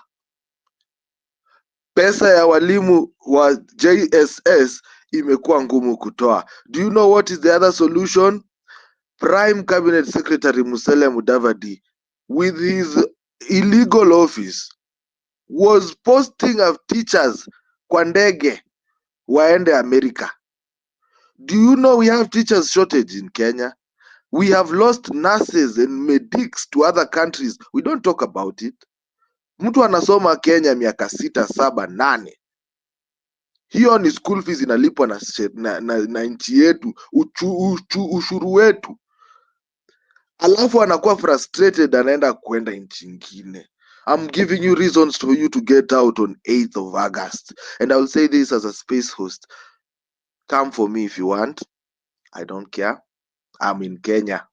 And I will host spaces for that specific reason every day, as I have done for the past 1 year. We will not we will not keep quiet to such bullshit. Health sector, imekuwa to the dogs. Imekuwa to the dogs, imekuwa to the dogs. You know? But we are not saying all these things, are we? We are saying it, but it looks like we are not getting to the thick skull. Okay? You're getting to the thick skull of my man. He's not getting it. I just don't understand how we will make him understand us. Afro, can you get me? Yeah, I'm getting you loud and clear. Okay. I don't know how we can get to the thick skull of this guy. I myself, as B. Peter, have waited for my passport for 320 days. 320 days is 45 days short of 1 year. Yesterday, was it 2 days ago? He sat on top of a car and said that passports are being processed in a day's notice. In 7 days' notice, you have your passport and flights are being paid for. Ladies and gentlemen, that is a clean lie. That is a clean lie. Now, you're telling me, I've heard many speakers talking about civic education. What is the reason why we are here? We are educated. Civic education has already worked on us. What more education do you need? Umesoma mpaka university. Most of these people in these spaces wamesoma mpaka 4th year. Abdurrahman, you have gone to 6 years of medical school. Unataka usomeshwe na nani? The constitution is online. Kwenye umekwama, uliza. We as the people, we need to start also being honest with each other. We are always saying, sisi tunataka civic education, sisi hatutaki leadership. What is your role in all this if you don't want leadership and you don't do education? We are the educators. You have a WhatsApp. Your WhatsApp has 100 viewers, 50 viewers. Your mother, your father, your uncle, your auntie, your cousin, your sister, your neighbor, your girlfriend, your crush is watching. Write something other than you going for vacation tunaonanga Instagram. Write something hapo hivi, andika kwamba nane we are getting out as a people to liberate our nation. Andika hiyo. Wacha kutuandikia memes, tunaona ni tweets, tunaona kwa Twitter, tumeretweet jana. Andika kitu moja tu, one status a day. Just write something that makes you angry about your country. One. And I promise you, I have hosted spaces for a year, and one of the best things that have happened in this country is the fact that we have very stupid leadership that gives me content every day. I have never repeated a topic, and it's all because of our people who are putting up there as our leaders. Now, ladies and gentlemen, I want to talk to the people that are fire speakers. If you are a fire speaker, better be also a fire deliverer. Do not be like my brother Francis Gaido, who speaks fire and stays at home to watch Citizen live. Nataka ukisema kitu unatoka. Mi niliwaambia sina sponsor eti naogopa eti sijui nitawaambia majina direct. Don't be like Francis Gaido. Unashinda kwa spaces, unashinda kwa TikTok live, unataka kutuma watu to their death and you cannot even set foot on the tarmac. Hata basi ushuke ukae Kangemi.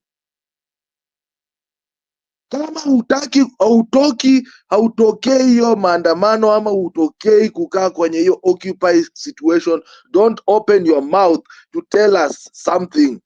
Usikuja kutuambia boomers hapa na uwezi tokea kwa street. Watu wanapigwa risasi kila siku, wanauawa. So if you cannot get out to the street, don't come out here to become a fire speaker. Kaa huko kwa listeners usikie watu wengine wenye wana roho wakiongea. The only excuse we give are our brothers and sisters in the diaspora who have heavily been with us, following the situation out at the ground. And the most beautiful thing is, kama sister yako mwenye ako America anaweza enda Washington DC, yule rafiki yako mwenye ako UK anaweza enda pale hivi kwenye UK embassy kudemonstrate. What makes you very special that you cannot fight for the land that you are directly attached to, you are working on every day? Watu wanakuja kupigwa marisasi hapa hivi, na wacha niwaambie ukweli hivi, kama umeongea kwa spaces na waanze kutuangusha, tutaanguka wote.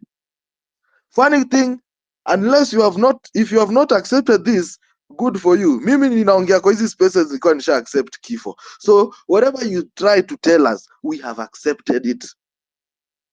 Nobody is looking to be a president, and that is the point that I've been trying to make out here.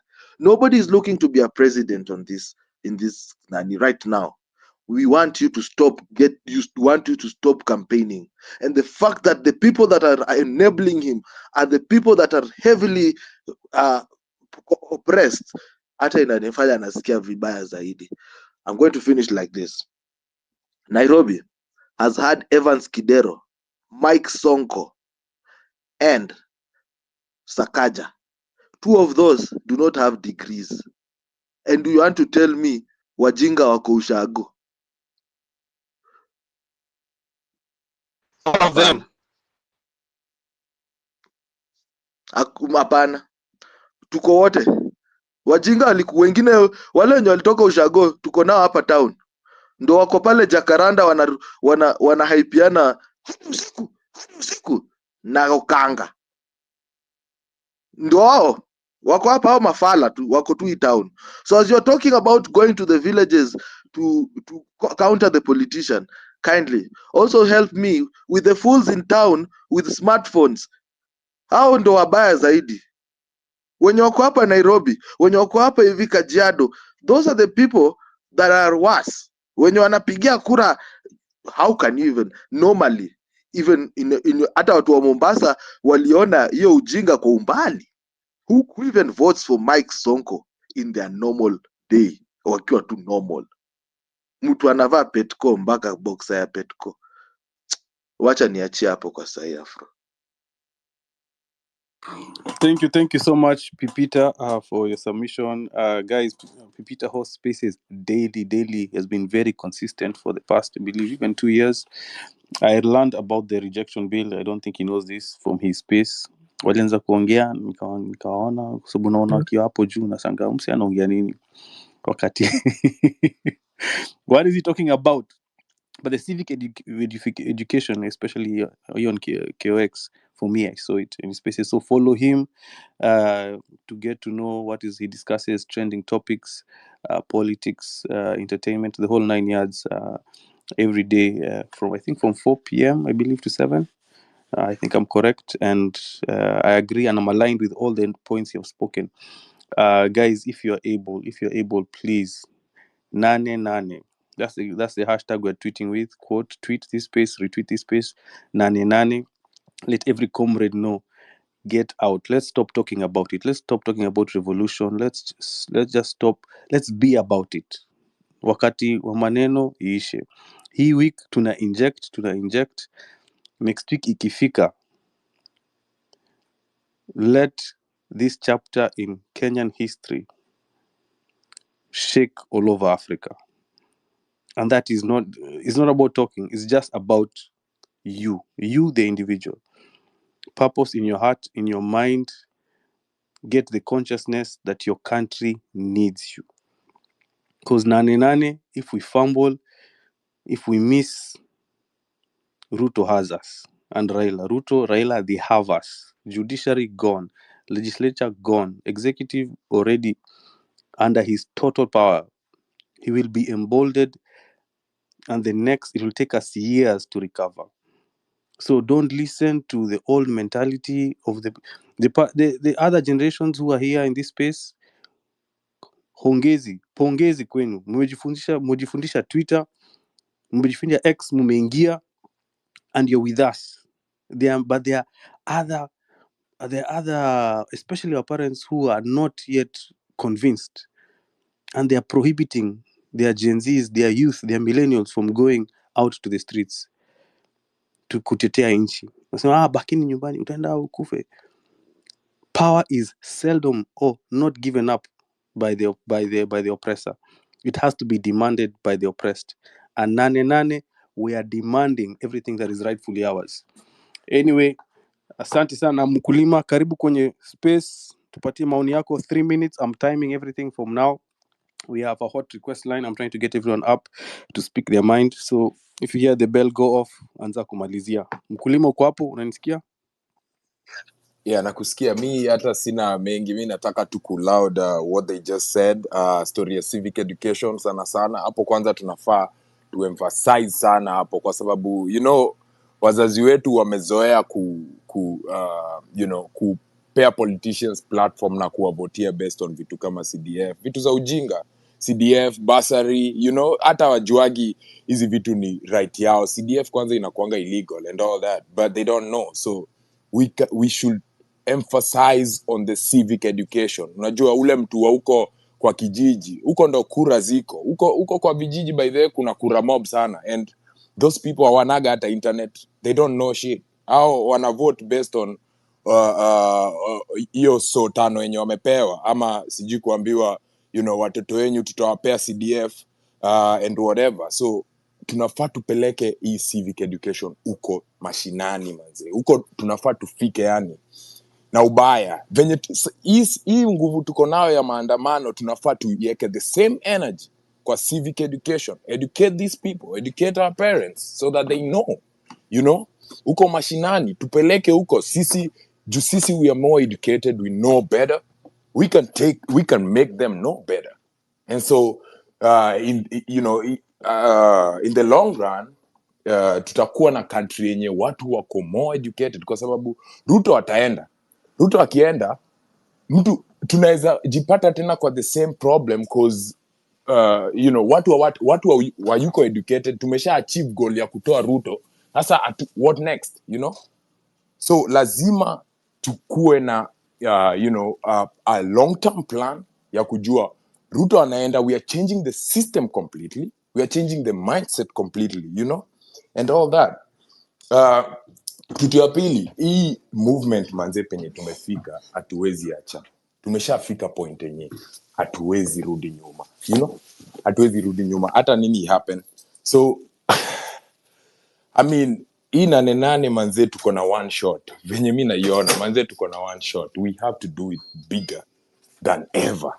Unaona? We have to do it bigger than ever. So you too, man. Aye.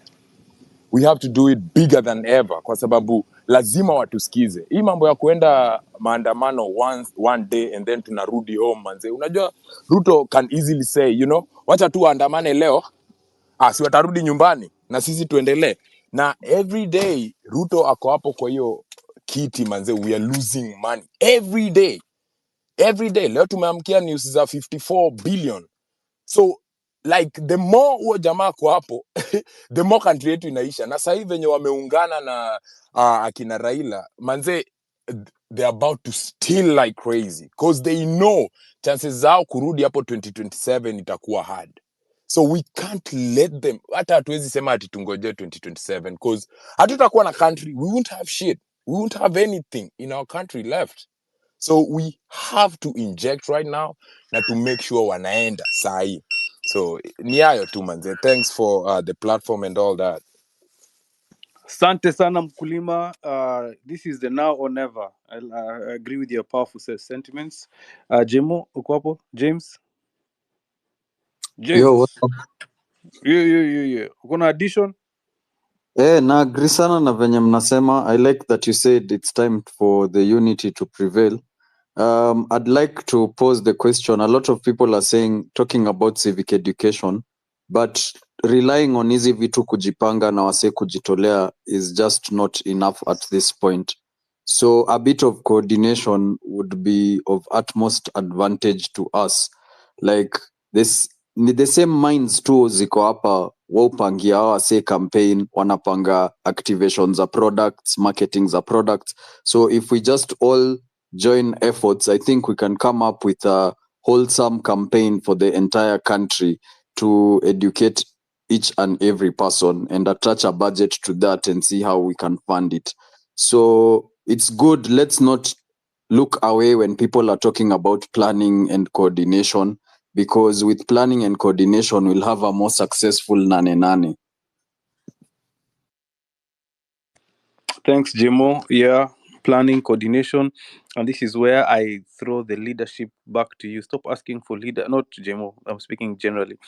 The leadership question, people wanajaribu kuja kukoroga akili kusema who are your leaders, speaking with government talking points.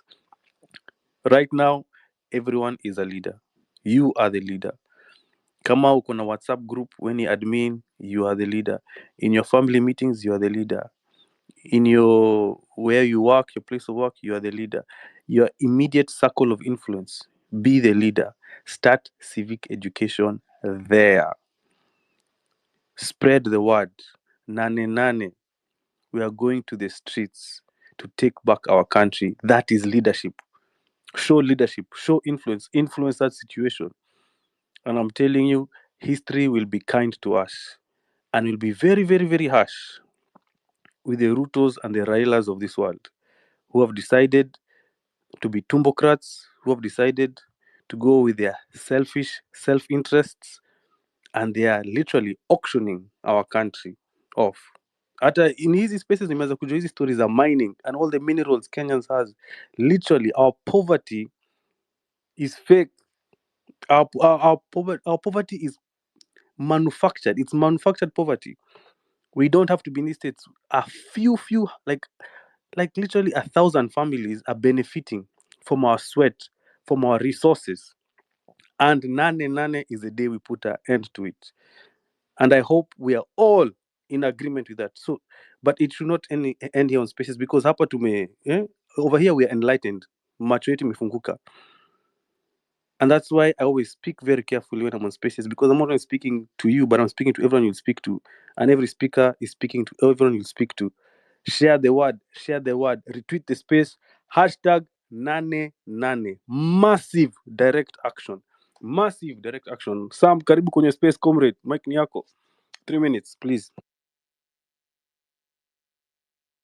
Sam, unanisikia? Yeah, niko hapa. I hope Yeah, mko mic ni fiti. yako. Thank you.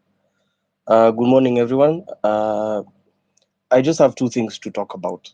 The first thing about civic education and about kufunzana, what is going on and why we have been demonstrating and why we need to demonstrate. Civic education, it doesn't have to be something that is so huge that you have a whole organization that is planning. We've been shown examples of coordinated and uncoordinated forms of education by Mushiri Mike na Joshua Kayo. Joshua Kayo alikuwa anatoka home this weekend and he just stood on a bus and talked. That is enough. The moment you've told people what is going on and the moment you've informed people about the issues that we are talking about, hiyo imetosha, because hiyo tu ndo inahitajika. Si lazima upewe platform kubwa that ukuwe na uhold kitu kubwa, no. Whichever space, as Eric amesema, whichever space you have, use that space and use that space kuambia wase, by the way, this is why we are on the streets and this is why we need what we need. Now, and it's so weird. It's so weird that this crop of leaders from around the world has a tendency of reacting badly when you tell them, yo, so we elected you to work for us. Why are you not working? Because we've seen the same reaction from Bangladesh, Kwetu, Uganda, and a lot of other countries that have not been, that maybe hatujakuwa tukijua what is going on.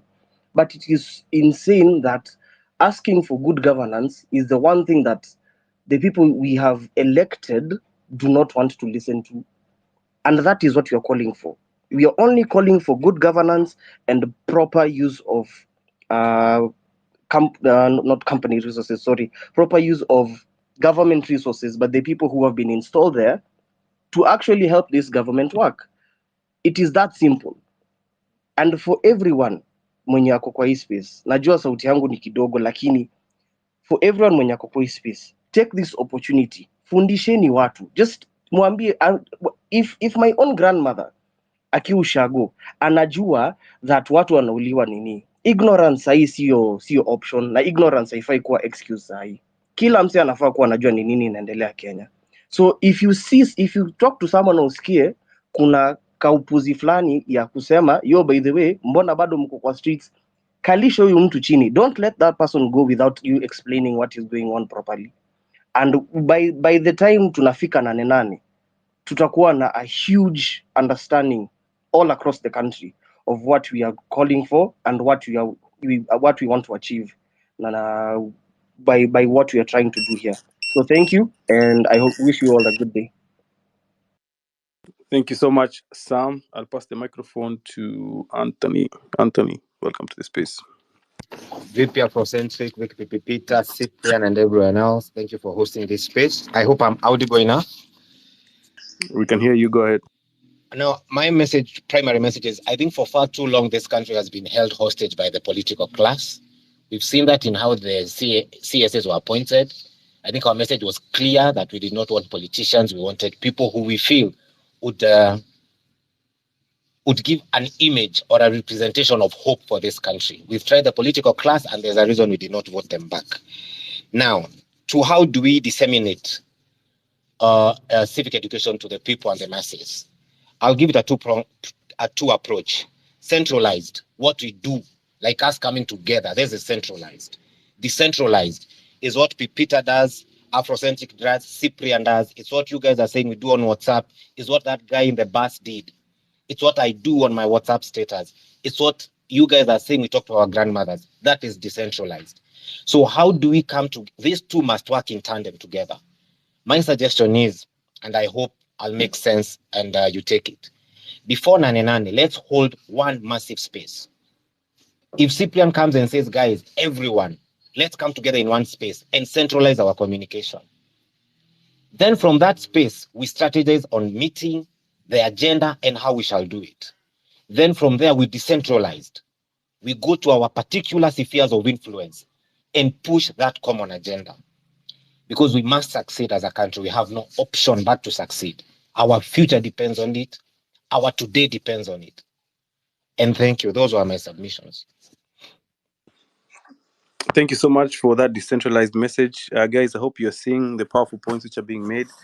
Our consciousness is one. We must liberate our country. Thank you so much, Anthony. I'll give the microphone to Daniel, one of our day one speakers. Very powerful, very passionate. I hope you still have the same fire. And now Janza could give up. Daniel, uko hapo? Afrosec hivi kipita Cyprian ayo na wengineo bana, habari zenu? Hatujambo. Mimi kwanza nataka niwashukuru kwanza, nikiona bado mmeshikilia moto hivyo inakuwa himizo. Kwanza inahimiza wengine ambao kunao wengi ambao walikuwa na gawanywa kisiasa. Unajua siasa ya Kenya inakuanga ile division.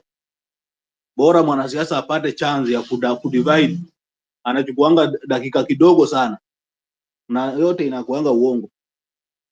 So mimi nataka kwanza kuwahimiza kwa sababu mnajua the reason why hii revolution tulianza.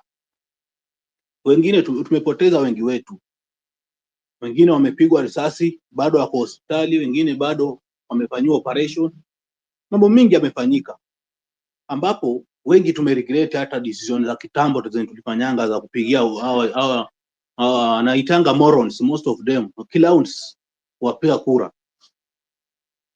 Na hapo imekuwa lesson kubwa sana ya kama wewe ni mmoja mwenye wako kwa hii revolution mwenye ulipiga kura.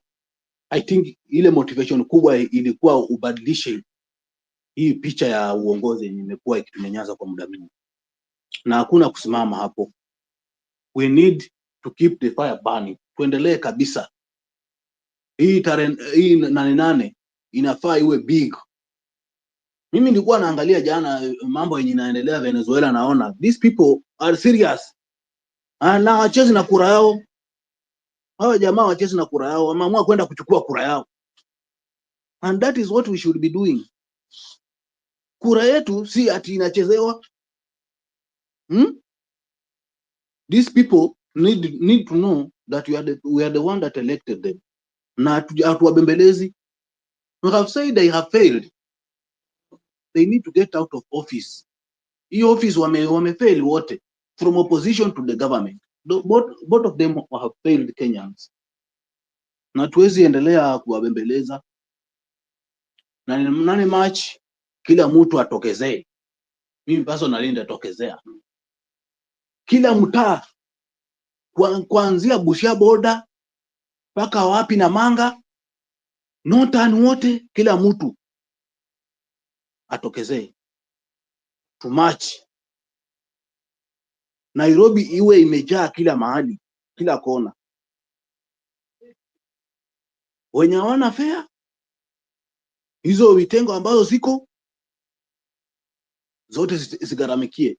Na hata wenye wako na transport system, mkiwa na magari pia, peaneni magari bwana, zifanye kazi, zisafirishe watu town. Hani kuna nini?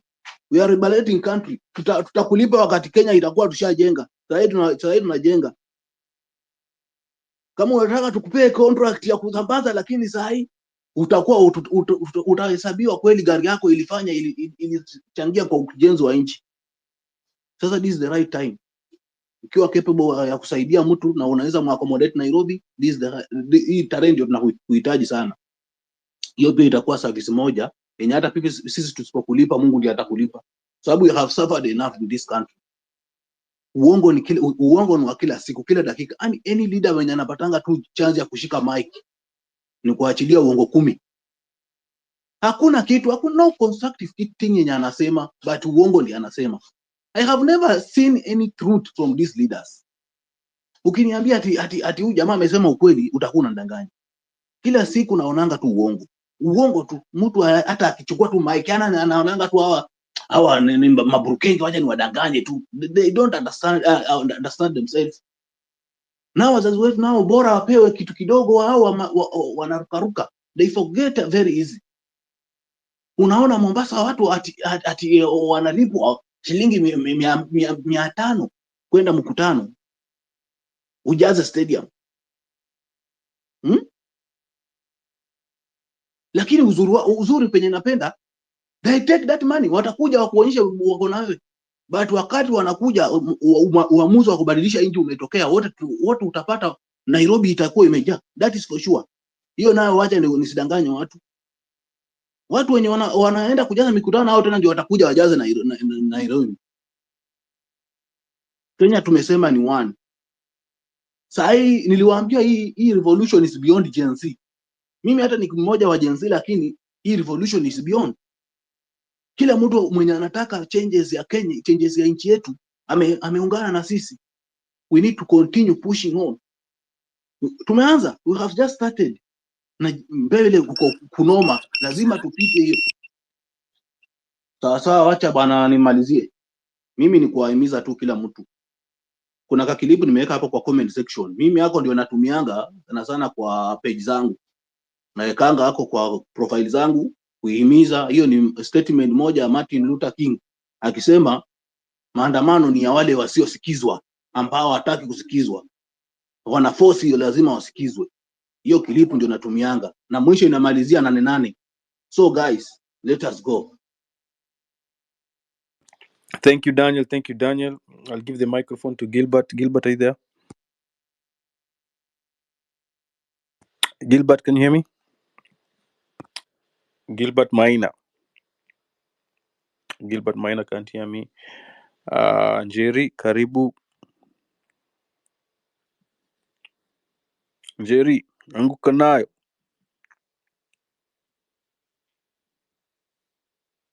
Njeri, Pipi, table check if Njeri can hear you. Jerry, hi. Can you hear me? I don't think she can. Jerry, Dead mic. All right. Forbidden Treasure. Forbidden Treasure, are you there? Hey, how many dead mics do I have here? Forbidden Treasure. Yes, Yeah, mic yes. is yours. Karibu. Hey. Hello. Hello. Hello, we can hear you. Go ahead. 3 Hey. minutes now. Hey, how is everyone doing? Kila mtu anaendeleaje? Tumekasirika lakini tunatokea nane. Labda wewe. Mi niko poa sana. Niko tuned for Nane. At the same time, I want to sponsor like 5 people. Watu wataenda ku hiyo Nane. Though sahi nilitoa kidogo, but I'll be back at around 8:15. But I want to sponsor like 5 people for Nane. Of which ningekuwa Kenya ninge make sure kabisa nimetokelezea. Pia mimi nimechoshwa sana na history na kina Ruto. Mimi ni Mkale, but I don't want it. Like I'm so bored. I want everything. Nataka kila kitu to change hiyo situation. Nataka tuko kama Venezuela. That's it. But I want to sponsor like 5 people, and I appreciate everyone mwenye atatana pia na Nane. Yeah, that's my point. Like I want 5 people. I'll be there around 8:15. Of which itakuwa imenipita, but naenda kuona game ya Chelsea na Man City, and then I'll be back. But Umesema unataka kuwa sponsor kiaje? Accommodation, transport. watu hapana, si accommodation, watu wenye wanaenda transi, watu wenye wanaenda Oh, okay. yeah. Kuna msee najua KOT. I've not yet called KOT, but I know kuna msee anaitwa KOT Sonko. I know I had heard he was. Are you know about it? I don't know. Okay, we'll reach out to you, but also if you're on the space and you need transport, please also reach out to Forbidden Treasure, and he'll make a judgment on that basis too. But we're trying to mobilize as best as possible, and thank you so much. Are you in the country or you're in the diaspora? I'm outside. Nimeenda Oh, kwa you're outside. Okay, diaspora. Manze, if you're in the Manze. diaspora, please play up. I mean, diaspora has been doing phenomenally well, guys. You've been supporting, you've been sending resources back to the country. Those are space I was on, and I believe one of the people in diaspora was very radical. Was saying since diaspora sent 4 billion to Kenya, to hii mwaka tutume tu kwa Gen Z waunde party, watengeneze structures, we get ready to take power. Very radical ideas. Yeah. But anyway, thank you so much as a diasporan for standing with your country and not being so aloof. I know so many diasporans, because wako sawa, they don't even care what's going on in Kenya. They are not even, not even interested. And for them, it's business as usual. But But thank you for being in touch with your homeland. Na si unapanga kurudi home, si ndio? yeah, I'll be there around 8:15, and then pia ndakuwa nikicheza home and away, but at some point like I feel like we should do something. We wanna hata hivi vitu yenye Ruto anasema sijui watu 1000 sijui kulipia watu visa, like I don't see those people 1000, like for me hizo ni stories za jaba. Asante sana Forbidden Treasure. Yeah. Karibu tena. I'll pass the microphone to Steve Juma. Thank you so much for your support. Steve Juma, are you there? Thank you. Thank you bro and good morning. Sisi tuko kwa ground bana, tuko Siaya, we are doing civic education, informing people why young people are the street to change their country, to renovate Kenya. Kenya is under ICU and we are not going down soon. We are up on our arms to defend what is rightful and to stand for the truth. Having said that, I know it's clearly that majority of us now know the reason why we are there. And we also know there will be those with dissenting opinion. Hawakosekani, walazima pia wao wako tu, lakini lazima waambiwe. Having said that, as much as we focus on this revolution movement or this journey, we also need to check on what is also going. Some of us, we put our eyes down. That is part of our role for many years. You remember during COVID-19, people focused on COVID, and then COVID billionaires emerged. I will keep on saying this, that Kenya has a lot of money, and this money goes to the hands of the few people. Even now, as the Gen Z are pushing for better Kenya, there are people who are still stealing from us. And I will keep on saying that there are people stealing from us. Last time I made a comment here that a lawyer was paid 2 billion at almost 4 billion. That was 25 US dollar. That is 3.4 billion. That was Tuesday last week. At a time we are talking about we don't have money. And this money is going to the hands of individuals. When I posted this thing, this lawyer went berserk and tried to attack me. I confronted him with facts. Now, it has emerged. The authorities are now have stopped that money from getting for any use. It is alleged that the same lawyer presented a fake, what they call consent judgment, before a very reputable Kenyan institution such as Pipeline to try make some payments at a time. Kuna hiyo lacuna, I would put it that way, a lacuna in AG advisory. And you can't tell me that a Kenya Pipeline, an institution with a very legal team that's paid through the taxpayers' money, can't verify documents to the extent that they pay things that doesn't exist. This is a case that all judges were requested from the matter, including the late Justice Majanja. It's a scheme that no one wants to talk about because everyone is flooded with the issues of the Gen Z movement and more about what is going on in the country. So you see, traditionally, when we have a calamity, I would put it that way, in a country, or when we have a state of this kind of state of affair that we are now faced with, it becomes difficult sometimes for us to look into the affairs of the country, and pilferages are happening. I would want to ask each one of us to visit Kenya Pipeline, and know what I'm talking about. What payments am I talking about? Who did it and who are the part of it? This money belongs to us, and we can't close our eyes. We focus on a key agenda while these are other misses that are happening behind the scene. I close my chapter. Civic education is okay. Thank you. Thank you so much, Steve. Civic education is paramount. Give the microphone to Pineapple. Welcome on the space, Pineapple. Good morning. Good morning. So I'm going to touch on whatever Steve Juma said. I think I've said this a couple of times, but people, we have become so desensitized to the numbers, to the figures, because imagine Hanifa, she had 30 million, and the things she has done with the 30 million, she still has she still has a balance of 9 million. Imagine with 30 million. But if it was the government handling this, it would have been mad. Because I'm looking at an analysis of the government spending that the 54 billion in wasteful expenditure. Can you believe it? Billions. My people, why are we not mad? Why are we not raging?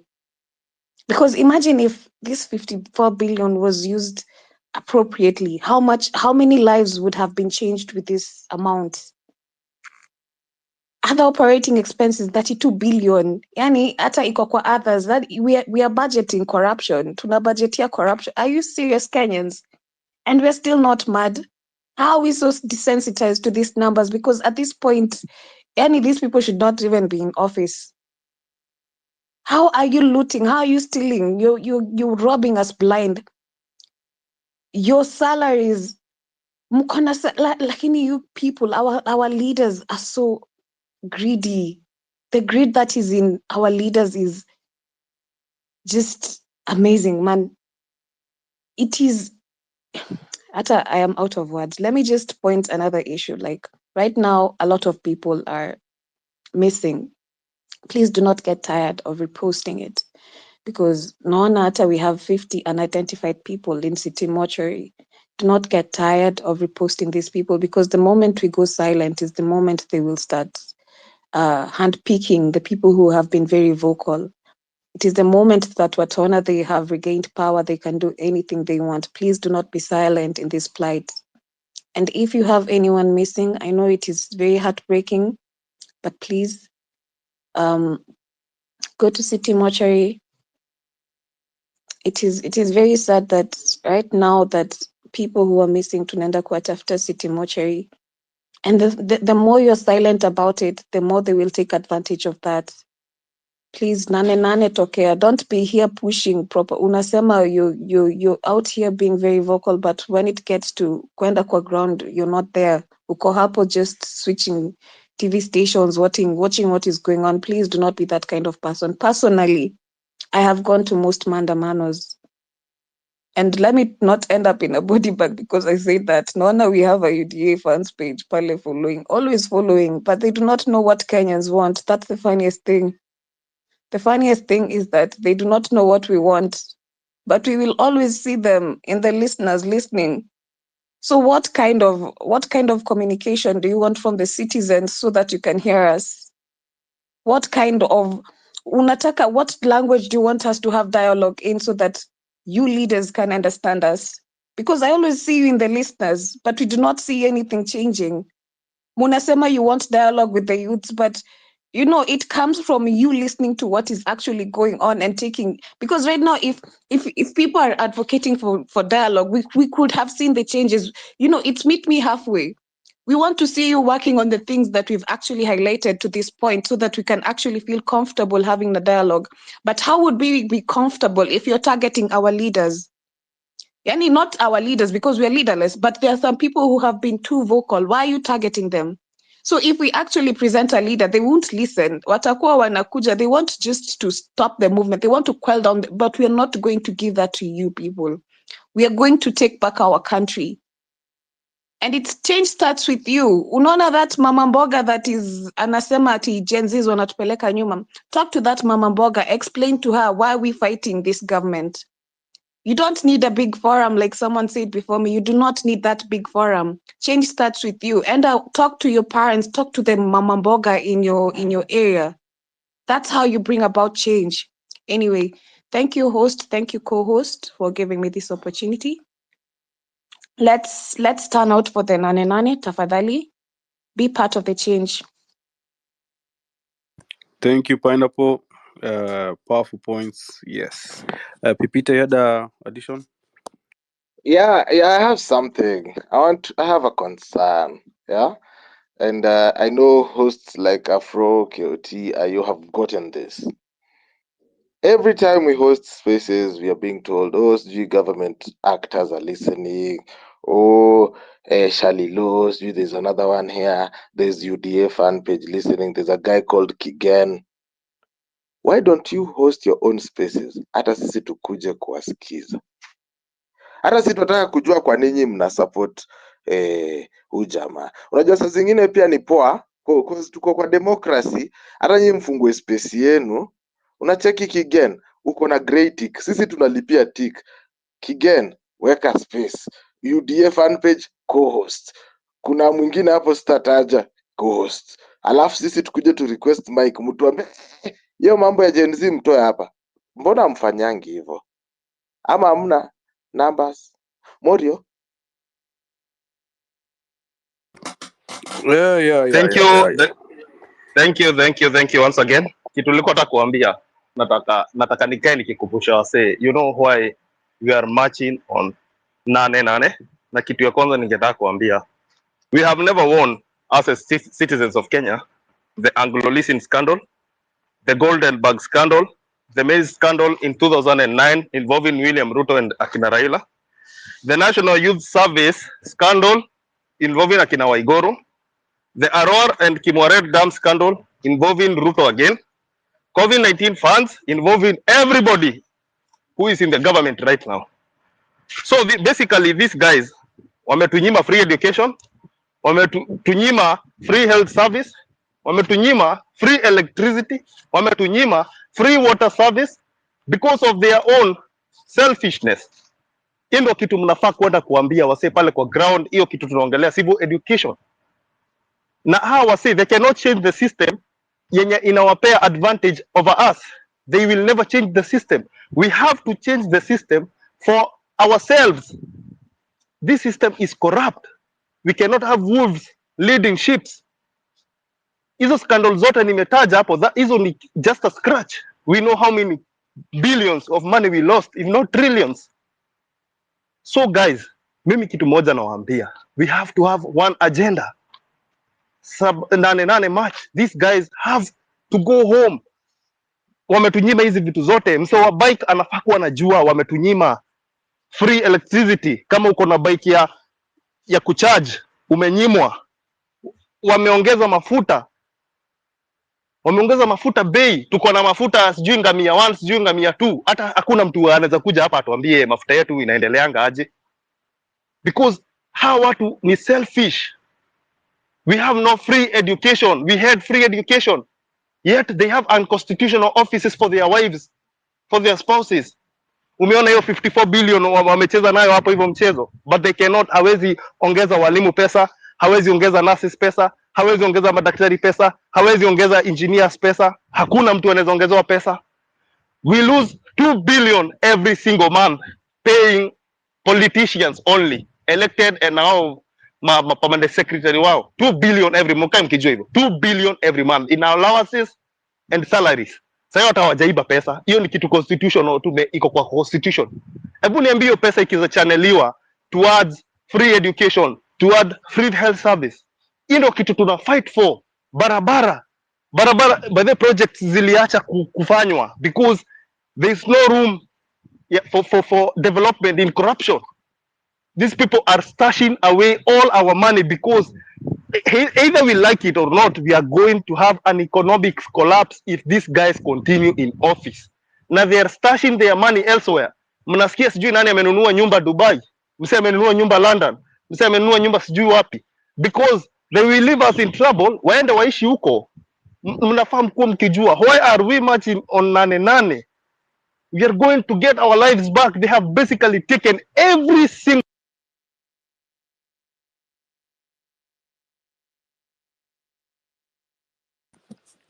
tumekupoteza. They are fighting you. God damn it. Morio Amunisikia? ameenda akienda. Tunakusikia. Umerudi.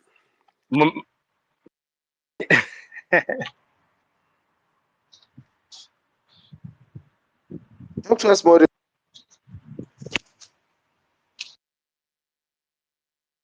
Afro ni kama amemaliza submission. Oh, okay. Ukirudi kwa network utuambie. Roots Party, are you there? Is this the Roots Party?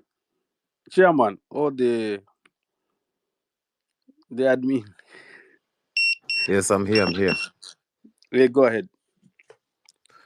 Okay, This so is Wajakoya? No. no. It's not for Wajakoya. See Wajakoya. Oh, okay. Go ahead. Okay, so hope mko fiti. Mine si mingi sana, but I would like to urge everyone to utilize this whole thing ndo tuweze kuwin. The whole nane thing, I hope nyi wote mnatokea. Juu mimi na my whole bogi sisi tushaamua tutakuwa kwa ground liwe liwalo. Na tafadhali Kenyans, venye tu tunaambiwa tukubali kuhost watu, kwa sababu the more we are, hiyo ndo power yetu. The unity we have, that's our power. Number one, we have to let's utilize social media a lot to spread the info, to contact local media, lakini sasa naona pia wameanza kuwa hijacked. Sasa sijui hadi but sisi tuko na power mse, tuko na the likes of akina nani hapa. Let me check for you kidogo tu. Just a sec.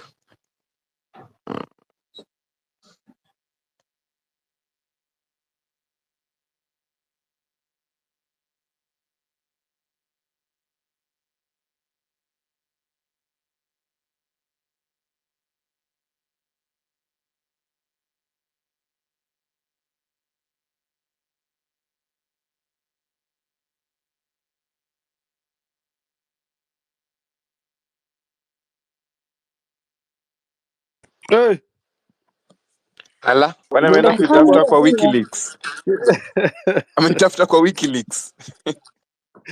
Lord, Kioti, tupatie breakdown ya hiyo mchanga unafanya akirudi. Sawa, hopefully mic yangu sio chafu. Tunakusikia. Sawa. So personally, I'm not. I haven't mastered the Queen's language, but I try to use that language at least. Ndio ule msako diaspora amekaa huko for the last 25 years anasikia. So before I go to mchanga, in the last 2 days, I had to visit my alma mater in Mombasa, so my university of course, because huko ndio uozo ulianzia. I happened to have heard that in Mombasa those guys, the student leaders, were bribed, and so they were trying to convince the students not to attend the peaceful protests in town. So I had to go there. I've been there. I've been part of the student leadership there for the last 5 years. I've been in the campus. So I had to go and speak to some few comrades there to encourage them, niwaambie kwamba hizo school fees zinaongezwa ni kwa sababu hawako streets. If they are going to come to the streets, then that unajua school fees waliongeza 3 times. Yeah, we used to pay 19,000 for a semester. That's for the job students, but currently wanalipa pesa zingine nyingi sana hata sitaki kusema. So I had to go there, talk to a few students and convince them kwamba we really need you guys out here. But nika realize they are going to have exams in a few weeks, so probably inaweza way inconvenience, but on 8th probably they will be on the streets like in Mombasa. After that, I also visited Shanzu. Yeah. On my way to Shanzu, I met your own president. Alikuwa somewhere there. Alikuwa anapiga panganga hapo. So I had to go there and speak to a few mamas hapo.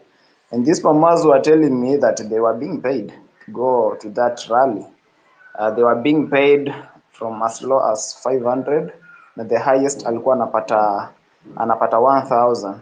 And so because I was there trying to investigate what was happening, I had to record some few clips. Let me just share there to the Jumbotron. Alafu mtasikia what they were saying. Immediately nilirudi kwa gari. So That's exactly what is happening here. What was happening there in Mombasa, and of course nimeona kuna watu pia leo wanaenda Kilifi. I'm sure they still going to bribe those guys to come into their rallies.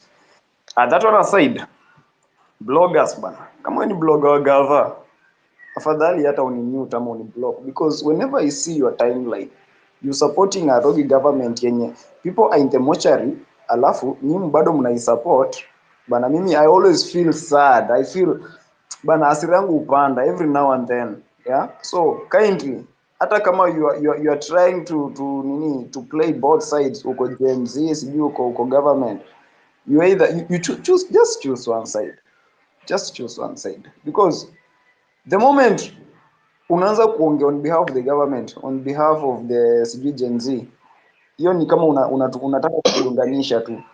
Aya, that one aside, on Mchanga. Hello, good morning. Is the space still working? I can't get you. Yeah, the space is working. If you can't get anyone, just drop and come back. Probably your network has an issue. The space is working so well. Just drop and come back. You'll be given back the mic.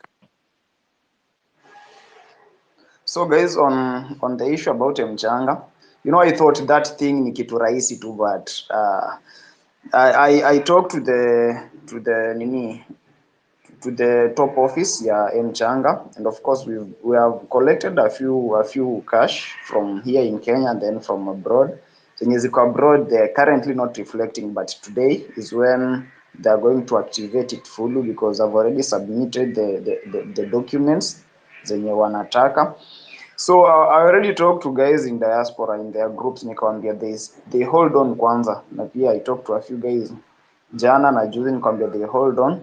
So today, probably in the evening, everything will be fine. Zitakuwa zina run, yeah. And of course, I'll not manage that account alone. I need at least 2 people, yeah. I'll try to find out wenye wata act kama treasurers. Then whenever funds zinataka kutolewa, sio mtu mmoja anafaa kutoa hizo pesa, because of integrity issues and everything. Venye nilikuwa nawaambia, I'll have to request that some 2 people wanisaidie, either mmoja from abroad, from diaspora, ama mwingine kutoka huku, so that kila cent iko accounted for. And then to the mobilizers, I've received at least like 5 people from different regions when wanasema they can rally people. Of course, I can't verify their authenticity, but I'm trying as much as possible to see how we are going to work with each and every person, so that on that day, of course, hatuwezi travel on 8th to Nairobi, meaning it should be somehow sooner. We see how we are going to pay for the fare wale watakuwa wanakuja, na pia we cater for some food na a few things zenye we can, yeah. But of course pesa zimechangiwa saizi sio nyingi, as I said, it's around 80,000, because on the account saizi ukifungua utaona ina reflect at least 20,000. Then guys from diaspora have deposited around 60,000, of which I have those records in my email. Immediately the account will be running, then hizo nini zitakuwa displayed up, any person can see pesa zenye zimetolewa, pesa zenye zimeingia, so that we don't act like this government, yeah. Wanaenda huko kwa sijini auditor general, they fake the receipts book and everything, alafu wanakuja kutuambia hapa. Anyway, hapo ndio tumefikia saizi, na you guys, I feel like some of us wanajaribu kurudi nyuma bana. This is the time yenye sasa sisi wote inafaa tukue tunashikana mkono, inafaa tukue tunasema hizi space tuko wapi, tukutane tuone venye tunaweza host hizi space, hata kama ni anonymous, ni mahali fulani, so that we can give directions, yeah. Tumekuwa tuna host hizi spaces, hakuna mtu amekuwa anatuambia tu host. Ni mimi nimekuwa najituma, Afra amekuwa anajituma, Pipita ayo, Nyakundi of course pia amekuwa anatusaidia kidogo hapa na pale. Presence yake tu hapa ina matter, because hata even as much as ataongea, but his presence matters a lot. So guys, we really need to move in as a unit, yeah, so that tukiongea tuongee kwa umoja, yeah, because I've been running the space, nimekuwa na run the space the whole night of course, na immediately ndio na Afro maker yake I had to dissolve that, ndio to join hapa. So that one should be the case each and every time. Mtu mwingine saizi akiweka space alafu we feel like that space kitu anaongelea hapo, maybe sitaki kusema ni irrelevant, but it should be talked in a single space. We dissolve that space, we join another space, ndio tukikuwa hapo wengi, at least tukiongea kila mtu anajua what is happening and the direction and the way forward. So back to your floor. Thanks KOT for that action, because the function, can you touch on the function of the money, how it will be different from Hanifa's, at least ndo tujue watu wajue the function of this kit, this contribution. Unaenda kutoa watu kwa hospitali? Zizi hizo pesa. I thought so. So the function of your money ni the transport and logistics. Yeah, kuna wase wenye wata feel like they need to come to the city na they can't afford some fare, so we'll try and see ni wangapi tunaweza lipia wakuje. Alafu another thing ni we also planning that tuangalie some eateries within town. Hataki kusema ni gani, but we'll be communicating na wale watu wataleta watu wao. Of course mtu ametoka Kisumu amekuja city, sometimes utapata maybe food inaweza kuwa issue, so we just direct them waende wakule mahali, then the restaurant wanatupatia ile total, then we disburse the funds hapo ya food. So that's exactly what is the purpose of that money. Tulikuwa tunafikiria tutumie pia ya Hanifa hiyo account, but we felt like it is performing a different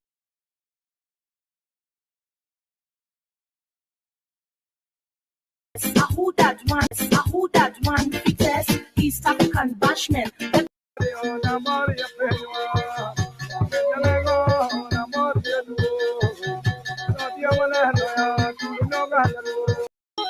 Hiyo ndio inaitwa pikipiki ponki. Kila kitu ni pikipiki ponki. Paka melon disco. Kila kitu maponki. Paka melon disco. Representatives about that issue of foreign mercenaries coming to hijack our healthcare system for their own benefit. About Coal Basin, where the government of Kenya was doing a concession with some investors in South Africa. And why the whole process failed is because of the question of sustainable development, which the Westerners keeps on bringing and lifting up. And that is a question of globalization and how globalization is affecting our development, sustainable development, and the ability to determine our own course. Why Mui Coal Basin was not able to be exploited? Why Amu Power currently in Lamu is not able to generate power is because they were to use coal. When you go to the international arena and you connect this with the question of environmental degrading and the question of global warming, they say that coal contributes to global warming and the degeneration and the wastage of environment. But you ask yourself, had it not been for that coal, the steam engine would never have ran. They would never have discovered the steam engine. So when the Westerners, when Mzungu want to develop, he uses coal, but when we Africans want to develop, we are told that coal is a dirty energy. Fast forward about the question of the benefit sharing agreement. Part of the reason why exploitation of Mui coal basin failed was because government was not able to agree with the investors on the benefit sharing agreement, which largely was involved in its negotiations. So when Mwashimiwa says he does not understand, when people are being exploited on day-to-day basis, when the law is providing on the basis of how to go about this issue, it tells me that we are being represented by inept people. It tells me that you're being represented in parliament by people who are incompetent. It doesn't matter whether Mweshimiwa comes from that region, whether he's a member elected from that constituency, he has an overall role of oversight. I want him to go and read a report by KPMG analysis. It was done again in 2016, and see how the KPMG have analyzed the Mining Act. and the faults and the amendments that needs to be brought forth from the KPMG report. So that at the end of the day, he speaks from a point of information. If he shares his number, I'll share this KPMG report, and I'll also share it with you, Eric, so that individuals can see the potentiality that is there in our minerals and the concealment that government has done. And that's why we are saying bad governance has brought concealment of very material facts that Kenyans ought to know about. Thank you, Eric. Those are my submissions and observations in respect to the mining. The Okay. KPMG report is quite crucial when you want to understand the question of the mining. Thank you. Okay. Okay. Okay. Of course, there's that petition you've put in place to impeach the presidency. You will share it with us shortly. I'm back to you, Polo. Do you think the questions you've been asked have been answered? No, not quite clearly as I had expected them. They were not as clear as I wanted them to be. But nitasamehea Salasia kidogo because I understand he's Peter Salasia. Now, I want to ask Mr. Okio Mtata a very crucial question. Mr. Okio Mtata, I need you to tell us about what actually happened with the titanium mining and the niobium mining that is still hasn't been touched in Taita Taveta County, Pale Mrima Hills. I need you to tell us about that. And as I'm aware, Jacob Juma had actually done analysis. The media reported the niobium that was there was estimated worth yake ilikuwa around 100 billion. But in his notes, and analysis, he has written 350 billion US dollars. Please expand on that. Please tell us what is going on. If you have any information that you'd like the public to know, that you'd like the 28,000 listeners here, you think they'd hear, they'd want to hear, please talk to us. Peter, you can mute your mic. Peter Salasia.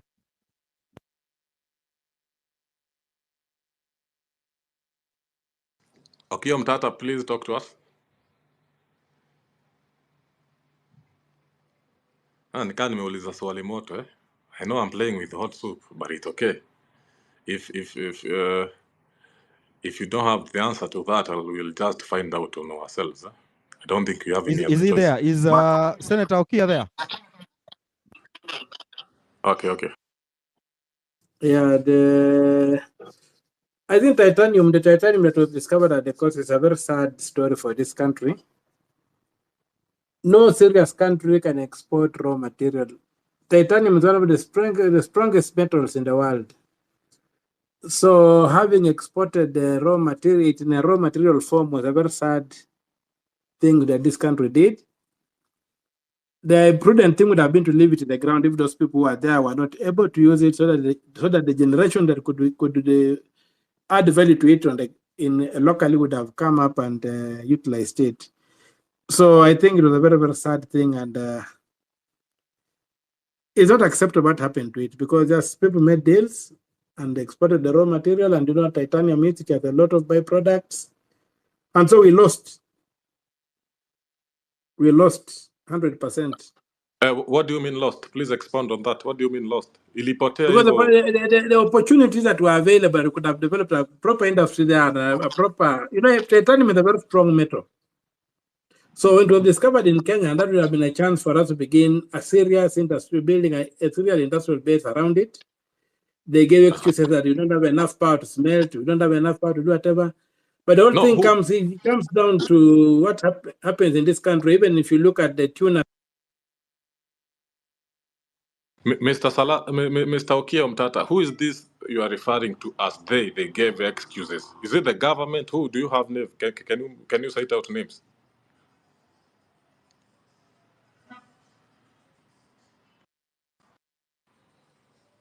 Mr. Okio Mtata ni kama anatumia Airtel leo. What is going on? Eric?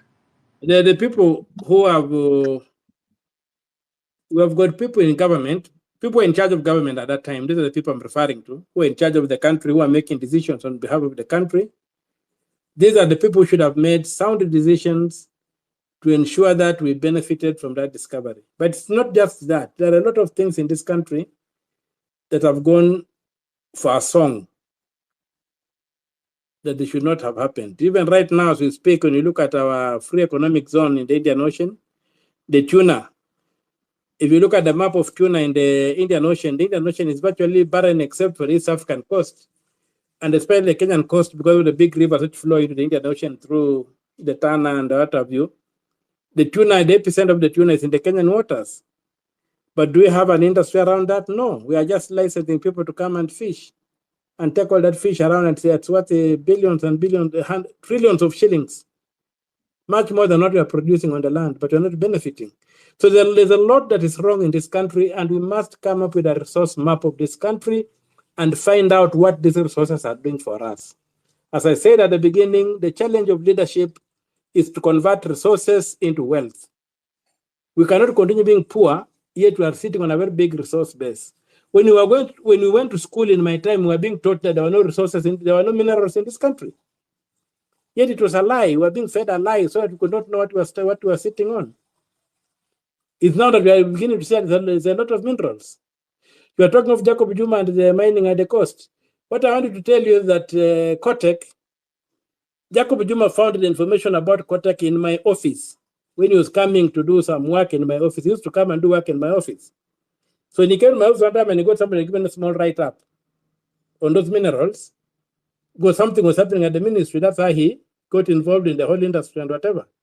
So there's a lot in this country that is not known. And time to complain is not now. We must now stop and begin organizing ourselves to make sure that we do a resource map of this country. Our free economic zone in the Indian Ocean is about 3 times the landmass of Kenya. We don't know what is in there. And if we know, a few people know and are hiding it. So we need to make a deliberate decision that we get a government that will come up and say, let us map the resources in this country. Let us know what is where and then see what is the best way to utilize this resource. What we can't utilize effectively, we leave in the ground for that generation that can utilize it to come and utilize it. But right now, we are being led and being fed a lie. When I went to school, I knew that Kenya did not have minerals. It was taught in school. But we are learning that Kenya is overendowed with minerals of all nature. The other day you saw, I think somewhere in Nyeri or wherever, I read a story that Rwandese had been buying. All right. Some metals there, which later turned out to be very expensive metals. Hello? Can I interject? Hello? Polo, are you there? I'm being heard. Polo, are you there? Yeah, I'm here. Are you there, Polo? Yeah, okay, just hold on a bit. Just hold on. That person, Polo, that person who Okia is saying they. Can you get that person? Can we get that person? Inatakana tumsalimie vilivyo because that is the way to deal with these people. Tuwasalimie.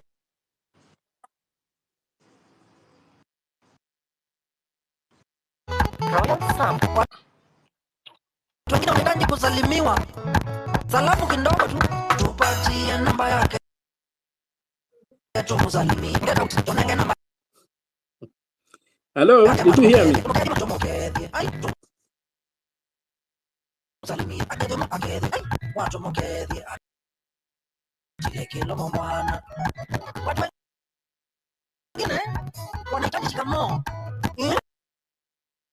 Wengine wanahitaji kusalimiwa.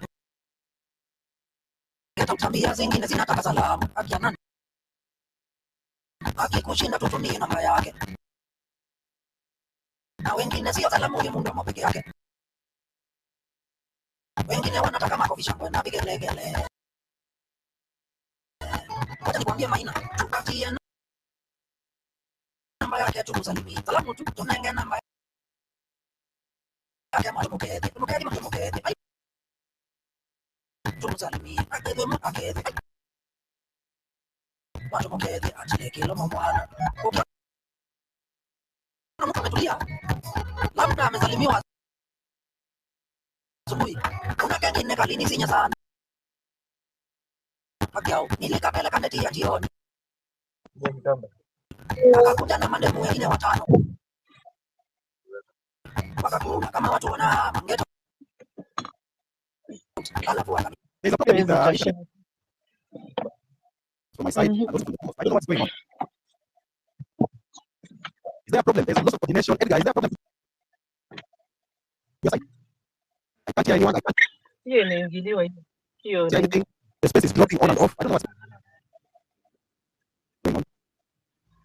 Your connection is very unstable, Eric. I'm also experiencing a lot of that dropping on my end. I don't know what's going on. Yeah. All right, let's go on. Those are just setbacks. I'm sorry for that. Today I have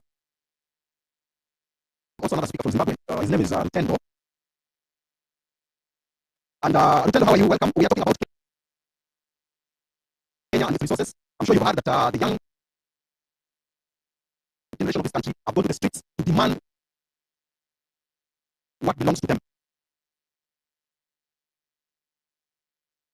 Are you there, sir? I don't know what's going on.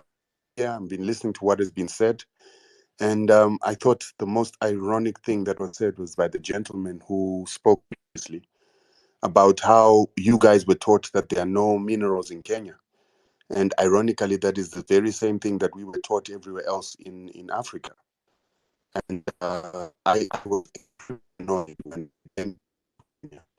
and discovered that we had about Kenya so many different ways. So yes, please share your information.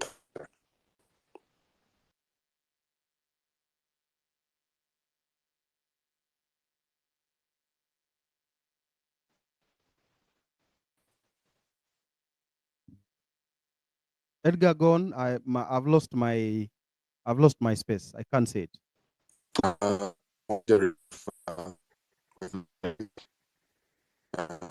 Anybody beside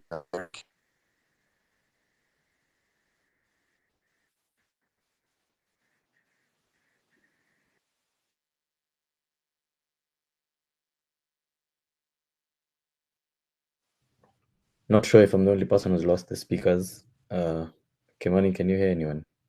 Yeah, I'm here, but ni network ya Eric na ya this Rutendo guy hizo ndizo zina bluffer. Maybe you can leave and come back. Oh.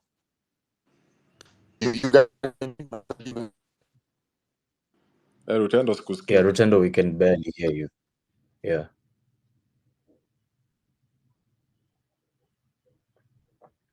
Can you hear me? Edgar? Yes, we can hear you, Eric. Yes, I can hear you. Okay. I think I exited and then I came back.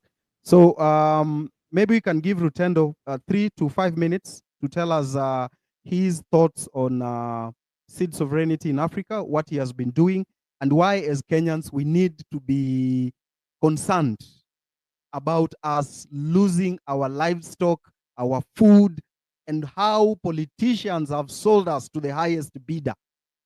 Rutendo. I think he has been having connectivity issues. He has dropped to refresh his internet so that he can rejoin again. Okay, we continue where we had left from before there was this disconnection and disorganization. I think Polo was talking to Okia about Kwale. That's where I was last. I don't know if that conversation ended. I don't know. Yes, I'm not sure if it did end, but let me just circle back on that. Now, what was happening? Mr. Okio Mtata was talking about titanium. Well, I was talking about niobium. They're two very different minerals and very prices is in a vary. So the one I'm more interested in is the niobium. I want to understand has it not been extracted or mined? Nini tumekosa? Unataka kuniambia a country like Kenya, which is probably, countries like Uganda and Tanzania look up to us. We cannot be able to finance our own industries and utilize these minerals that we have. Imagine unajua 300 billion USD, hiyo ni pesa ngapi bana? Hiyo ni matrilioni bana. That is just one mineral, niobium. And then we go to places like Kitui. Kitui, as I understand right now, it has coal. And you know what the white man has been doing now. America in its industrialization period, America has used coal for about 250 years. But now they come here in Kenya and tell us, mnajua ni aje, nyinyi hamfai kutumia coal yenu juu mnaharibu climate. Juu sisi tulitumia yetu last time na tukajijenga na tukaharibu climate to this extent.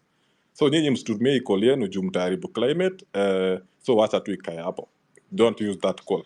I want us to understand what the hell happened ikafanya tukamake the white man akakuwa like a prefect to us, to this country of ours. I want to understand why a country like Kenya, we don't have our own system where we can be, you know, after minerals like gold have been extracted, akwezi kuwa na like an open market system where the miner will get his share, the government will get its share, the county government gets its share, the national government its share, and the, you know, mwenye ule wa kuexport apate share yake. I want to understand why the white man keeps telling us. The other time I said all mining licenses should be revoked, but I know sponsored comments when I see them, and hizo ndo mnapatanga nimezificha huko kwa hidden replies because they are kuna vile wanacheza na psychology, they want to devalue the weight of your statement. So they come here and say you know, mining industry si mchezo, it's not child's play like you think. It requires a lot of capital, it requires a lot of and some other bullshit they mentioned. But I want to understand nini ngumu hapo. Kwani hawa students wako universities zetu wenye wanafanya industrial chemistry, mnataka wafanye nini?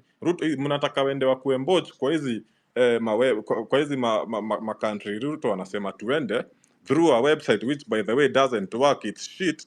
You press the sign up and you keep going in circles. It doesn't work at all. I want us to understand. I really want to understand. Nini mbaya? Why can't we do these things for ourselves? Why do we need the white man? Why do we allow what has happened?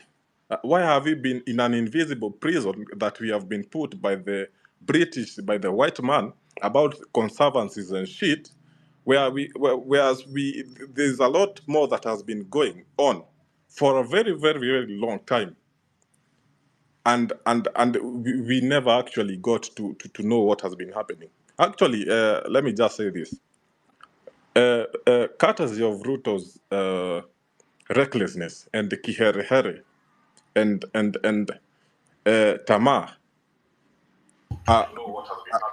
a lot has resurfaced, which I'm very, very napenda vile hii story inaenda, because I'm sure it's not just about the minerals.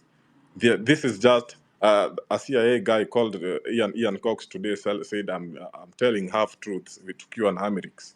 So if this is the half truth, then what the hell? How ugly is the whole truth? Now, I don't even know what I was asking, but nasikia Kimani, damu inachemka sana. Okay, wacha Okia kujibu. Can I, because my question will just walk into what Okay, ni nani? Paulo Kimani was talking about. Ni nani? Oh, ni Lewis. Okay, Lewis. sawa.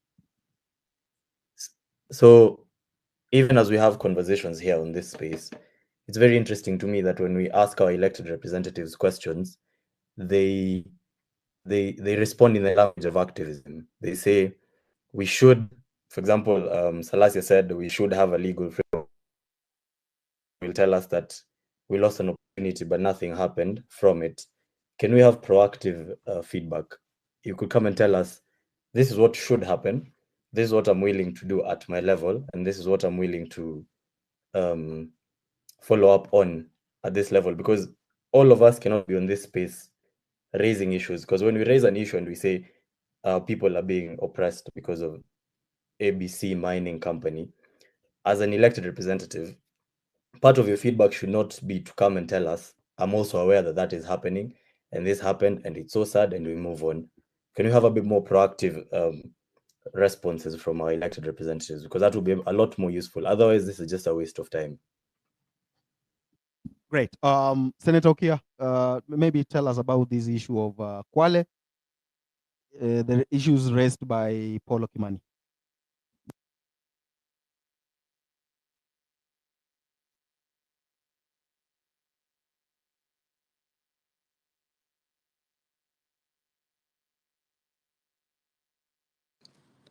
Now huyo ni kama network yake imepotea, but let me mention, wacha ni mention kitu ya kuongeza ya kuchemsha watu damu zaidi. You know, by the information I'm receiving right now from anonymous DMs, which by the way I delete after reading them, so hata mkikuja kunishika hamtapata shit. I understand that Migori County alone huwa inapata in its gold mining activity per day they get about 30 kilograms of gold, pure gold. So kufanya tu hesabu kidogo, 1 gram of gold, pure gold, is about 9,000 shillings, 8,000 shillings. So ukipiga hiyo hesabu, 1 kg is about 8 million. So like 8 million times 23 kgs, that's like 240 million per day. Hii ndio yote inaenda wapi? And Ruto is busy there telling us we need to live within our own means. And now that I've mentioned Ruto, do you know in a country, in a place called Lolgorien, pale kuna gold mob sana, in Narok. But this guy, actually, he has, naambiwa pale kuna chungwa na RD, Rapid Deployment Unit, RDU. This is a very serious squad that is supposed to be dealing with criminals. Wamazi ameweka masoja pale wanachunga shamba. Nini iko pale? If not gold, what is wrong with this guy? That's why even when we were starting this space, I said, tamaa huyu jamaa ako nayo, mimi hata it's like drinking salty water, ocean water. Unajua, the more you drink, the more you become thirsty. This guy is drinking thirsty water or is drinking salty water from the ocean. Huyu jamaa tamaa iko nayo hata sijui, hata Mungu anajua anakaanga hivi chini, anasema na hii mtu niliundia wapi? Kuna glitch mahali ilifanyika. I don't know what's wrong with this guy. We are tulifanya makosa kubwa sana, and I regret it every night. Saa zingine hata naamka saa 8 usiku kuklik because of how angry I am, remembering that with all the shit we are going through, you know we are supposed to be like a small African Japan, but because of these guys we are living in abject poverty. Niko na hasira sana, wacha nikunywe maji ya chumvi kwanza, Mr. Eric. Aya, sawa. Rutendo, karibu sana. Welcome.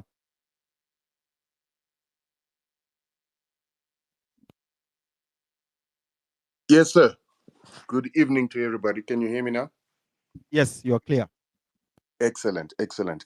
So I was just saying before I came in that it's ironic that you are talking about the fact that some of you guys in school were educated that Kenya did not have any minerals, because that is the very same education system we also received elsewhere in Zimbabwe and other African countries, was that Kenya was not rich in mineral resources. And then when I came on the ground, it was a totally different story. And the number of minerals that are being found, including oil, was very shocking. And so the question that we are always having to ask as Africa is, are we being taught the right information in our schools? However, I really don't want to dwell on that today. I wanted to dwell on the aspect that as Africans, we are talking about minerals consistently throughout the African continent. And we're always talking about how these minerals can develop Africa and take us to the point that we want to get to. But ironically, what is happening on the African continent is, while we talk about all these minerals, we forget the most important resource on the continent. And those are the resources of seeds, together with land and water resources. As most Africans are most interested, even in Zimbabwe, we're mostly interested in the gold. We're mostly interested in the platinum and so-called valuable resources, not realizing that the seed is actually the most valuable resource. And once you run out of that, then you are a doomed people. And so many people find it difficult to relate to what I'm talking about. So I always give the example of a documentary, which I will eventually plaster the link here, that talks about how it is that Europe, the most important vegetable in the world and the most bought vegetable in the world, is tomatoes. And right now in Europe, tomatoes are the most expensive seed sold in Europe, because of the fact that the companies that are in Europe, particularly a company called Lima Grain, that is the owner of Seedco, that is currently distributing a lot of seeds in Africa without a bad name like Monsanto, yet it is actually just as dangerous as Monsanto, is the leader of selling tomatoes in Europe. And the tomatoes in Europe are sold from 60,000 euros a kg all the way up to 400,000 euros a kg. Lima Grain itself produces the very same seed in India for 200 euros a kg, and then they sell it for 60,000 to 400,000 a kg. Now, for those of you who will understand, 60,000 US dollars euros a kg is almost the same price as a kg of gold. And so the question is, if we are to allow these seed companies to continue destroying our seeds, destroying the ability of those seeds to reproduce, then what is it going to do to Africa when we reach the point that Europe has reached with tomatoes, that we now have to pay the price of a kg of gold for our mealie meal to create our ugali. Another thing that also bothered me a lot when I was in Kenya,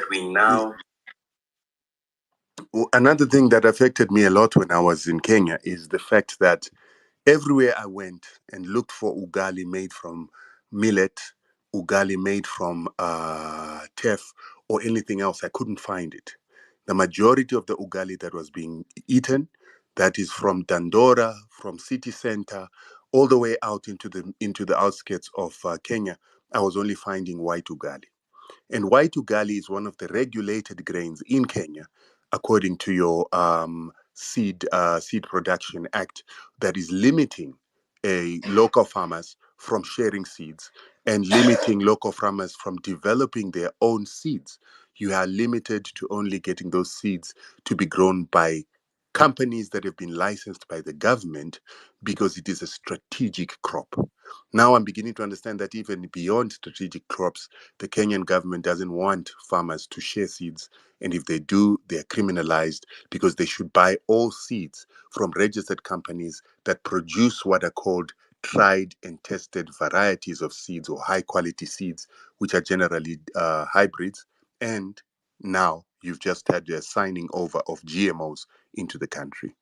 And so this is an issue that I was wondering if Kenyans understand the crisis that they're in with the control of this resource, which could eventually affect their ability to control other resources, because the person that will be controlling your seed will then be able to use that seed to get control over other mineral resources, because you will not be able to grow your own food and become dependent on the seeds of other countries.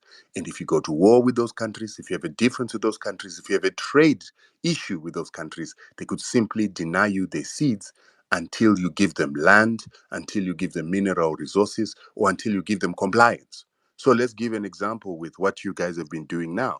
You've been protesting, you're not happy with the president, you're not happy with some of the policies that you were supposed to acquiesce to in order to satisfy the IMF. So if the IMF is unhappy, it would ask all the companies that are giving you the seed that is being used to make that white ugali to stop giving you seeds, and immediately there's starvation. And when there's that starvation, they can then force you, the people of Kenya, to accept certain rules, to accept the payment of the IMF, or you simply don't get seeds and then there'll be further starvation. They could do that with wheat. They could do that with any other staple of Kenya because they control the seeds. Not only do they control the seeds, but when you have GMO seeds, what we have discovered here in Zimbabwe is we've been testing the food. One of the companies whose food we've been testing is also present in Kenya. There's Chicken Licken, Chicken Inn, Baker's Inn, Creamy Inn. Those companies are from Zimbabwe, a company called Simbisa Brands. In Zimbabwe, we've discovered that Simbisa Brands is bringing in GMOs into Zimbabwe, yet GMOs are banned for human consumption in Zimbabwe. And even for animal consumption, you can only import maize, and that maize must be imported from South Africa. But when we've been testing their animal feed, we have found other GMOs that are not authorized to come into the country. And so they've been having these GMOs in our mealie meal. They're having these GMOs in our bread, having these GMOs in their pork feed, chicken feed, and even their chicken products that they sell in Chicken Inn. We have found GMOs, MSG, and glyphosate. Glyphosate being a chemical that goes hand in hand with GMOs. When the Kenyans were when certain Kenyans were promoting the proliferation of GMOs into Kenya, the one thing they kept telling Kenyans is, it is a lie that GMOs do not are sterile. So if you grow it this year, it is a genetic use restriction technology that causes them not to grow next year. And so that was the biggest threat that most Kenyans feared. And a lot of scientists from Kenya came on board saying that particular genetic use restriction technology has never been commercialized by the Americans. But when we were testing our food in Zimbabwe, we found the genetic use restriction technology, or what is called the terminator gene, or NOS terminator gene. The scientists lied. And the question I'm asking is, why would Kenyan scientists lie to the Kenyan people about something as important as the fact that the seeds that they're going to get will not be able to reproduce, or if they do reproduce, they will have a terminator genetic within them that can then be inimical to reproduction of food in future? Why would they not tell people that GMOs generally come in what is called glyphosate ready use, because they work hand in hand with a chemical called Roundup that then leaves residues of glyphosate, which is a cancer-causing chemical that we have found in Zimbabwean food. And when we found it with the GMOs in Zimbabwe, we've also noticed that Zimbabwe, Kenya, South Africa, and Malawi now have the highest cancer rates and the highest cancer death rates in the world, according to the World Health Organization. And just like you said, that they never told you that Kenya's got minerals, they are currently not singing about this high cancer rate that you find in Zimbabwe, Kenya, South Africa, and Malawi. And all these countries happen to consume GMOs. The three consume GMOs from South Africa, and Kenya is consuming GMOs that it is allowed and signed into the country itself. So these are the issues that I wanted us to speak about as Africans. Because as I am fighting this GMO war, I was taken to South African court after complaining about Zimbabwean GMOs in Zimbabwe. The company from Zimbabwe, this Simbisa Brands, which is also in Kenya, took me to South African courts where they do not have any presence, but their shareholders, BlackRock, Vanguard, together with some of the companies like Monsanto that have got cross-shareholding with these BlackRock, Vanguard, State Street, who then have ownership in almost all banks in South Africa, Kenya, Zimbabwe. They obviously had an influence into making sure that these guys take us to South African courts, where they are white-friendly courts, who will then protect their interests. Not only do they protect their interests, but the judges are bought to an extent that they don't even listen to the argument, because right now they're saying I'm defaming them. But defamation can only be a lie. Defamation is only when you've got falsehoods. And I've been giving factual information from lab tests that we've been taking part in, and also factual information based on disclosures they've given in the Zimbabwe court. So I'm in two fronts of courts in South Africa and Zimbabwe. They're buying judges. And you have to realize that once they start buying judges, this thing is bigger than we see. Bill Melinda Gates Foundation is involved. We've got an organization called AGRA, Africa Greening Revolution Alliance, and other institutions of the Rothschilds, Rockefellers, and the Bill Melinda Gates. Initially, when we talk about these names, it sounds like conspiracy theory, but because I'm in court with these people, and this is my second time being in court with these people after being in court with Strive Masiwa, who sits on the board of the Rockefeller and Rothschild Foundations, I now realize that these people are real. I have fought them in court. I am fighting them now. And their agenda is to take over Africa's food sovereignty. Once they control the food, they control the people, they control the resources. And even the protests that you had last month will not happen if they control the food and they can simply close off food tomorrow. They'll simply starve the population into compliance. So this is what I wanted to say to you and to leave a message to you with. All right, just hold on. We'll come back to you. Coach Sonko.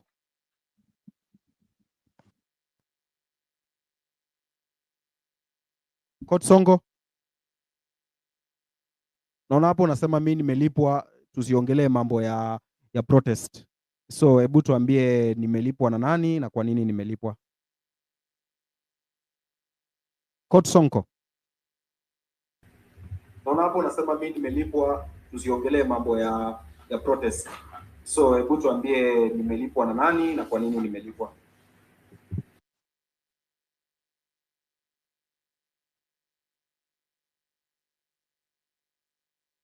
Mkenya daima.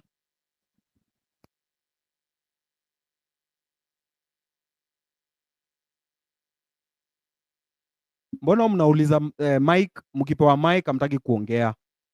Unasema space, tunanyima watu mic. Umepewa mic uongee, hauongei because kuna watu wanataka kuongea. Looks like they were just testing the waters. I also experienced the same in my space. Who are they? Are they being sent or something? Amerix, this is Amerix, this is Senator Onyonka. Yes. Can I say a few? Yes, go on. These are they have chickened out. They have been given a mic and they Amerix, they can't hear you. Can I go first? Amerix, this is Senator Onyonka. Can I say a few? Edgar, can you organize this space? Because Sasa, these are friends of ours. It's like they're confused. Can you hear me? Who is speaking? Oh, okay. Thank you, Amerix. Amerix, Wait can a you hear minute, me? Senator. Just a minute, Senator. I'm bringing you on.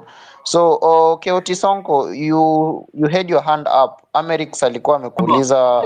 You said that Can I they go have been first? paid. Senator, just a minute.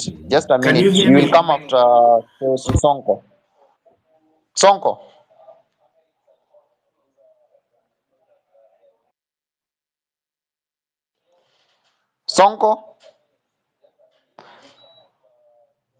Okay, sawa, hayuko. Senator Onyonka, you can go, and I'm also told that tomorrow you have a show in the morning. Actually, Sonko mana, nimekuita hauongei, then nikitoka kwako unainua mkono. What exactly am I supposed to do? Are you there? Also told that tomorrow you have a show in the morning. Actually, Sonko mana, nimekuita hauongei, then nikitoka kwako unainua mkono. What exactly am I supposed to do? Edgar, move to the next person. We are wasting time with these ones. Move to the next Okay, person. sawa. Senator, you can go. Senator, you can go.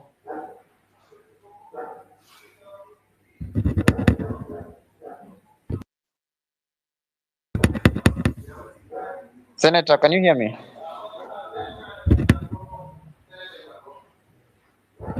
Okay, sawa. Yes, Elvis. you can hear me now? Yes, I can hear you. Proceed. Now, thank you. The point I wanted to make is that I've listened very keenly.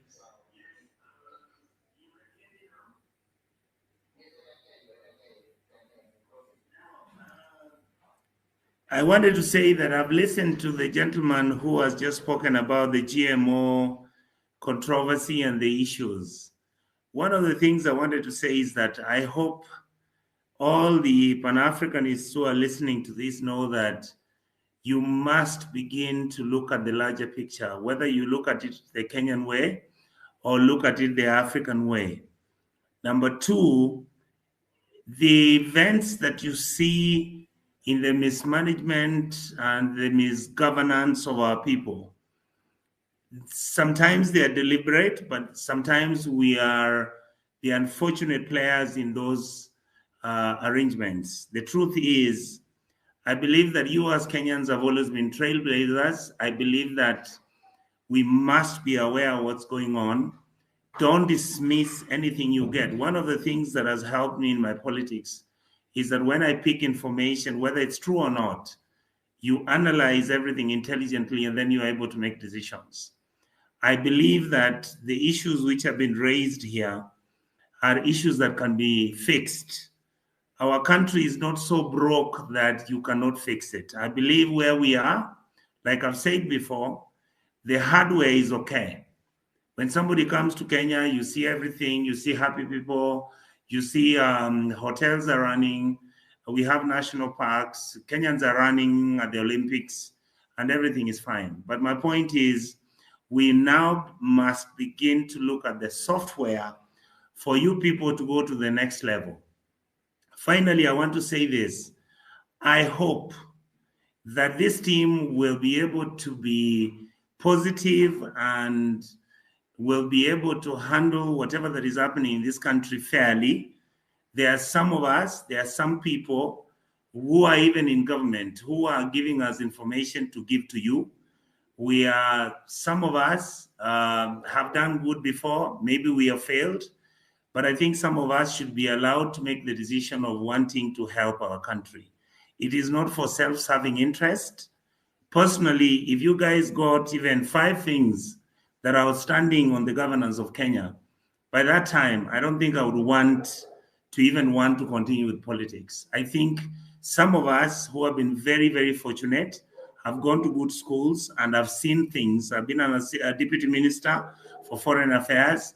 I went to Somalia. I know why people are fighting at the Horn of Africa. It's about the mining of the fish, the gold which is there, the platinum and uranium which is in Somalia. I mean, these are things you people must now become engaged in. You can do them legally.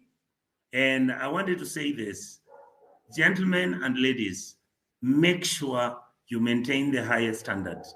Demonstrate peacefully.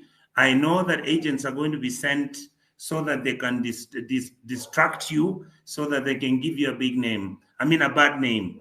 Martin Luther King demonstrated until he changed America. He was shot dead.